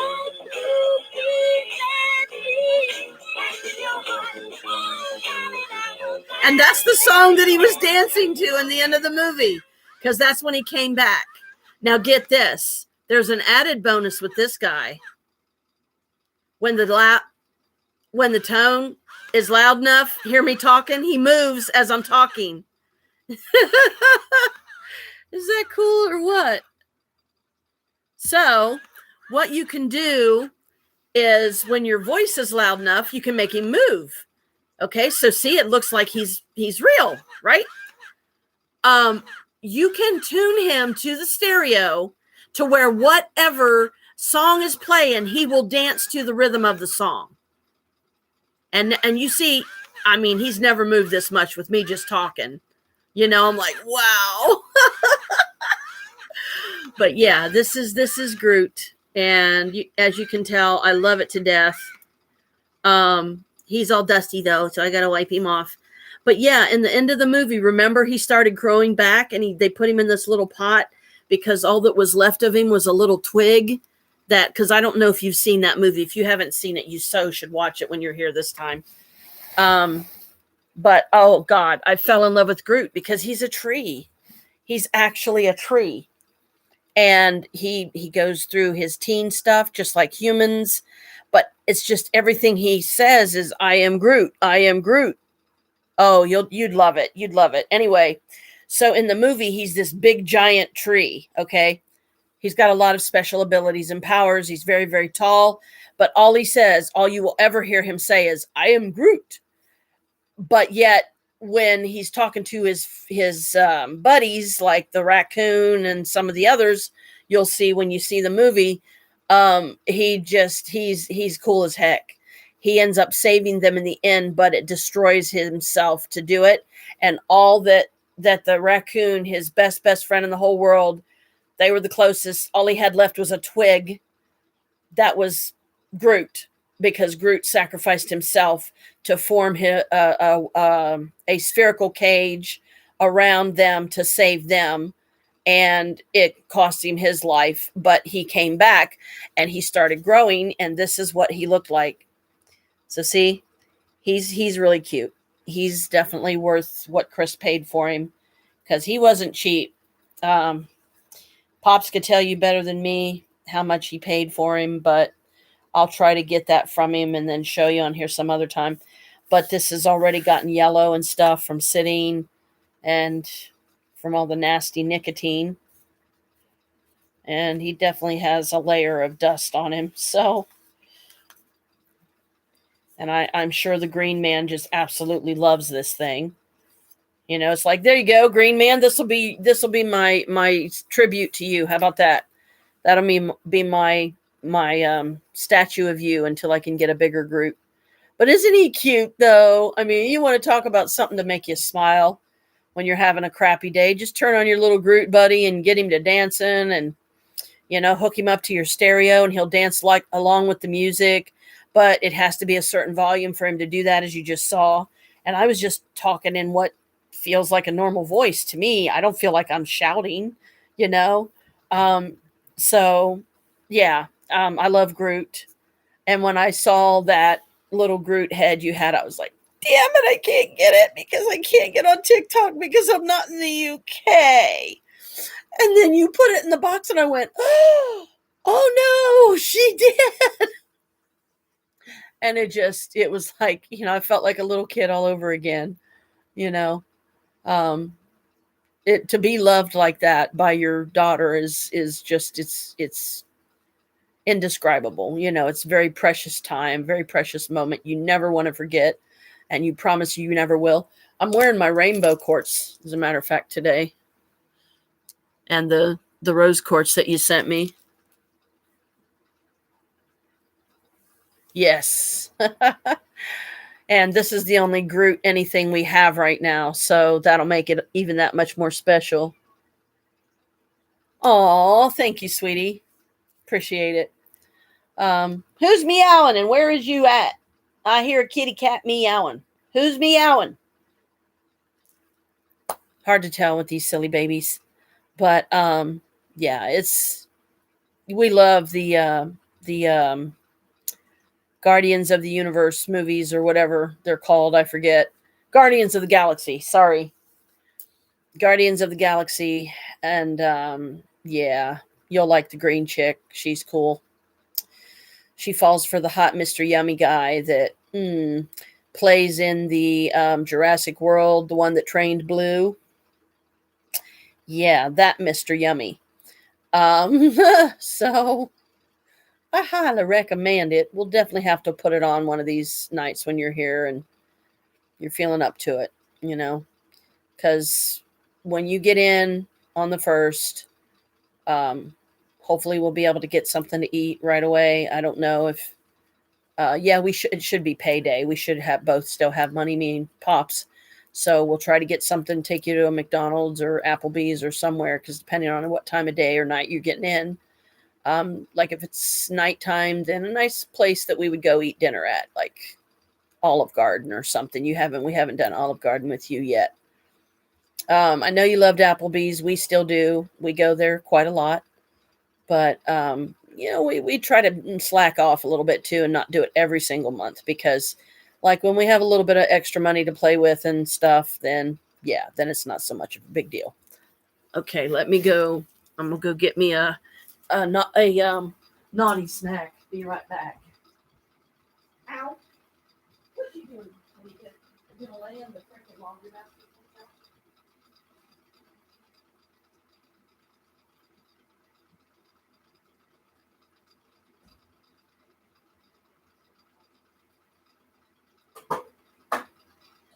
You want one? I'm going to that.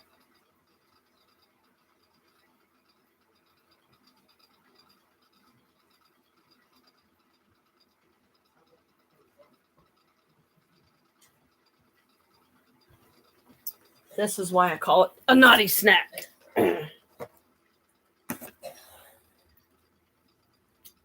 Because it's a cupcake with a little heart ring that's got hugs and kisses on it.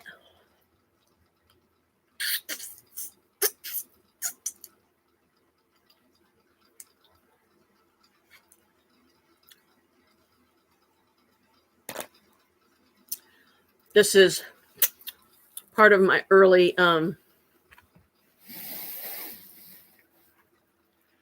Valentine's Day that Pops got me.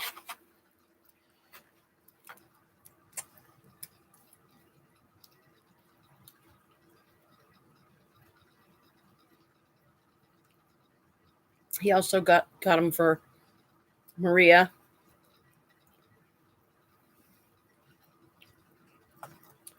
But I know that, he sees her as a sister. Because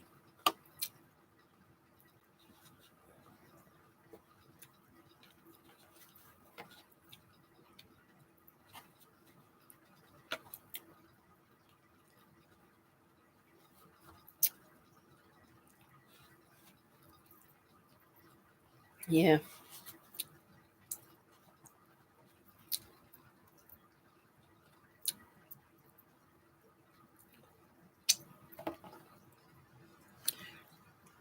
Maria's like a sister to me.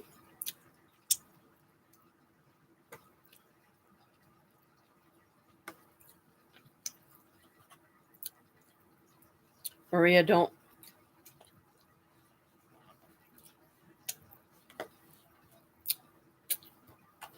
have Kenny, the love of her life, with her anymore.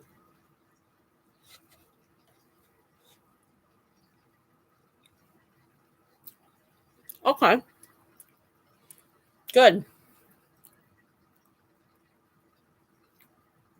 So I'll talk to Pops about it, and we'll definitely see if we can't go get something to eat. And then just go to Maria's, hang out there for a little bit, and then just let you get some sleep.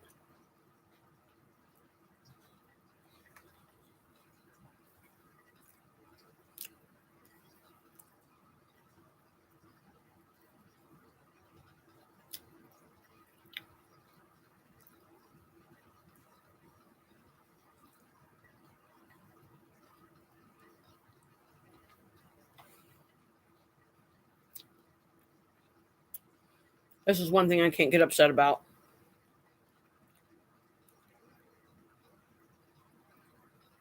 Okay, good. Good. So now we both know.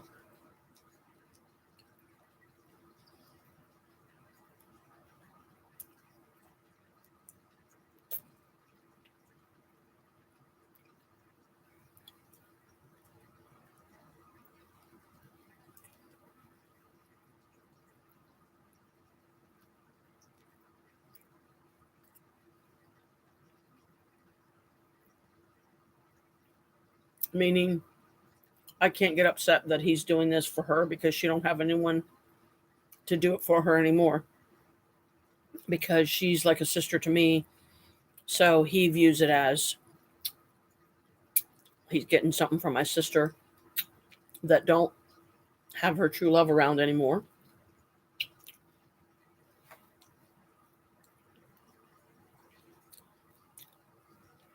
That he was taken too soon.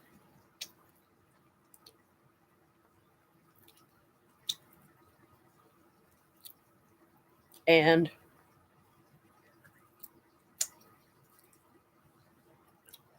he died on the most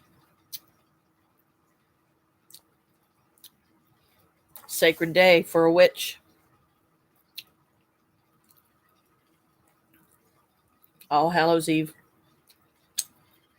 Kenny died on Halloween 8 years ago.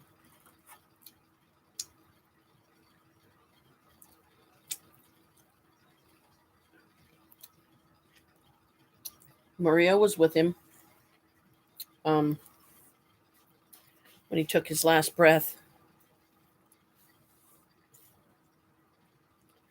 And she had the heartbreaking job of telling her kids the next morning that Dad passed away in his sleep last night. Her kids were never the same again.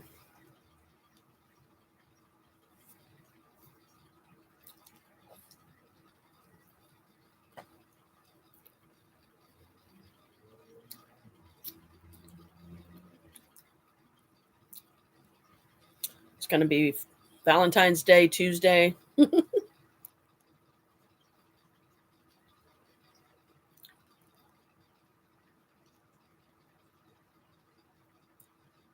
Yeah, those kids were devastated. They were devastated.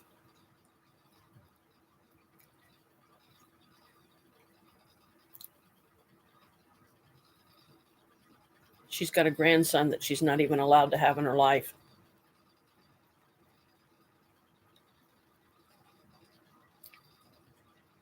Because of the bitch that owns him. I think she's his actual mother. And she is a bitch. She was a drug head. You know, the ones that can't function in society anymore unless they're high and drunk all the time.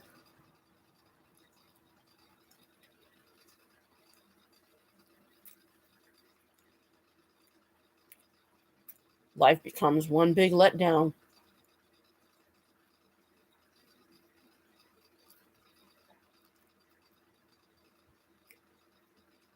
I've been in some really bad places in my life too that have almost gotten me killed many times.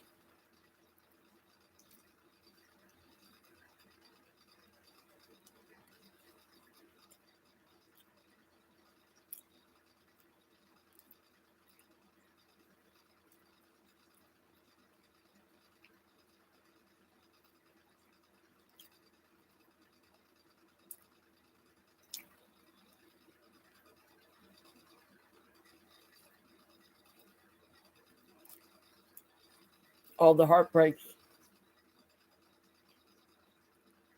I've suffered at the hands of all the guys I ever fell for, only to have every one of them break my heart.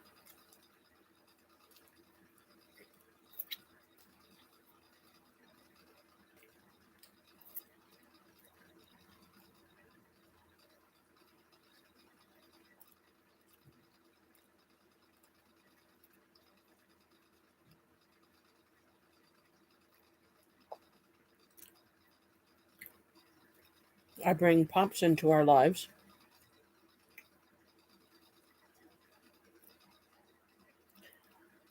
And now I'm a complete mess because I have yet to forgive those other men that did me wrong, irregardless of the fact that he's been with me 16 years. I've never discounted that, nor would I. But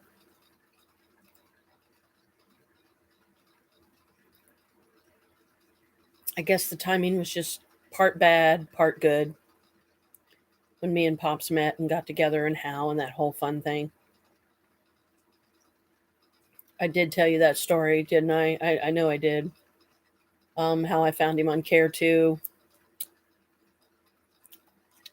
It was a singles thing they had.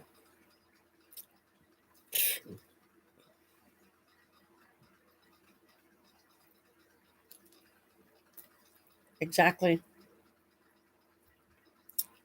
And it has been my life experience thus far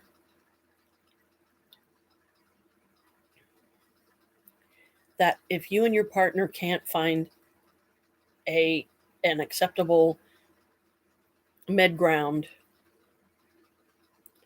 to balance out, the different things that make up the relationship, the time spent together, the happy memories, getting your first place together, and everybody getting settled in and everybody happy, and you know it's doable, but you gotta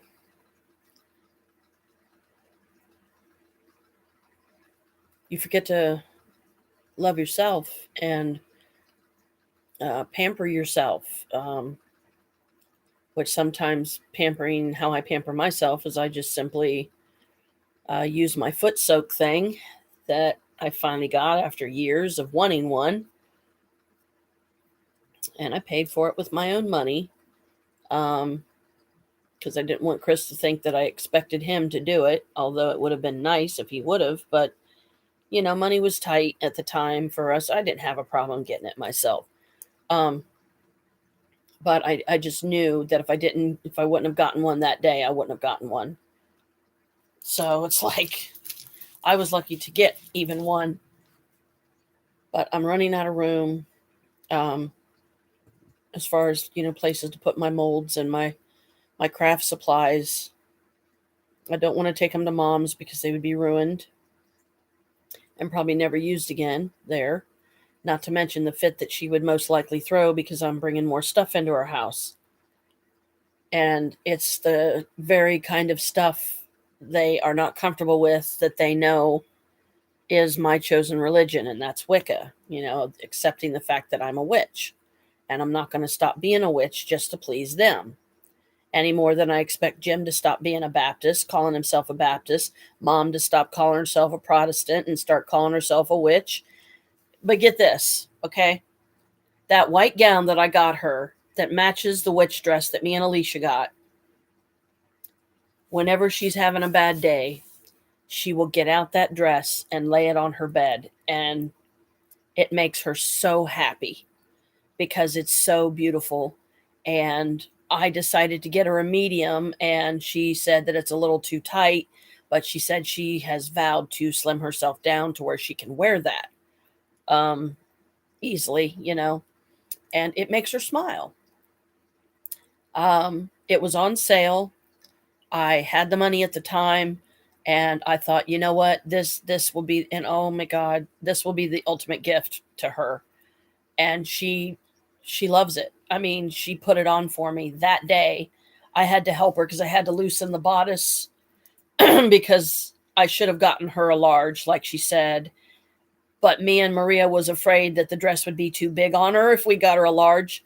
But I guess I should have gotten her a large because we do have wide backs, the women in our family. So that's the German, Irish, and Dutch, I'm sure. All that combined, So, yeah, there's, it's kind of a way to honor that a little bit too. And, just like why I got a shamrock tattooed on my left leg, on the outside. So I'd be able to see it. Others would be able to see it. And it's got a story behind it. And this one, the Parabody rune, it's got a story behind it. Even though it was a happy story, that happy story went sour, but it was not my fault. And I have never blamed myself. But it breaks my heart that Naomi chooses to be the monster that she is, that I would like to be able to call sister again. And I just don't see that happening. Oh no.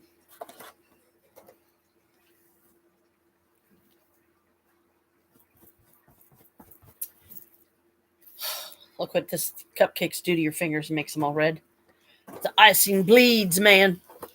Well, hopefully I've given him enough time out there with his Three Stooges. And we'll go back out there, and so that way he can have some time with you too while you're still on.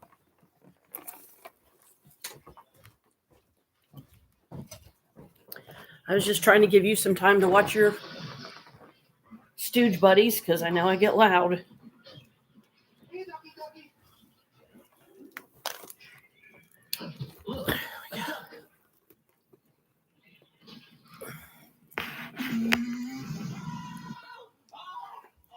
I wanted to show her Groot. When she's like, "Oh, that is so cute." If you behave yourselves, I'll have you meet. I made him dance for her, so it made her laugh. I don't know. I never saw them.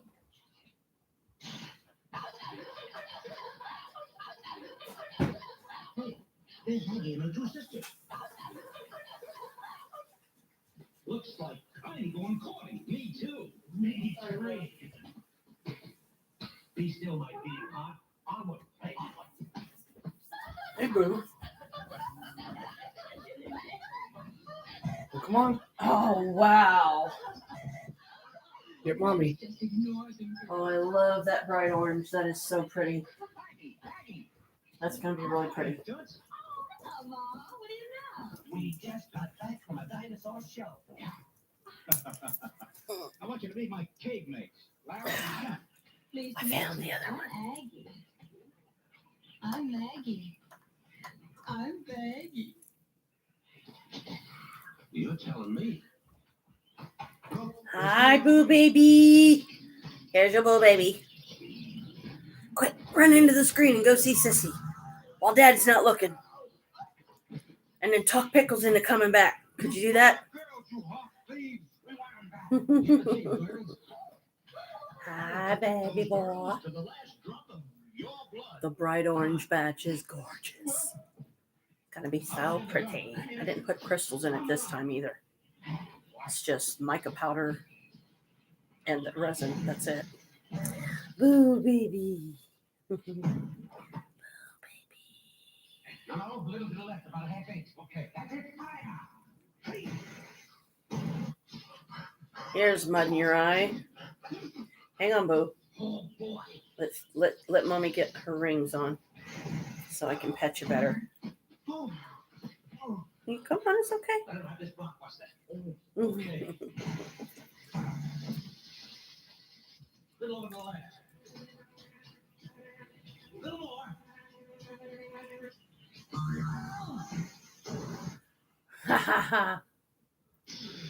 More like here's chocolate pudding in your eye.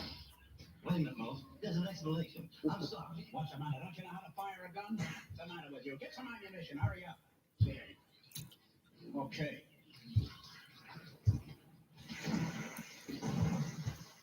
You missed me. What a shot. Look what I found. Oh, eggs. Perfect. You know, you guys could have made your breakfast with that. Why waste it on those bozos? Get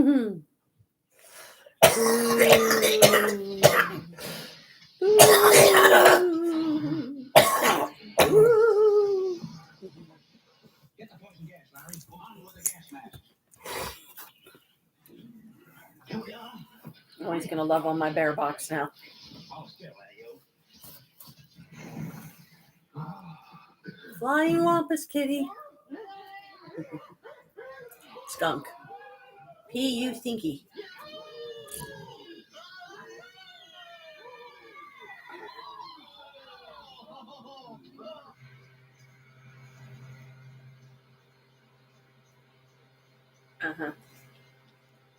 Alrighty then. How do you like that, Mr. Bopper? Splendid, splendid indeed. You have proven to the world that there are still cavemen in existence. I'll go to the cashier's office and have your check drawn. Boy, oh boy, did we put one over. Bopper will never suspect that we made that picture here in Hollywood. And with these false beards on, he'd never dream we were the cavemen. So, that's it. You and you. Are you miserable swindlers?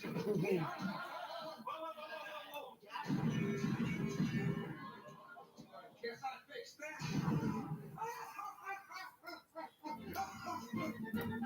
Yeah, and shot yourself in the foot, doopy.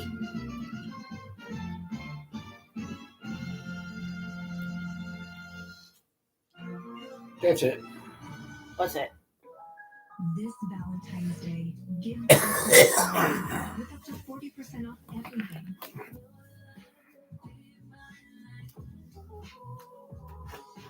Well, I won't be able to put them on. Not while I'm live. I don't want to get in trouble again. Well, you don't have to do blue, right? You can switch to watching something else or whatever.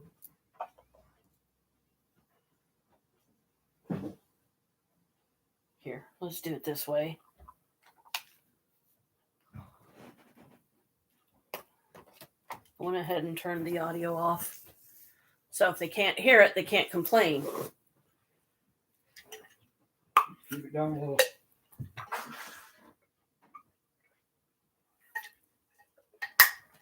No, that's okay. I'll just leave it be for now because I don't want to. I don't want them to block my video again. It's just like YouTube or TikTok rather. You know, they're finicky with shit. It's really hard for me to sit comfortably on this couch unless I have my feet up because of the weight, especially all the weight that I'm putting on myself. Not losing any yet. Well, I maybe have, but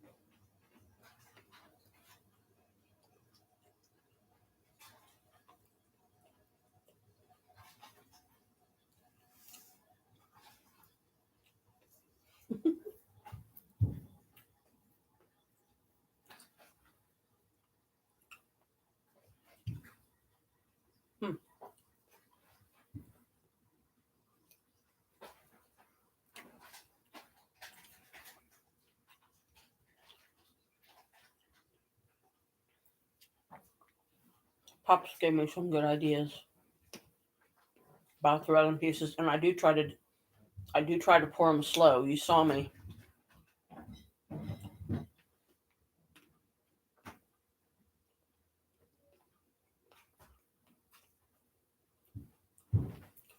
Even with the pour cups that have the little spout, I still have trouble.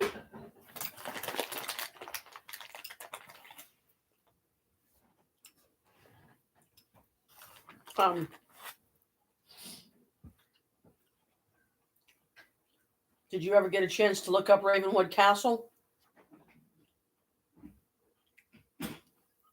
It's a bed and breakfast that's about almost 2 hours away from us. I know how to get there. That's where you can stay in the cabins that I was telling you about. And the Silversmith Cottage has a heart-shaped hot tub in it. But in Yellow Springs, there's a store, a witch shop, called House of Ravenwood. It's not Ravenwood Castle.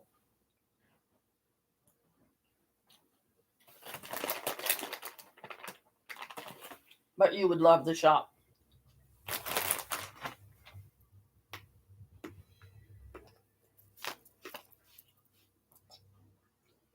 It's a type of and size of witch shop I've always dreamed of having.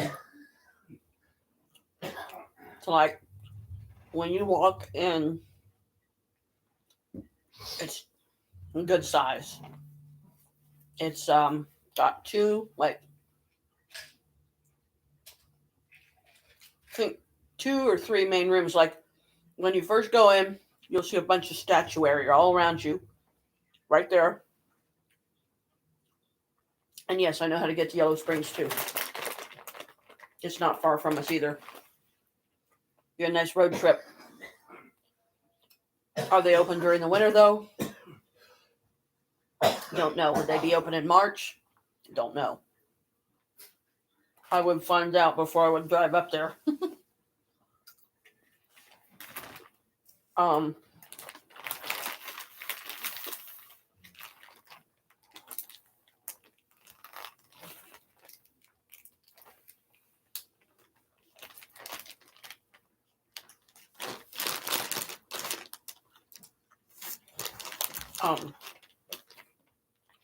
Wait.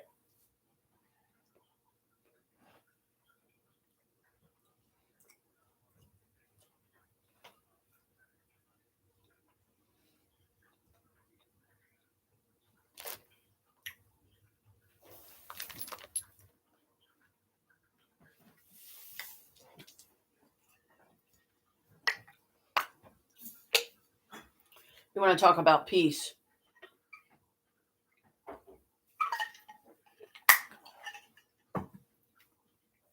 Ravenwood Castle. Once you stay there one time, just even one time, even if it's just an overnight, which is only $149. But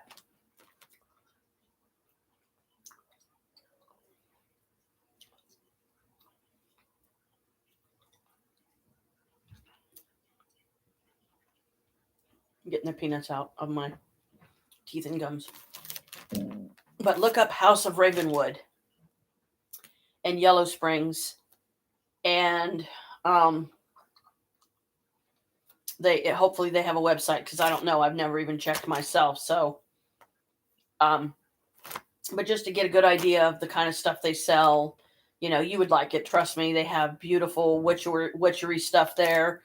Just give you something different to look at.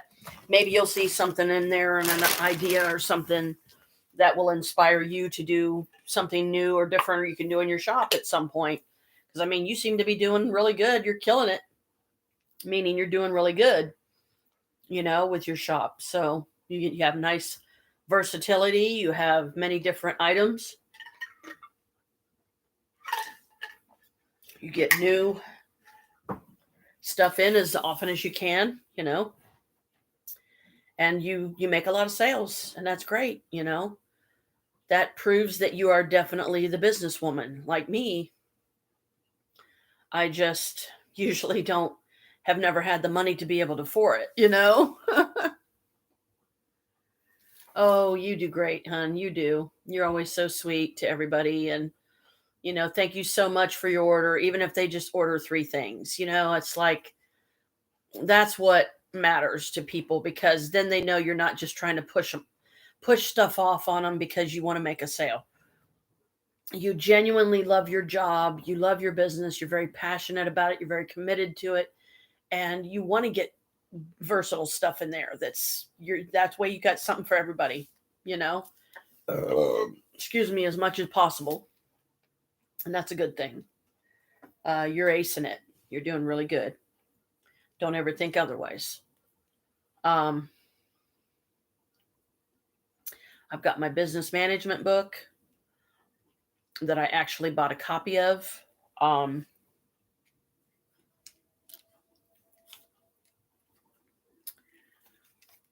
just not going to do this right now because I don't want to get in trouble with YouTube anymore, and I don't want to watch the episodes silently because that would just be boring. But I just keep hoping every time that I get on there, please let everybody pay for their stuff. Please let everybody pay for their stuff. Please let everybody pay for their stuff. Don't do this to my daughter anymore. Don't run up these big bills and run up these big orders and then don't pay for them. Just suddenly disappear off the freaking map. And then you're stuck with all that inventory. You got to put it back in the shop in the hopes that somebody else will buy it. Well, that's great, but it's the principle of the thing that's they're in the wrong for doing it because it's not right. So, I love what I think you did a great job with your shop. You're always very good at showing people stuff, even if they want to see an item more than once. You're like, if there's anything else you'd like to see more closely, let me know. And you're that in depth into it. And people notice that. That's excellent PR. That's what shows your customer that you really do love your job. Yeah, you really love your job.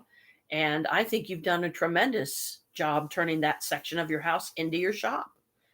Because that's probably the only way I'm going to be able to pull mine off is I'm going to have to use the basement for my stuff. And then I'm going to have to get used to carrying it up and down the steps every time because I don't want somebody to walk off with my stuff. And I'll do a live stream for a couple of hours each day or a couple times a week, whatever I can fit into a schedule. Make sure other stuff's getting done. And also some things that I'm looking forward to is, maybe having the extra money to get like some smaller bookshelves in here that I can break some of these big ass crates down that were really not designed for the type of weight that I'm forcing them to have in them all the time. Because they're neon colors and there's something meant to put lightweight stuff in because you can connect these things together and everything.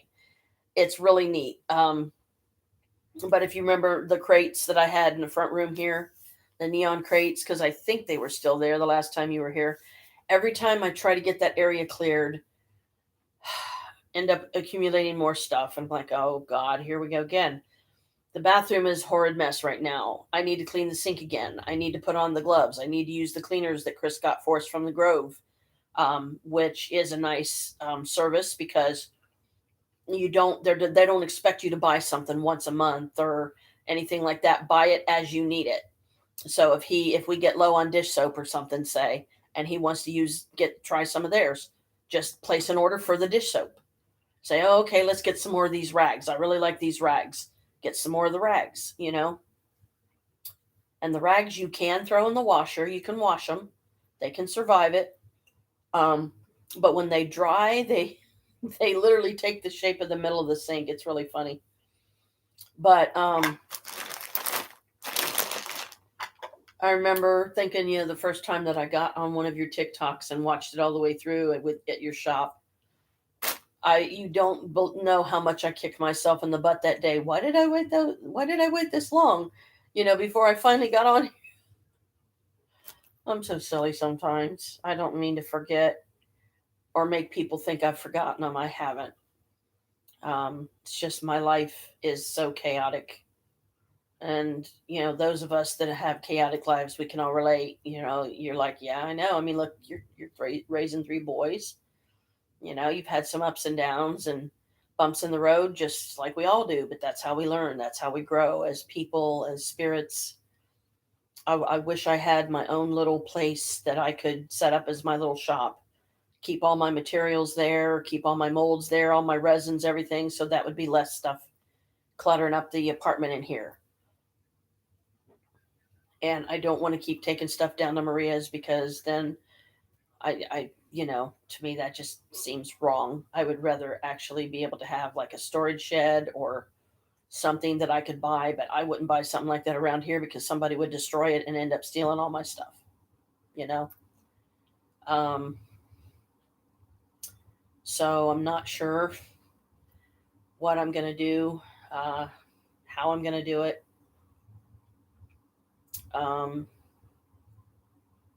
and I don't like to make assumptions and just automatically think that Maria would be totally okay with something like that. No, I'm asking her first.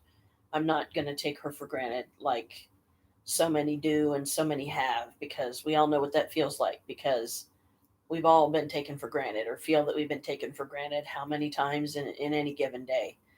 Because when we feel like our partner don't hear us or they don't acknowledge what we're saying, they don't acknowledge what we're feeling, they, you know,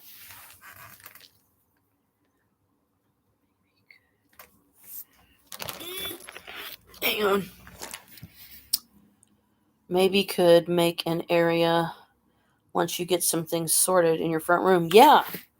Yeah, that would be nice, because if I could get this stuff out of here and just have that card table that's sitting up over there, and I've got a card table next to me, and I like the one next to me better because it's even sturdier than the other one.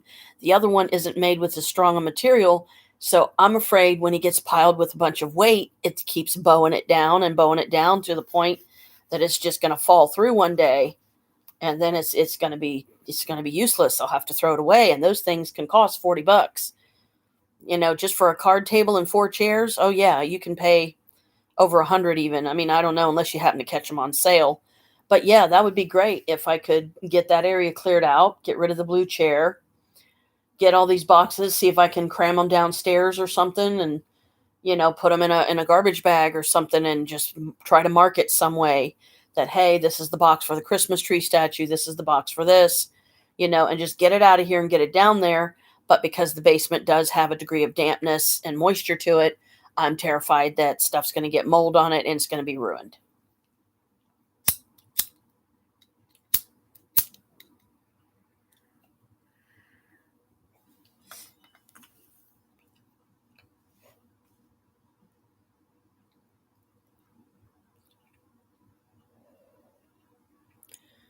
But what I need from Pops is understanding, and my deepest apologies that it's taken me this long and I still haven't gotten it done, because I got to have a place to put the stuff. I got to have room to sort, because usually the only way I can sort when I do a major cleaning through here is I have to pile everything down on the fucking couch and on the floor in front of the couch and on the coffee table and on, just like every little tiny bit of space.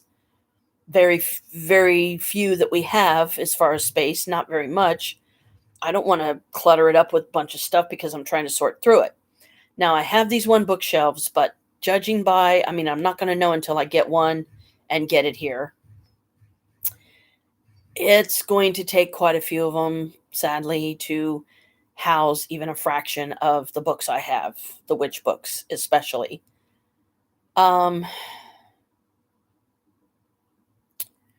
What would really be helpful is if I had a nice size bookcase that literally maybe even went all the way to the ceiling. Just one unit that didn't hardly take up any space. That, heck, I even could find it at a thrift store for $20 or something. That'd be great. Set it up over there by the other door over here that we never use, and then my pyramid collection poster, which I don't know if you know that I did that, but I did. It's the collage that I have on the wall of all the things. See the poster over there? You can barely see it, but see the door? That's the door that we don't use. That's the area that needs the cleaning. I try to keep the area in front of the altar in the front room, which is the main family altar. Anybody can do magic on it. Just all I ask is let me know when you want to do a spell or something for whatever reason, and put it at let's agree upon a certain spot that you will put it um, on the altar, so that I know that's your stuff and not to touch it and let it do its thing. Um, some of the, it just popped into my head, some of the molds that when I saw them today, I immediately thought of you, and I am so getting some because I think they would be cool as fuck. You make them with resin. They have little fasteners and little clasps and everything. The little miniature wooden trunks that you have? They have resin molds for trunks similar to that you could put like small things in, and oh man, they are so cool. You would love them. You'd be like, oh my God, I should have that in my shop. So when I look at these things, I'm also thinking of you and thinking, well, hopefully if she sees this sometime, it'll inspire her to do something unique, because that makes it even more fun. You get great pieces already anyways. So yeah, but yeah, the collage, there's a whole batch of pictures on the other side of it too. It's from some pyramid collection magazines that I had. I cut out pictures. I mean, I literally destroyed the magazines because all of them were old. I've even called and asked about a few of the items. They don't even carry that stuff anymore. But sadly, I don't have it in a poster board or a picture frame, so it's getting just as dirty and yucky as the rest of the walls, because this place needs majorly cleaned, and it hasn't been thoroughly cleaned in the 16 years that we've been here. And Pops is the one that majority of the time he's the one that runs the vacuum. I don't even do that because, well, it's no reason, just I probably never think about it, or I'm afraid I'm going to break the damn thing because I've had so much bad luck with them in the past. As soon as you turn the thing on, the cats run and hide because they don't like the noise maker. It terrifies them. It scares them to death. It hurts their ears. I'm sure that's like blowing a dog whistle as hard as you can with the dog standing right next to you and putting the poor thing in agonizing pain.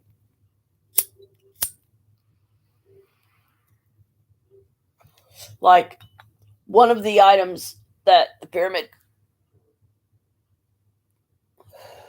collection used to have years ago, you and Alicia both would have definitely loved, and you definitely would have wanted it because I know I do. Don't know how it was played, don't know what it was all about, but they had a gothic board game on Pyramid Collection, and they also had these little terrariums that you could get where you could grow poisonous like herbs and plants and stuff. Yeah, I wanted to get those too, and I used to have these ornaments. I wish you could have seen them. I gave them up because it killed me to do it. They were so beautiful, and I will never have anything that beautiful again. But they were ceramic. They had gold lining paint around them. I don't know if it was real gold or not. Probably was. They were big section. There were sections in between that were cut out that you could see that, and one of them was a wizard. He was about that tall, and the other was a dragon. And I would hang those on my wall in my front room, even if I didn't put them on a Christmas tree. And they were absolutely gorgeous. Absolutely. I love those things to death. I will never see anything like that ever again. And I gave them up because I couldn't stand the guilt that crushed me because I didn't pay for them. It was one of those things that you were supposed to make payments on them, and I had every intention of doing so, and wasn't able to get them because other things came up that I had to use the money for, and I'd rather pay a bill and make sure my rent's paid than to get a little bit or bauble that's not really a need as much as a want. So, but yeah, they had the Gothic board game. They had little terrariums that you could put certain types of plants in, and they would actually grow inside of it. So yeah, you would have to keep that put up so your cats couldn't get a hold of it because it could poison them. And I don't want that. You know how cats sometimes like to eat plants. So, perfect example. Like one time I had um, a plant in this room, this place that I lived, and this was over on Central, I believe. Sorry, but something keeps making me itch under there. That was Central, wasn't it?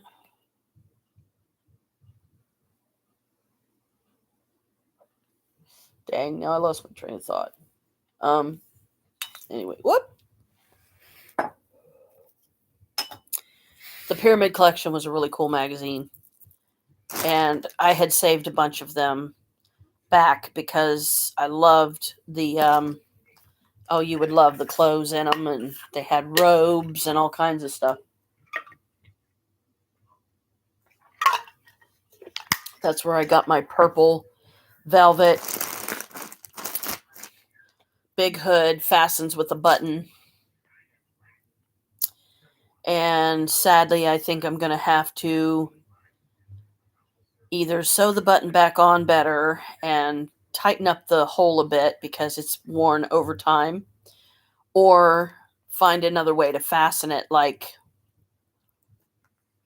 maybe not do a button, but then it would involve punching a hole in the other side of it where the button once was, and then basically run like a crochet piece through it or something that I could tie it,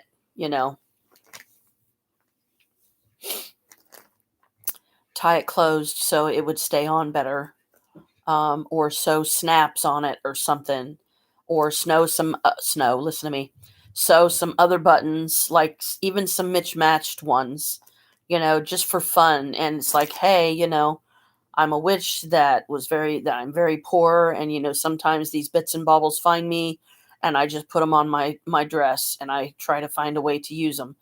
But I could do up this whole theme. Just like wait until the first time I get on here really dressed like a witch. You're going to be like, whoa, mom, wow, cool, way to go. My black dress, I still need to mend the sleeves on, which is really hard for me to do right now because I still haven't lost the weight. So my upper arms are one of the areas that's the biggest. And that's where I need the space the most, because otherwise it's too tight on my arms, and that's a 3X. So the only other higher size they have besides the 3X is the 4X, and that's the black dress that me and Alicia, I got her the same dress. She was able to wear a 2X, and I was like, man, I wish I was that skinny. So I know she struggles with her weight. I know she's got a lot of health problems, and it terrifies me because I don't want to get that phone call some night saying that my daughter's dead, because I've already been cheated out of 23 years of her life. Don't take her away from me on top of it. Just don't. I almost never see her. I hardly call. I haven't written to her in a long time because I guess a lot of times I don't know what to say. I don't want to repeat myself a million times and say the same things over and over again, because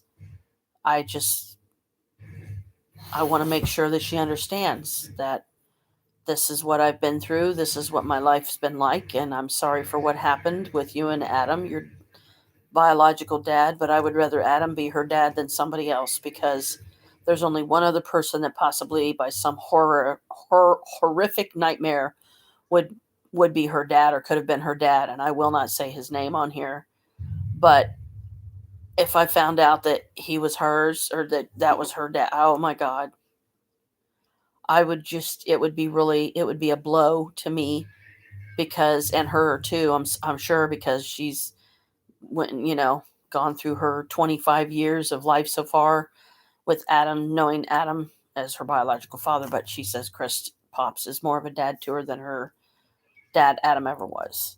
Yeah, because Adam was not taught any better. Adam wasn't taught love and compassion and understanding and patience and kindness. And you took me away from mom, and all you do is sit around and drink all day. what kind of a life is that for me? You know, and it's no life. It's no life for a kid, And I'm sure I know how much it hurt her when she found out that daddy had moved out and mommy wasn't coming with him. She was devastated. He destroyed her when he did that. He don't seem to realize or care the degree of trauma he caused her when he did that to her. She was 2 years old.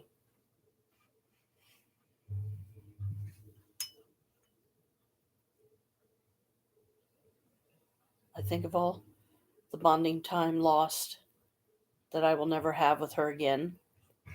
Um, so if I feel like if I seem like I'm coming on too strong sometimes or too smothering you, I'm not meaning to, sweetie. It's just me and my mom, the mothers and daughters in my family, or at least two of us each generation, has always been very close. And I've always been very close with my mom, but now that life has happened, she's 91 years old. I don't know how many more birthdays she's going to be with us, and I'm trying to prepare myself for that already because I know what it's going to do to me when it happens. It's going to effing destroy me. And it's, they say the moms are always the hardest.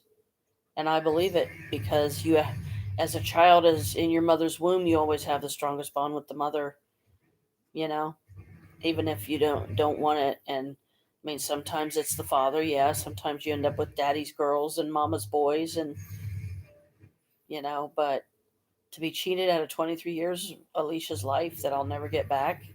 And now she's got all these health problems and I'm scared to death she's going to die. I'm a mess. I'm an absolute mess because I'm powerless. There's all I can do is light a candle and well, you got me, honey. You got me.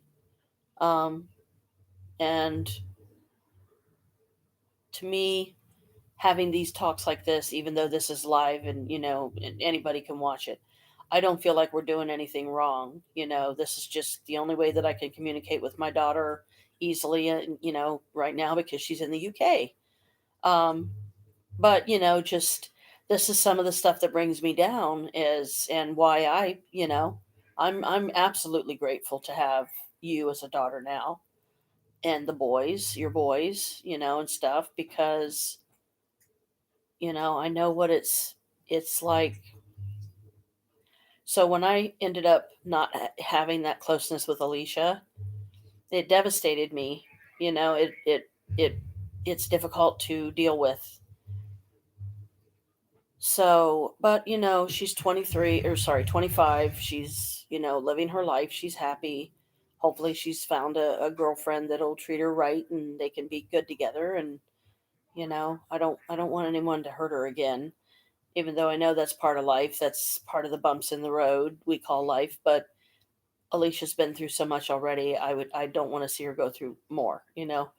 Um, so anyway, let me, do I have my eyeballs? Yes, I do. Wish my glasses would hurry up and come in the frickin' Walmart Vision Center.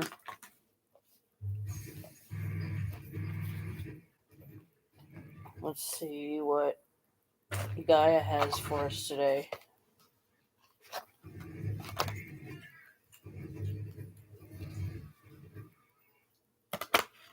Whoops.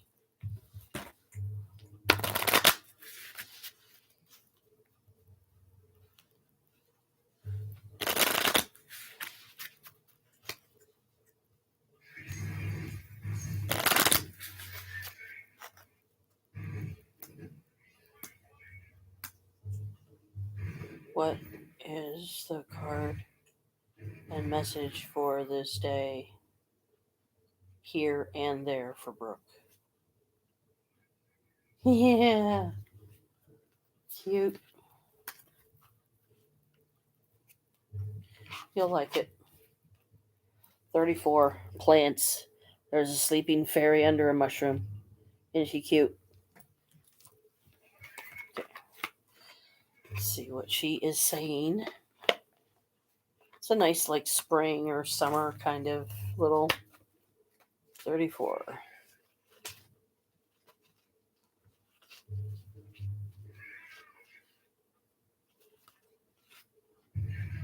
Here we go. 34. Plants. Concept: flowers and plants. Image: a tree, a bush, a flower, and a mushroom arranged around a sleeping fairy. Plants are what most we commonly associate with nature. Unlike animals, plants are usually very passive. They focus on being there or just being rather than acting or doing.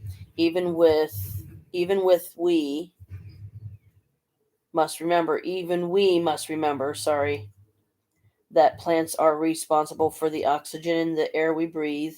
The environment is not just a pretty thing, nice to have, or purely decorative. The environment is what allows us to live. Divinational meaning: give attention to the background. You need life to live. What is around you affects you and others, even if you don't notice. Presence does not need action. So, there you go. You're good. They're saying don't beat yourself up. You're doing good. Um, just go from here. You know, just go from here and get in touch with nature. If you don't already have some plants in your house, bring some. You can bring stuff that's related to the sea or the rivers or the smell of the sea or the rivers or the ocean, because you being a Pisces, you're of the water. So that would be like, I so see you being a mermaid. I really do, because you would love it in the water. I know you would. What is my carded message? Again? Really?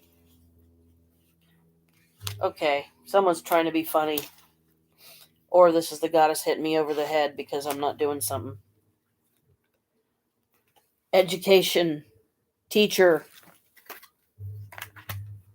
Hi, me teacher. Me teach you. Education. Oh boy, there goes Bella knocking stuff all over the place again. Education about ecology. A mother teaching her daughter how to plant a seed. As many cards, education is a card of connection and relationships. It is not just about us and the environment. There are others, and there is not just now, but there is the future. Planting a seed is the greatest symbol of hope we can have.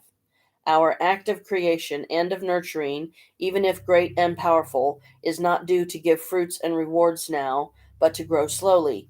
Education is patience sometimes, it's perspective, it's about a sense of continuity, and it's about trust, sharing, and love. Divinational meaning: look further than the here and now, share everything that is creative and good, think about the future and trust into it, teach by example and not by laws.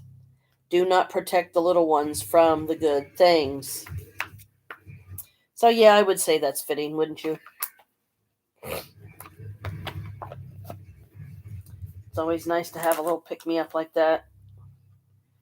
Because I'll tell you, some days get so busy and hectic for me that I need a pick me up just to get my second breath and go, have I stopped breathing? Because, I feel kind of funny, lightheaded, like I'm about to fall over.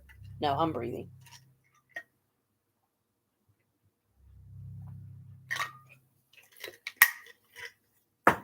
Oh, anyway. So, yeah. Love that deck. It's very positive. Because right now, I say doing the positive stuff like this is also helpful to us and those that watch this video, because it reminds us that even if I didn't do a card for you today, what have you done for yourself lately? What have you done? What special have you done? Just you, bubble bath, taking a hot bubble bath or something. Light some candles and some calming incense and just soak in the hot water and let your troubles melt away. I miss that like you wouldn't believe, but I can't have it right now because we can't get them to fix our shower so that we can have hot baths. So when we clean ourselves up, it's only shower all the time. We don't have the luxury of a bathtub to soak in.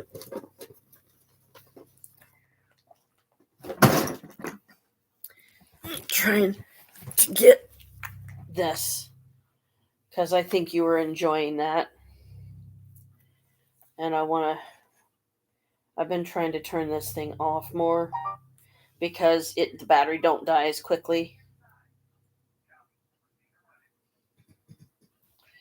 I love my Fire tablet. And yes, I have made cases for this before. I need to start doing more with this, but this is my electronic reader basically. This is how I read a lot of the books that I have, and you would be like, "What?" You would be astounded at all the Wicca books I have in the library on this thing that I need to figure out how to put back in the library because I don't want them to think I stole them.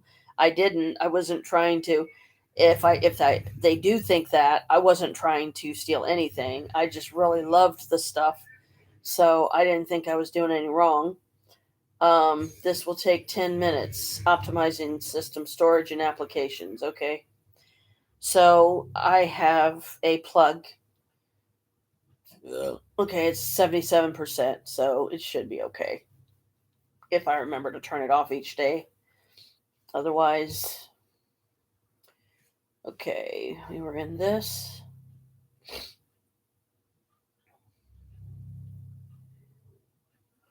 Hello.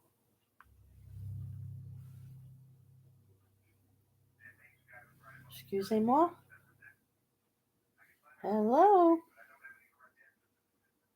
Why isn't it doing it?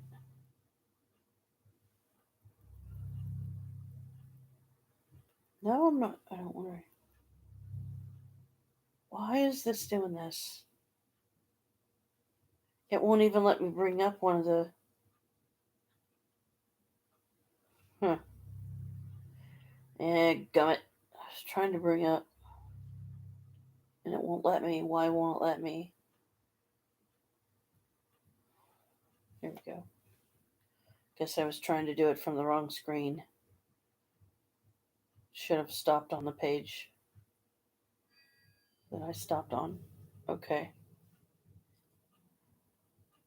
So, how can things go wrong? Well, there are actually quite a few ways. This is the Dark Goddess book.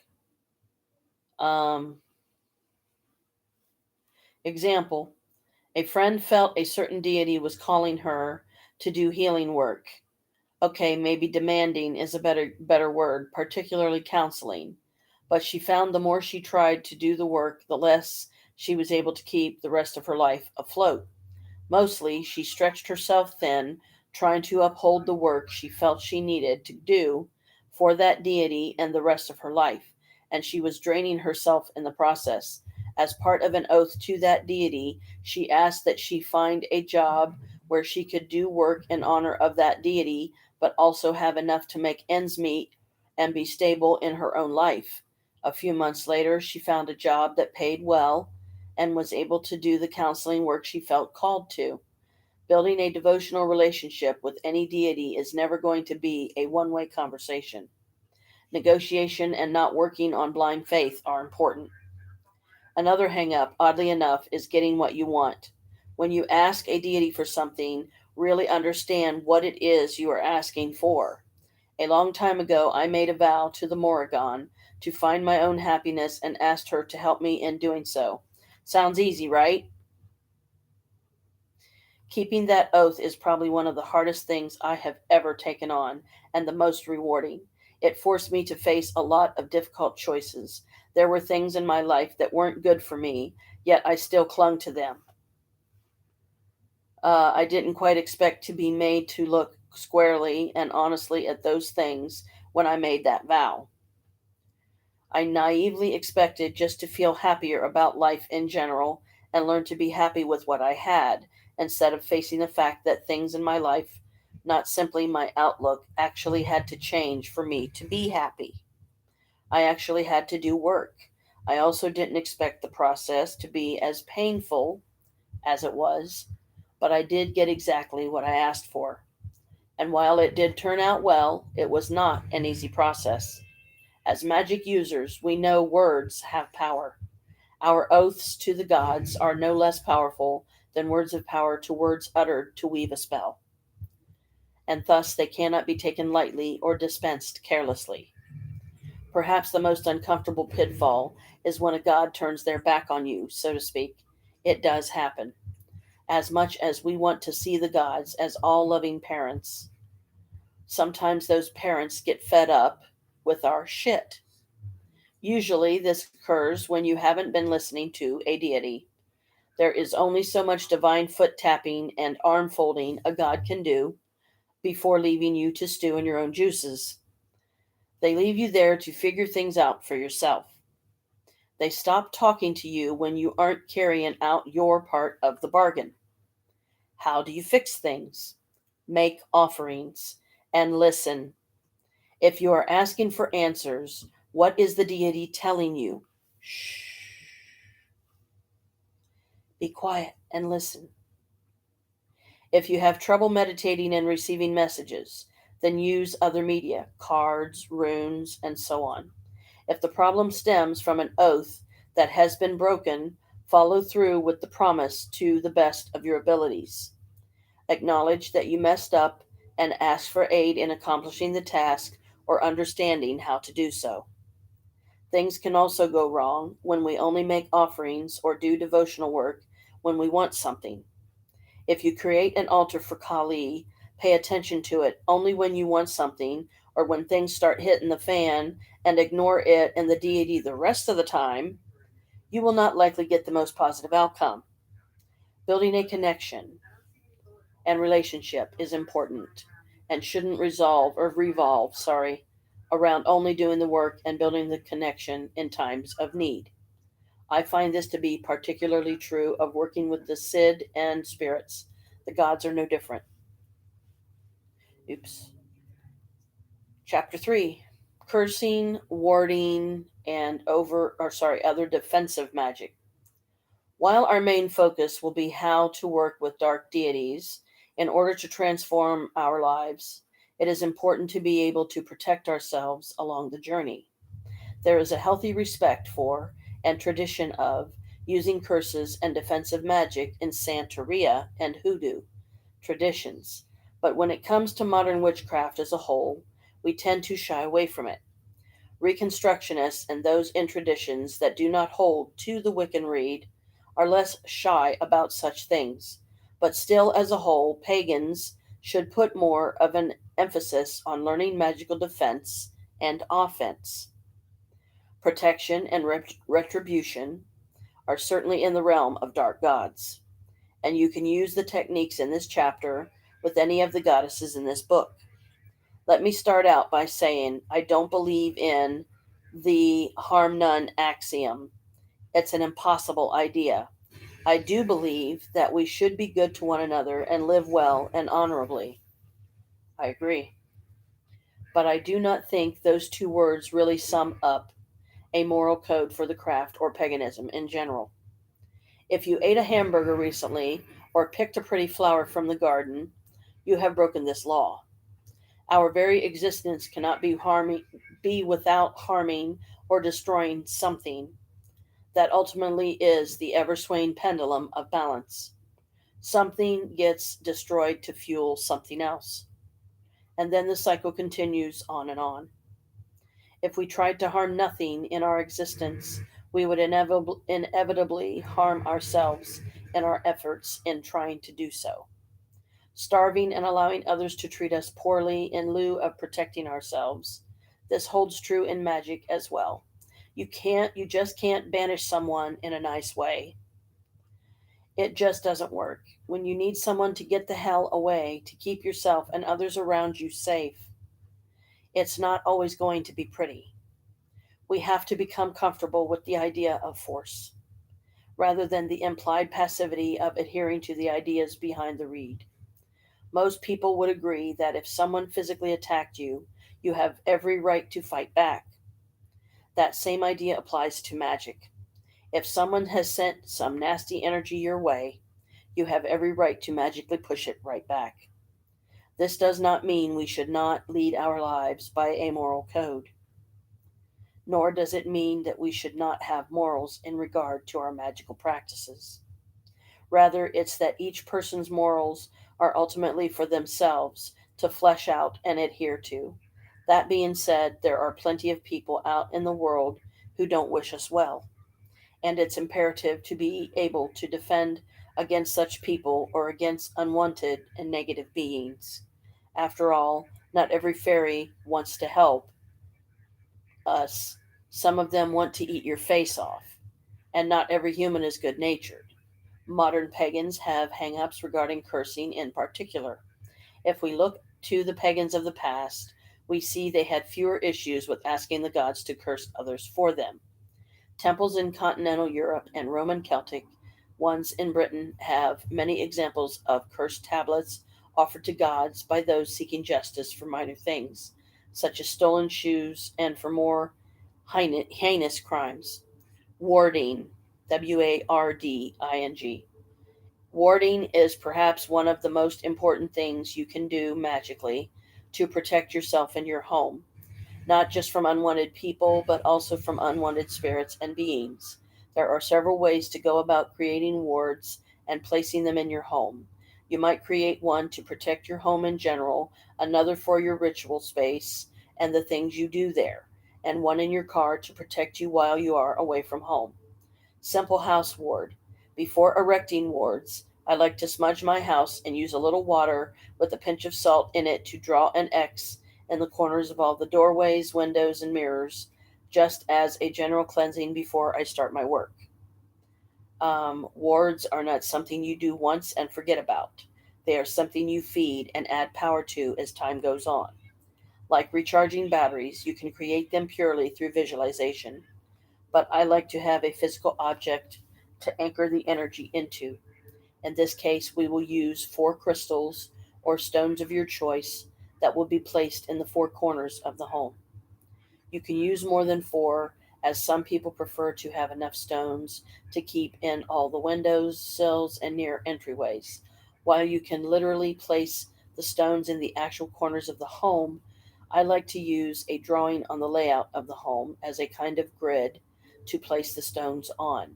If you live in an apartment complex, you can even print out a floor plan from your rental company's website. This is just as effective and makes it easier to keep track of the stones when you want to give them an extra energy charge every so often. If you have curious pets, it is also a good way to keep the stones from becoming playthings. The drawing of the home's layout is also a focal point for your visualization. You will need four stones or crystals of your choice, drawing or representation of your home, salt, and water. Hold the stones in your hands and look at your drawing. Clearly see the boundaries of your home in your mind's eye. See a grid work of light shooting out of the stones, creating a web of light that protects your home and sends away those who are unwanted or wish you harm. Alternatively, you could see a grid of vines with large thorns surrounding home from top to bottom, sending back anything that is unwanted. If you come up with another visualization you prefer better, use it. Also, be very clear about what is allowed to come into your space and what you want to repel. When you feel your intent is clearly imbued in the stones, set them on the four corners of the picture or the four corners of your home. Charge the stones and refresh the visualization on a monthly basis or as you feel it is needed. Creating a house guardian. There is a tradition within Western ceremonial magic of creating semi intelligent entities to carry out the wishes of a magician. Some call these golems or egregors, but in our case, we will be using the technique to create a guardian to protect an area, specifically one's home or living space. This idea is slightly modified from the original in Donald Michael Craig's Book of Modern Magic. You should check that out because I think you'd like it. The first thing to do is clearly define what you want this creature to do. In my case, I lived in a very bad neighborhood with drug dealers, prostitution, and break ins, but it was the only place I could afford at the time. What I needed was a guard dog of sorts, but I couldn't afford to buy and keep an actual dog where I lived, so I created a guardian to fill the job.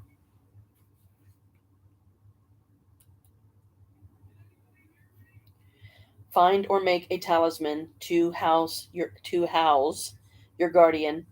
It will be the focal point from which the guardian will operate, its physical anchor to the world and the place it will go when it is not active. I made a dream catcher and added some decorations to it that signified the characteristics the guardian will have. Try a shark tooth, stones like tiger's eye, and so on. These help build up the abilities of the guardian. The next part is to place the talisman in the area you'd like to protect.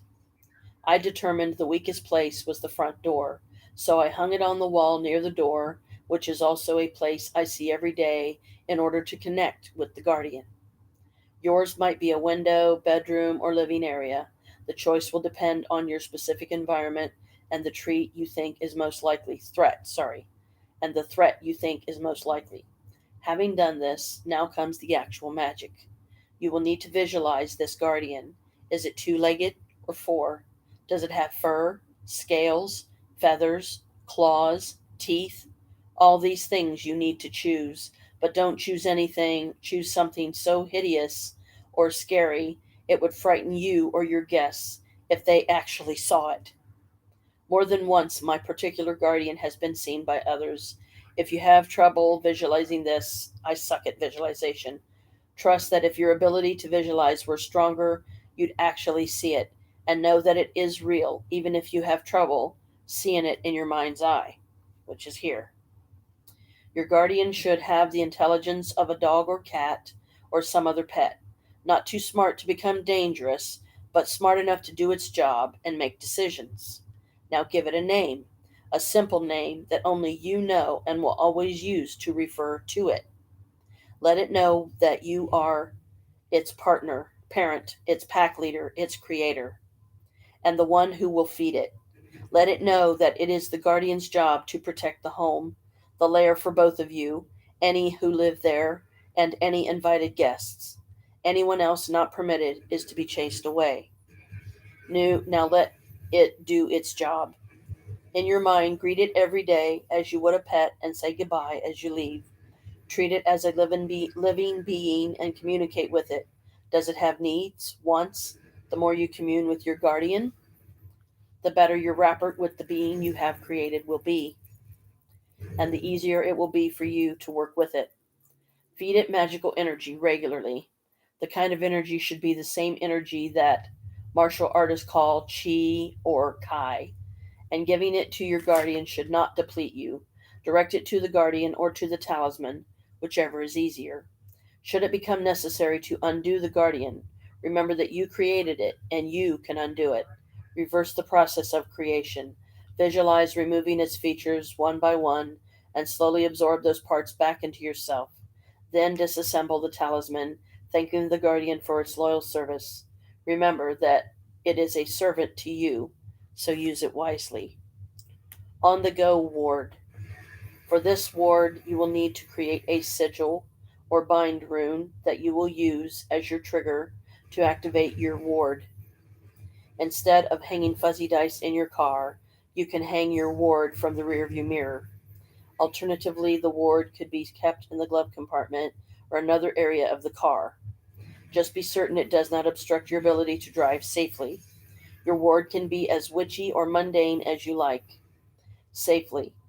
Um, your ward can be as witchy or mundane as you like. The current ward in my car is a crow feather on a string with some decorations. And for a long time, I used a small stuffed grumpy cat toy that a store had been selling to hang it in a car. To hang in a car. It worked just fine despite its mundane appearance. The bind rune or sigil should be something personal that you create specifically for the purpose of your protection while traveling. It doesn't have to be complex, just have meaning to you. Hold your item and set it infused with a white light and your will. See a sphere of protection circling your car, sending bad drivers away from you and keeping you safe on the road. I like to add a layer of thorns just behind that sphere, sending anyone who might take or mess with things that are not theirs far away. When that image is clear in your mind, draw the bind rune in the air over the item. Say these or similar words: I am safe and I am protected. When you get in the car, draw the rune in the air or see it in your mind to add energy and activate the ward. This can be done every time you drive the car or whenever you feel it is needed. Cursing. Cursing with the assumption that we have good reasons to do so includes ridding yourself of a problem, person, breaking a curse directed at you, and calling for justice to be done for a person's wrongful actions. As we are looking specifically at the defensive side of cursing, the following spells can be used as a means of magical self defense.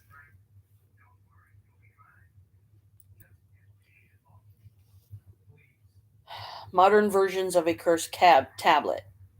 Cursed tablets can be found in the archaeological record throughout the Greco Roman world. Numerous examples have been found at the Temple of Sullus Minerva in Bath in England, and almost 100 cursed tablets were discovered in a nearby temple dedicated to Mercury at West Hill, Ely. Cursed tablets sometimes only had the name of the person being cursed, along with some descriptive things the cursor wished would happen to their enemy. Many called on certain gods to assist in the delivery of the curse. In most cases, the tablet was made of soft metal, rolled up, and either burned in the ground, left in a temple, in some cases being nailed to temple walls, or put in bodies of water. Lead was popularly used, although there are examples of cursed tablets from Egypt that were written on clay and either smashed or buried. These tablets were sometimes used to give the dead rest or final peace, especially for those who met violent, disquieting ends. When placed at grave sites, they usually petitioned the gods to punish the person who was guilty of causing the deceased person's death. Quit, Kalika! For this spell, you will need a sheet of thin metal and a pencil. For modern purposes, you could go down to your local hardware or building supply store and purchase lead sheets. Lead is toxic if ingested or inhaled, and the poisonous quality of it does make sense if you want someone's shenanigans or bad behavior to stop. Although, if you plan on disposing of your tablet by leaving it in a body of water, lead is not the best idea because it can contaminate the water. Using lead in a bottle spell can be quite effective, though. If you do choose to use the material, wash your hands thoroughly after handling it and keep it away from pets and children. Um, Thin sheets of steel, tin, or another metal are just as effective and easily purchased at hardware stores. Although pencils no longer contain lead for obvious safety reasons, I still like using them to write on my tablets. For the aesthetics, but you can use whatever medium you prefer to write with. Cut the metal so that it is about 1 to 2 inches wide and 3 to 5 inches long. It should be big enough for you to write on without running out of room. You do not have to write a great deal on the tablet, just the basics. The assumption here is that you have a good reason for asking that a person cease harassing you or be sent away so they will no longer harm or trouble you or others. This also means you accept the consequences of the exertion of your will. Banishing someone, stopping someone from doing you harm, and cursing in general don't fall under the category of harm none in my mind. It is exerting your will to obtain a result that can be messy for the person it is being directed at. That is something you need to be comfortable with. Before writing on your tablet, invoke the deity you wish to aid you in your work. Pour an offering of wine or other spirits, and then praise the deity for the qualities you wish to help you in your working. For example, if I were calling on Bob, Bad, I can never say this right, BADB, I might say Bobbed battle crow, you who strikes fear into the hearts of the wicked. I call to you to witness and aid in my work. If I were petitioning Kegel, I might say, Kegel, mistress of the underworld, you who judge the dead, lay down your judgment here, bring justice and aid my work. Next, take your tablet in your hands. You can use the following as an example of what you might write on your tablet.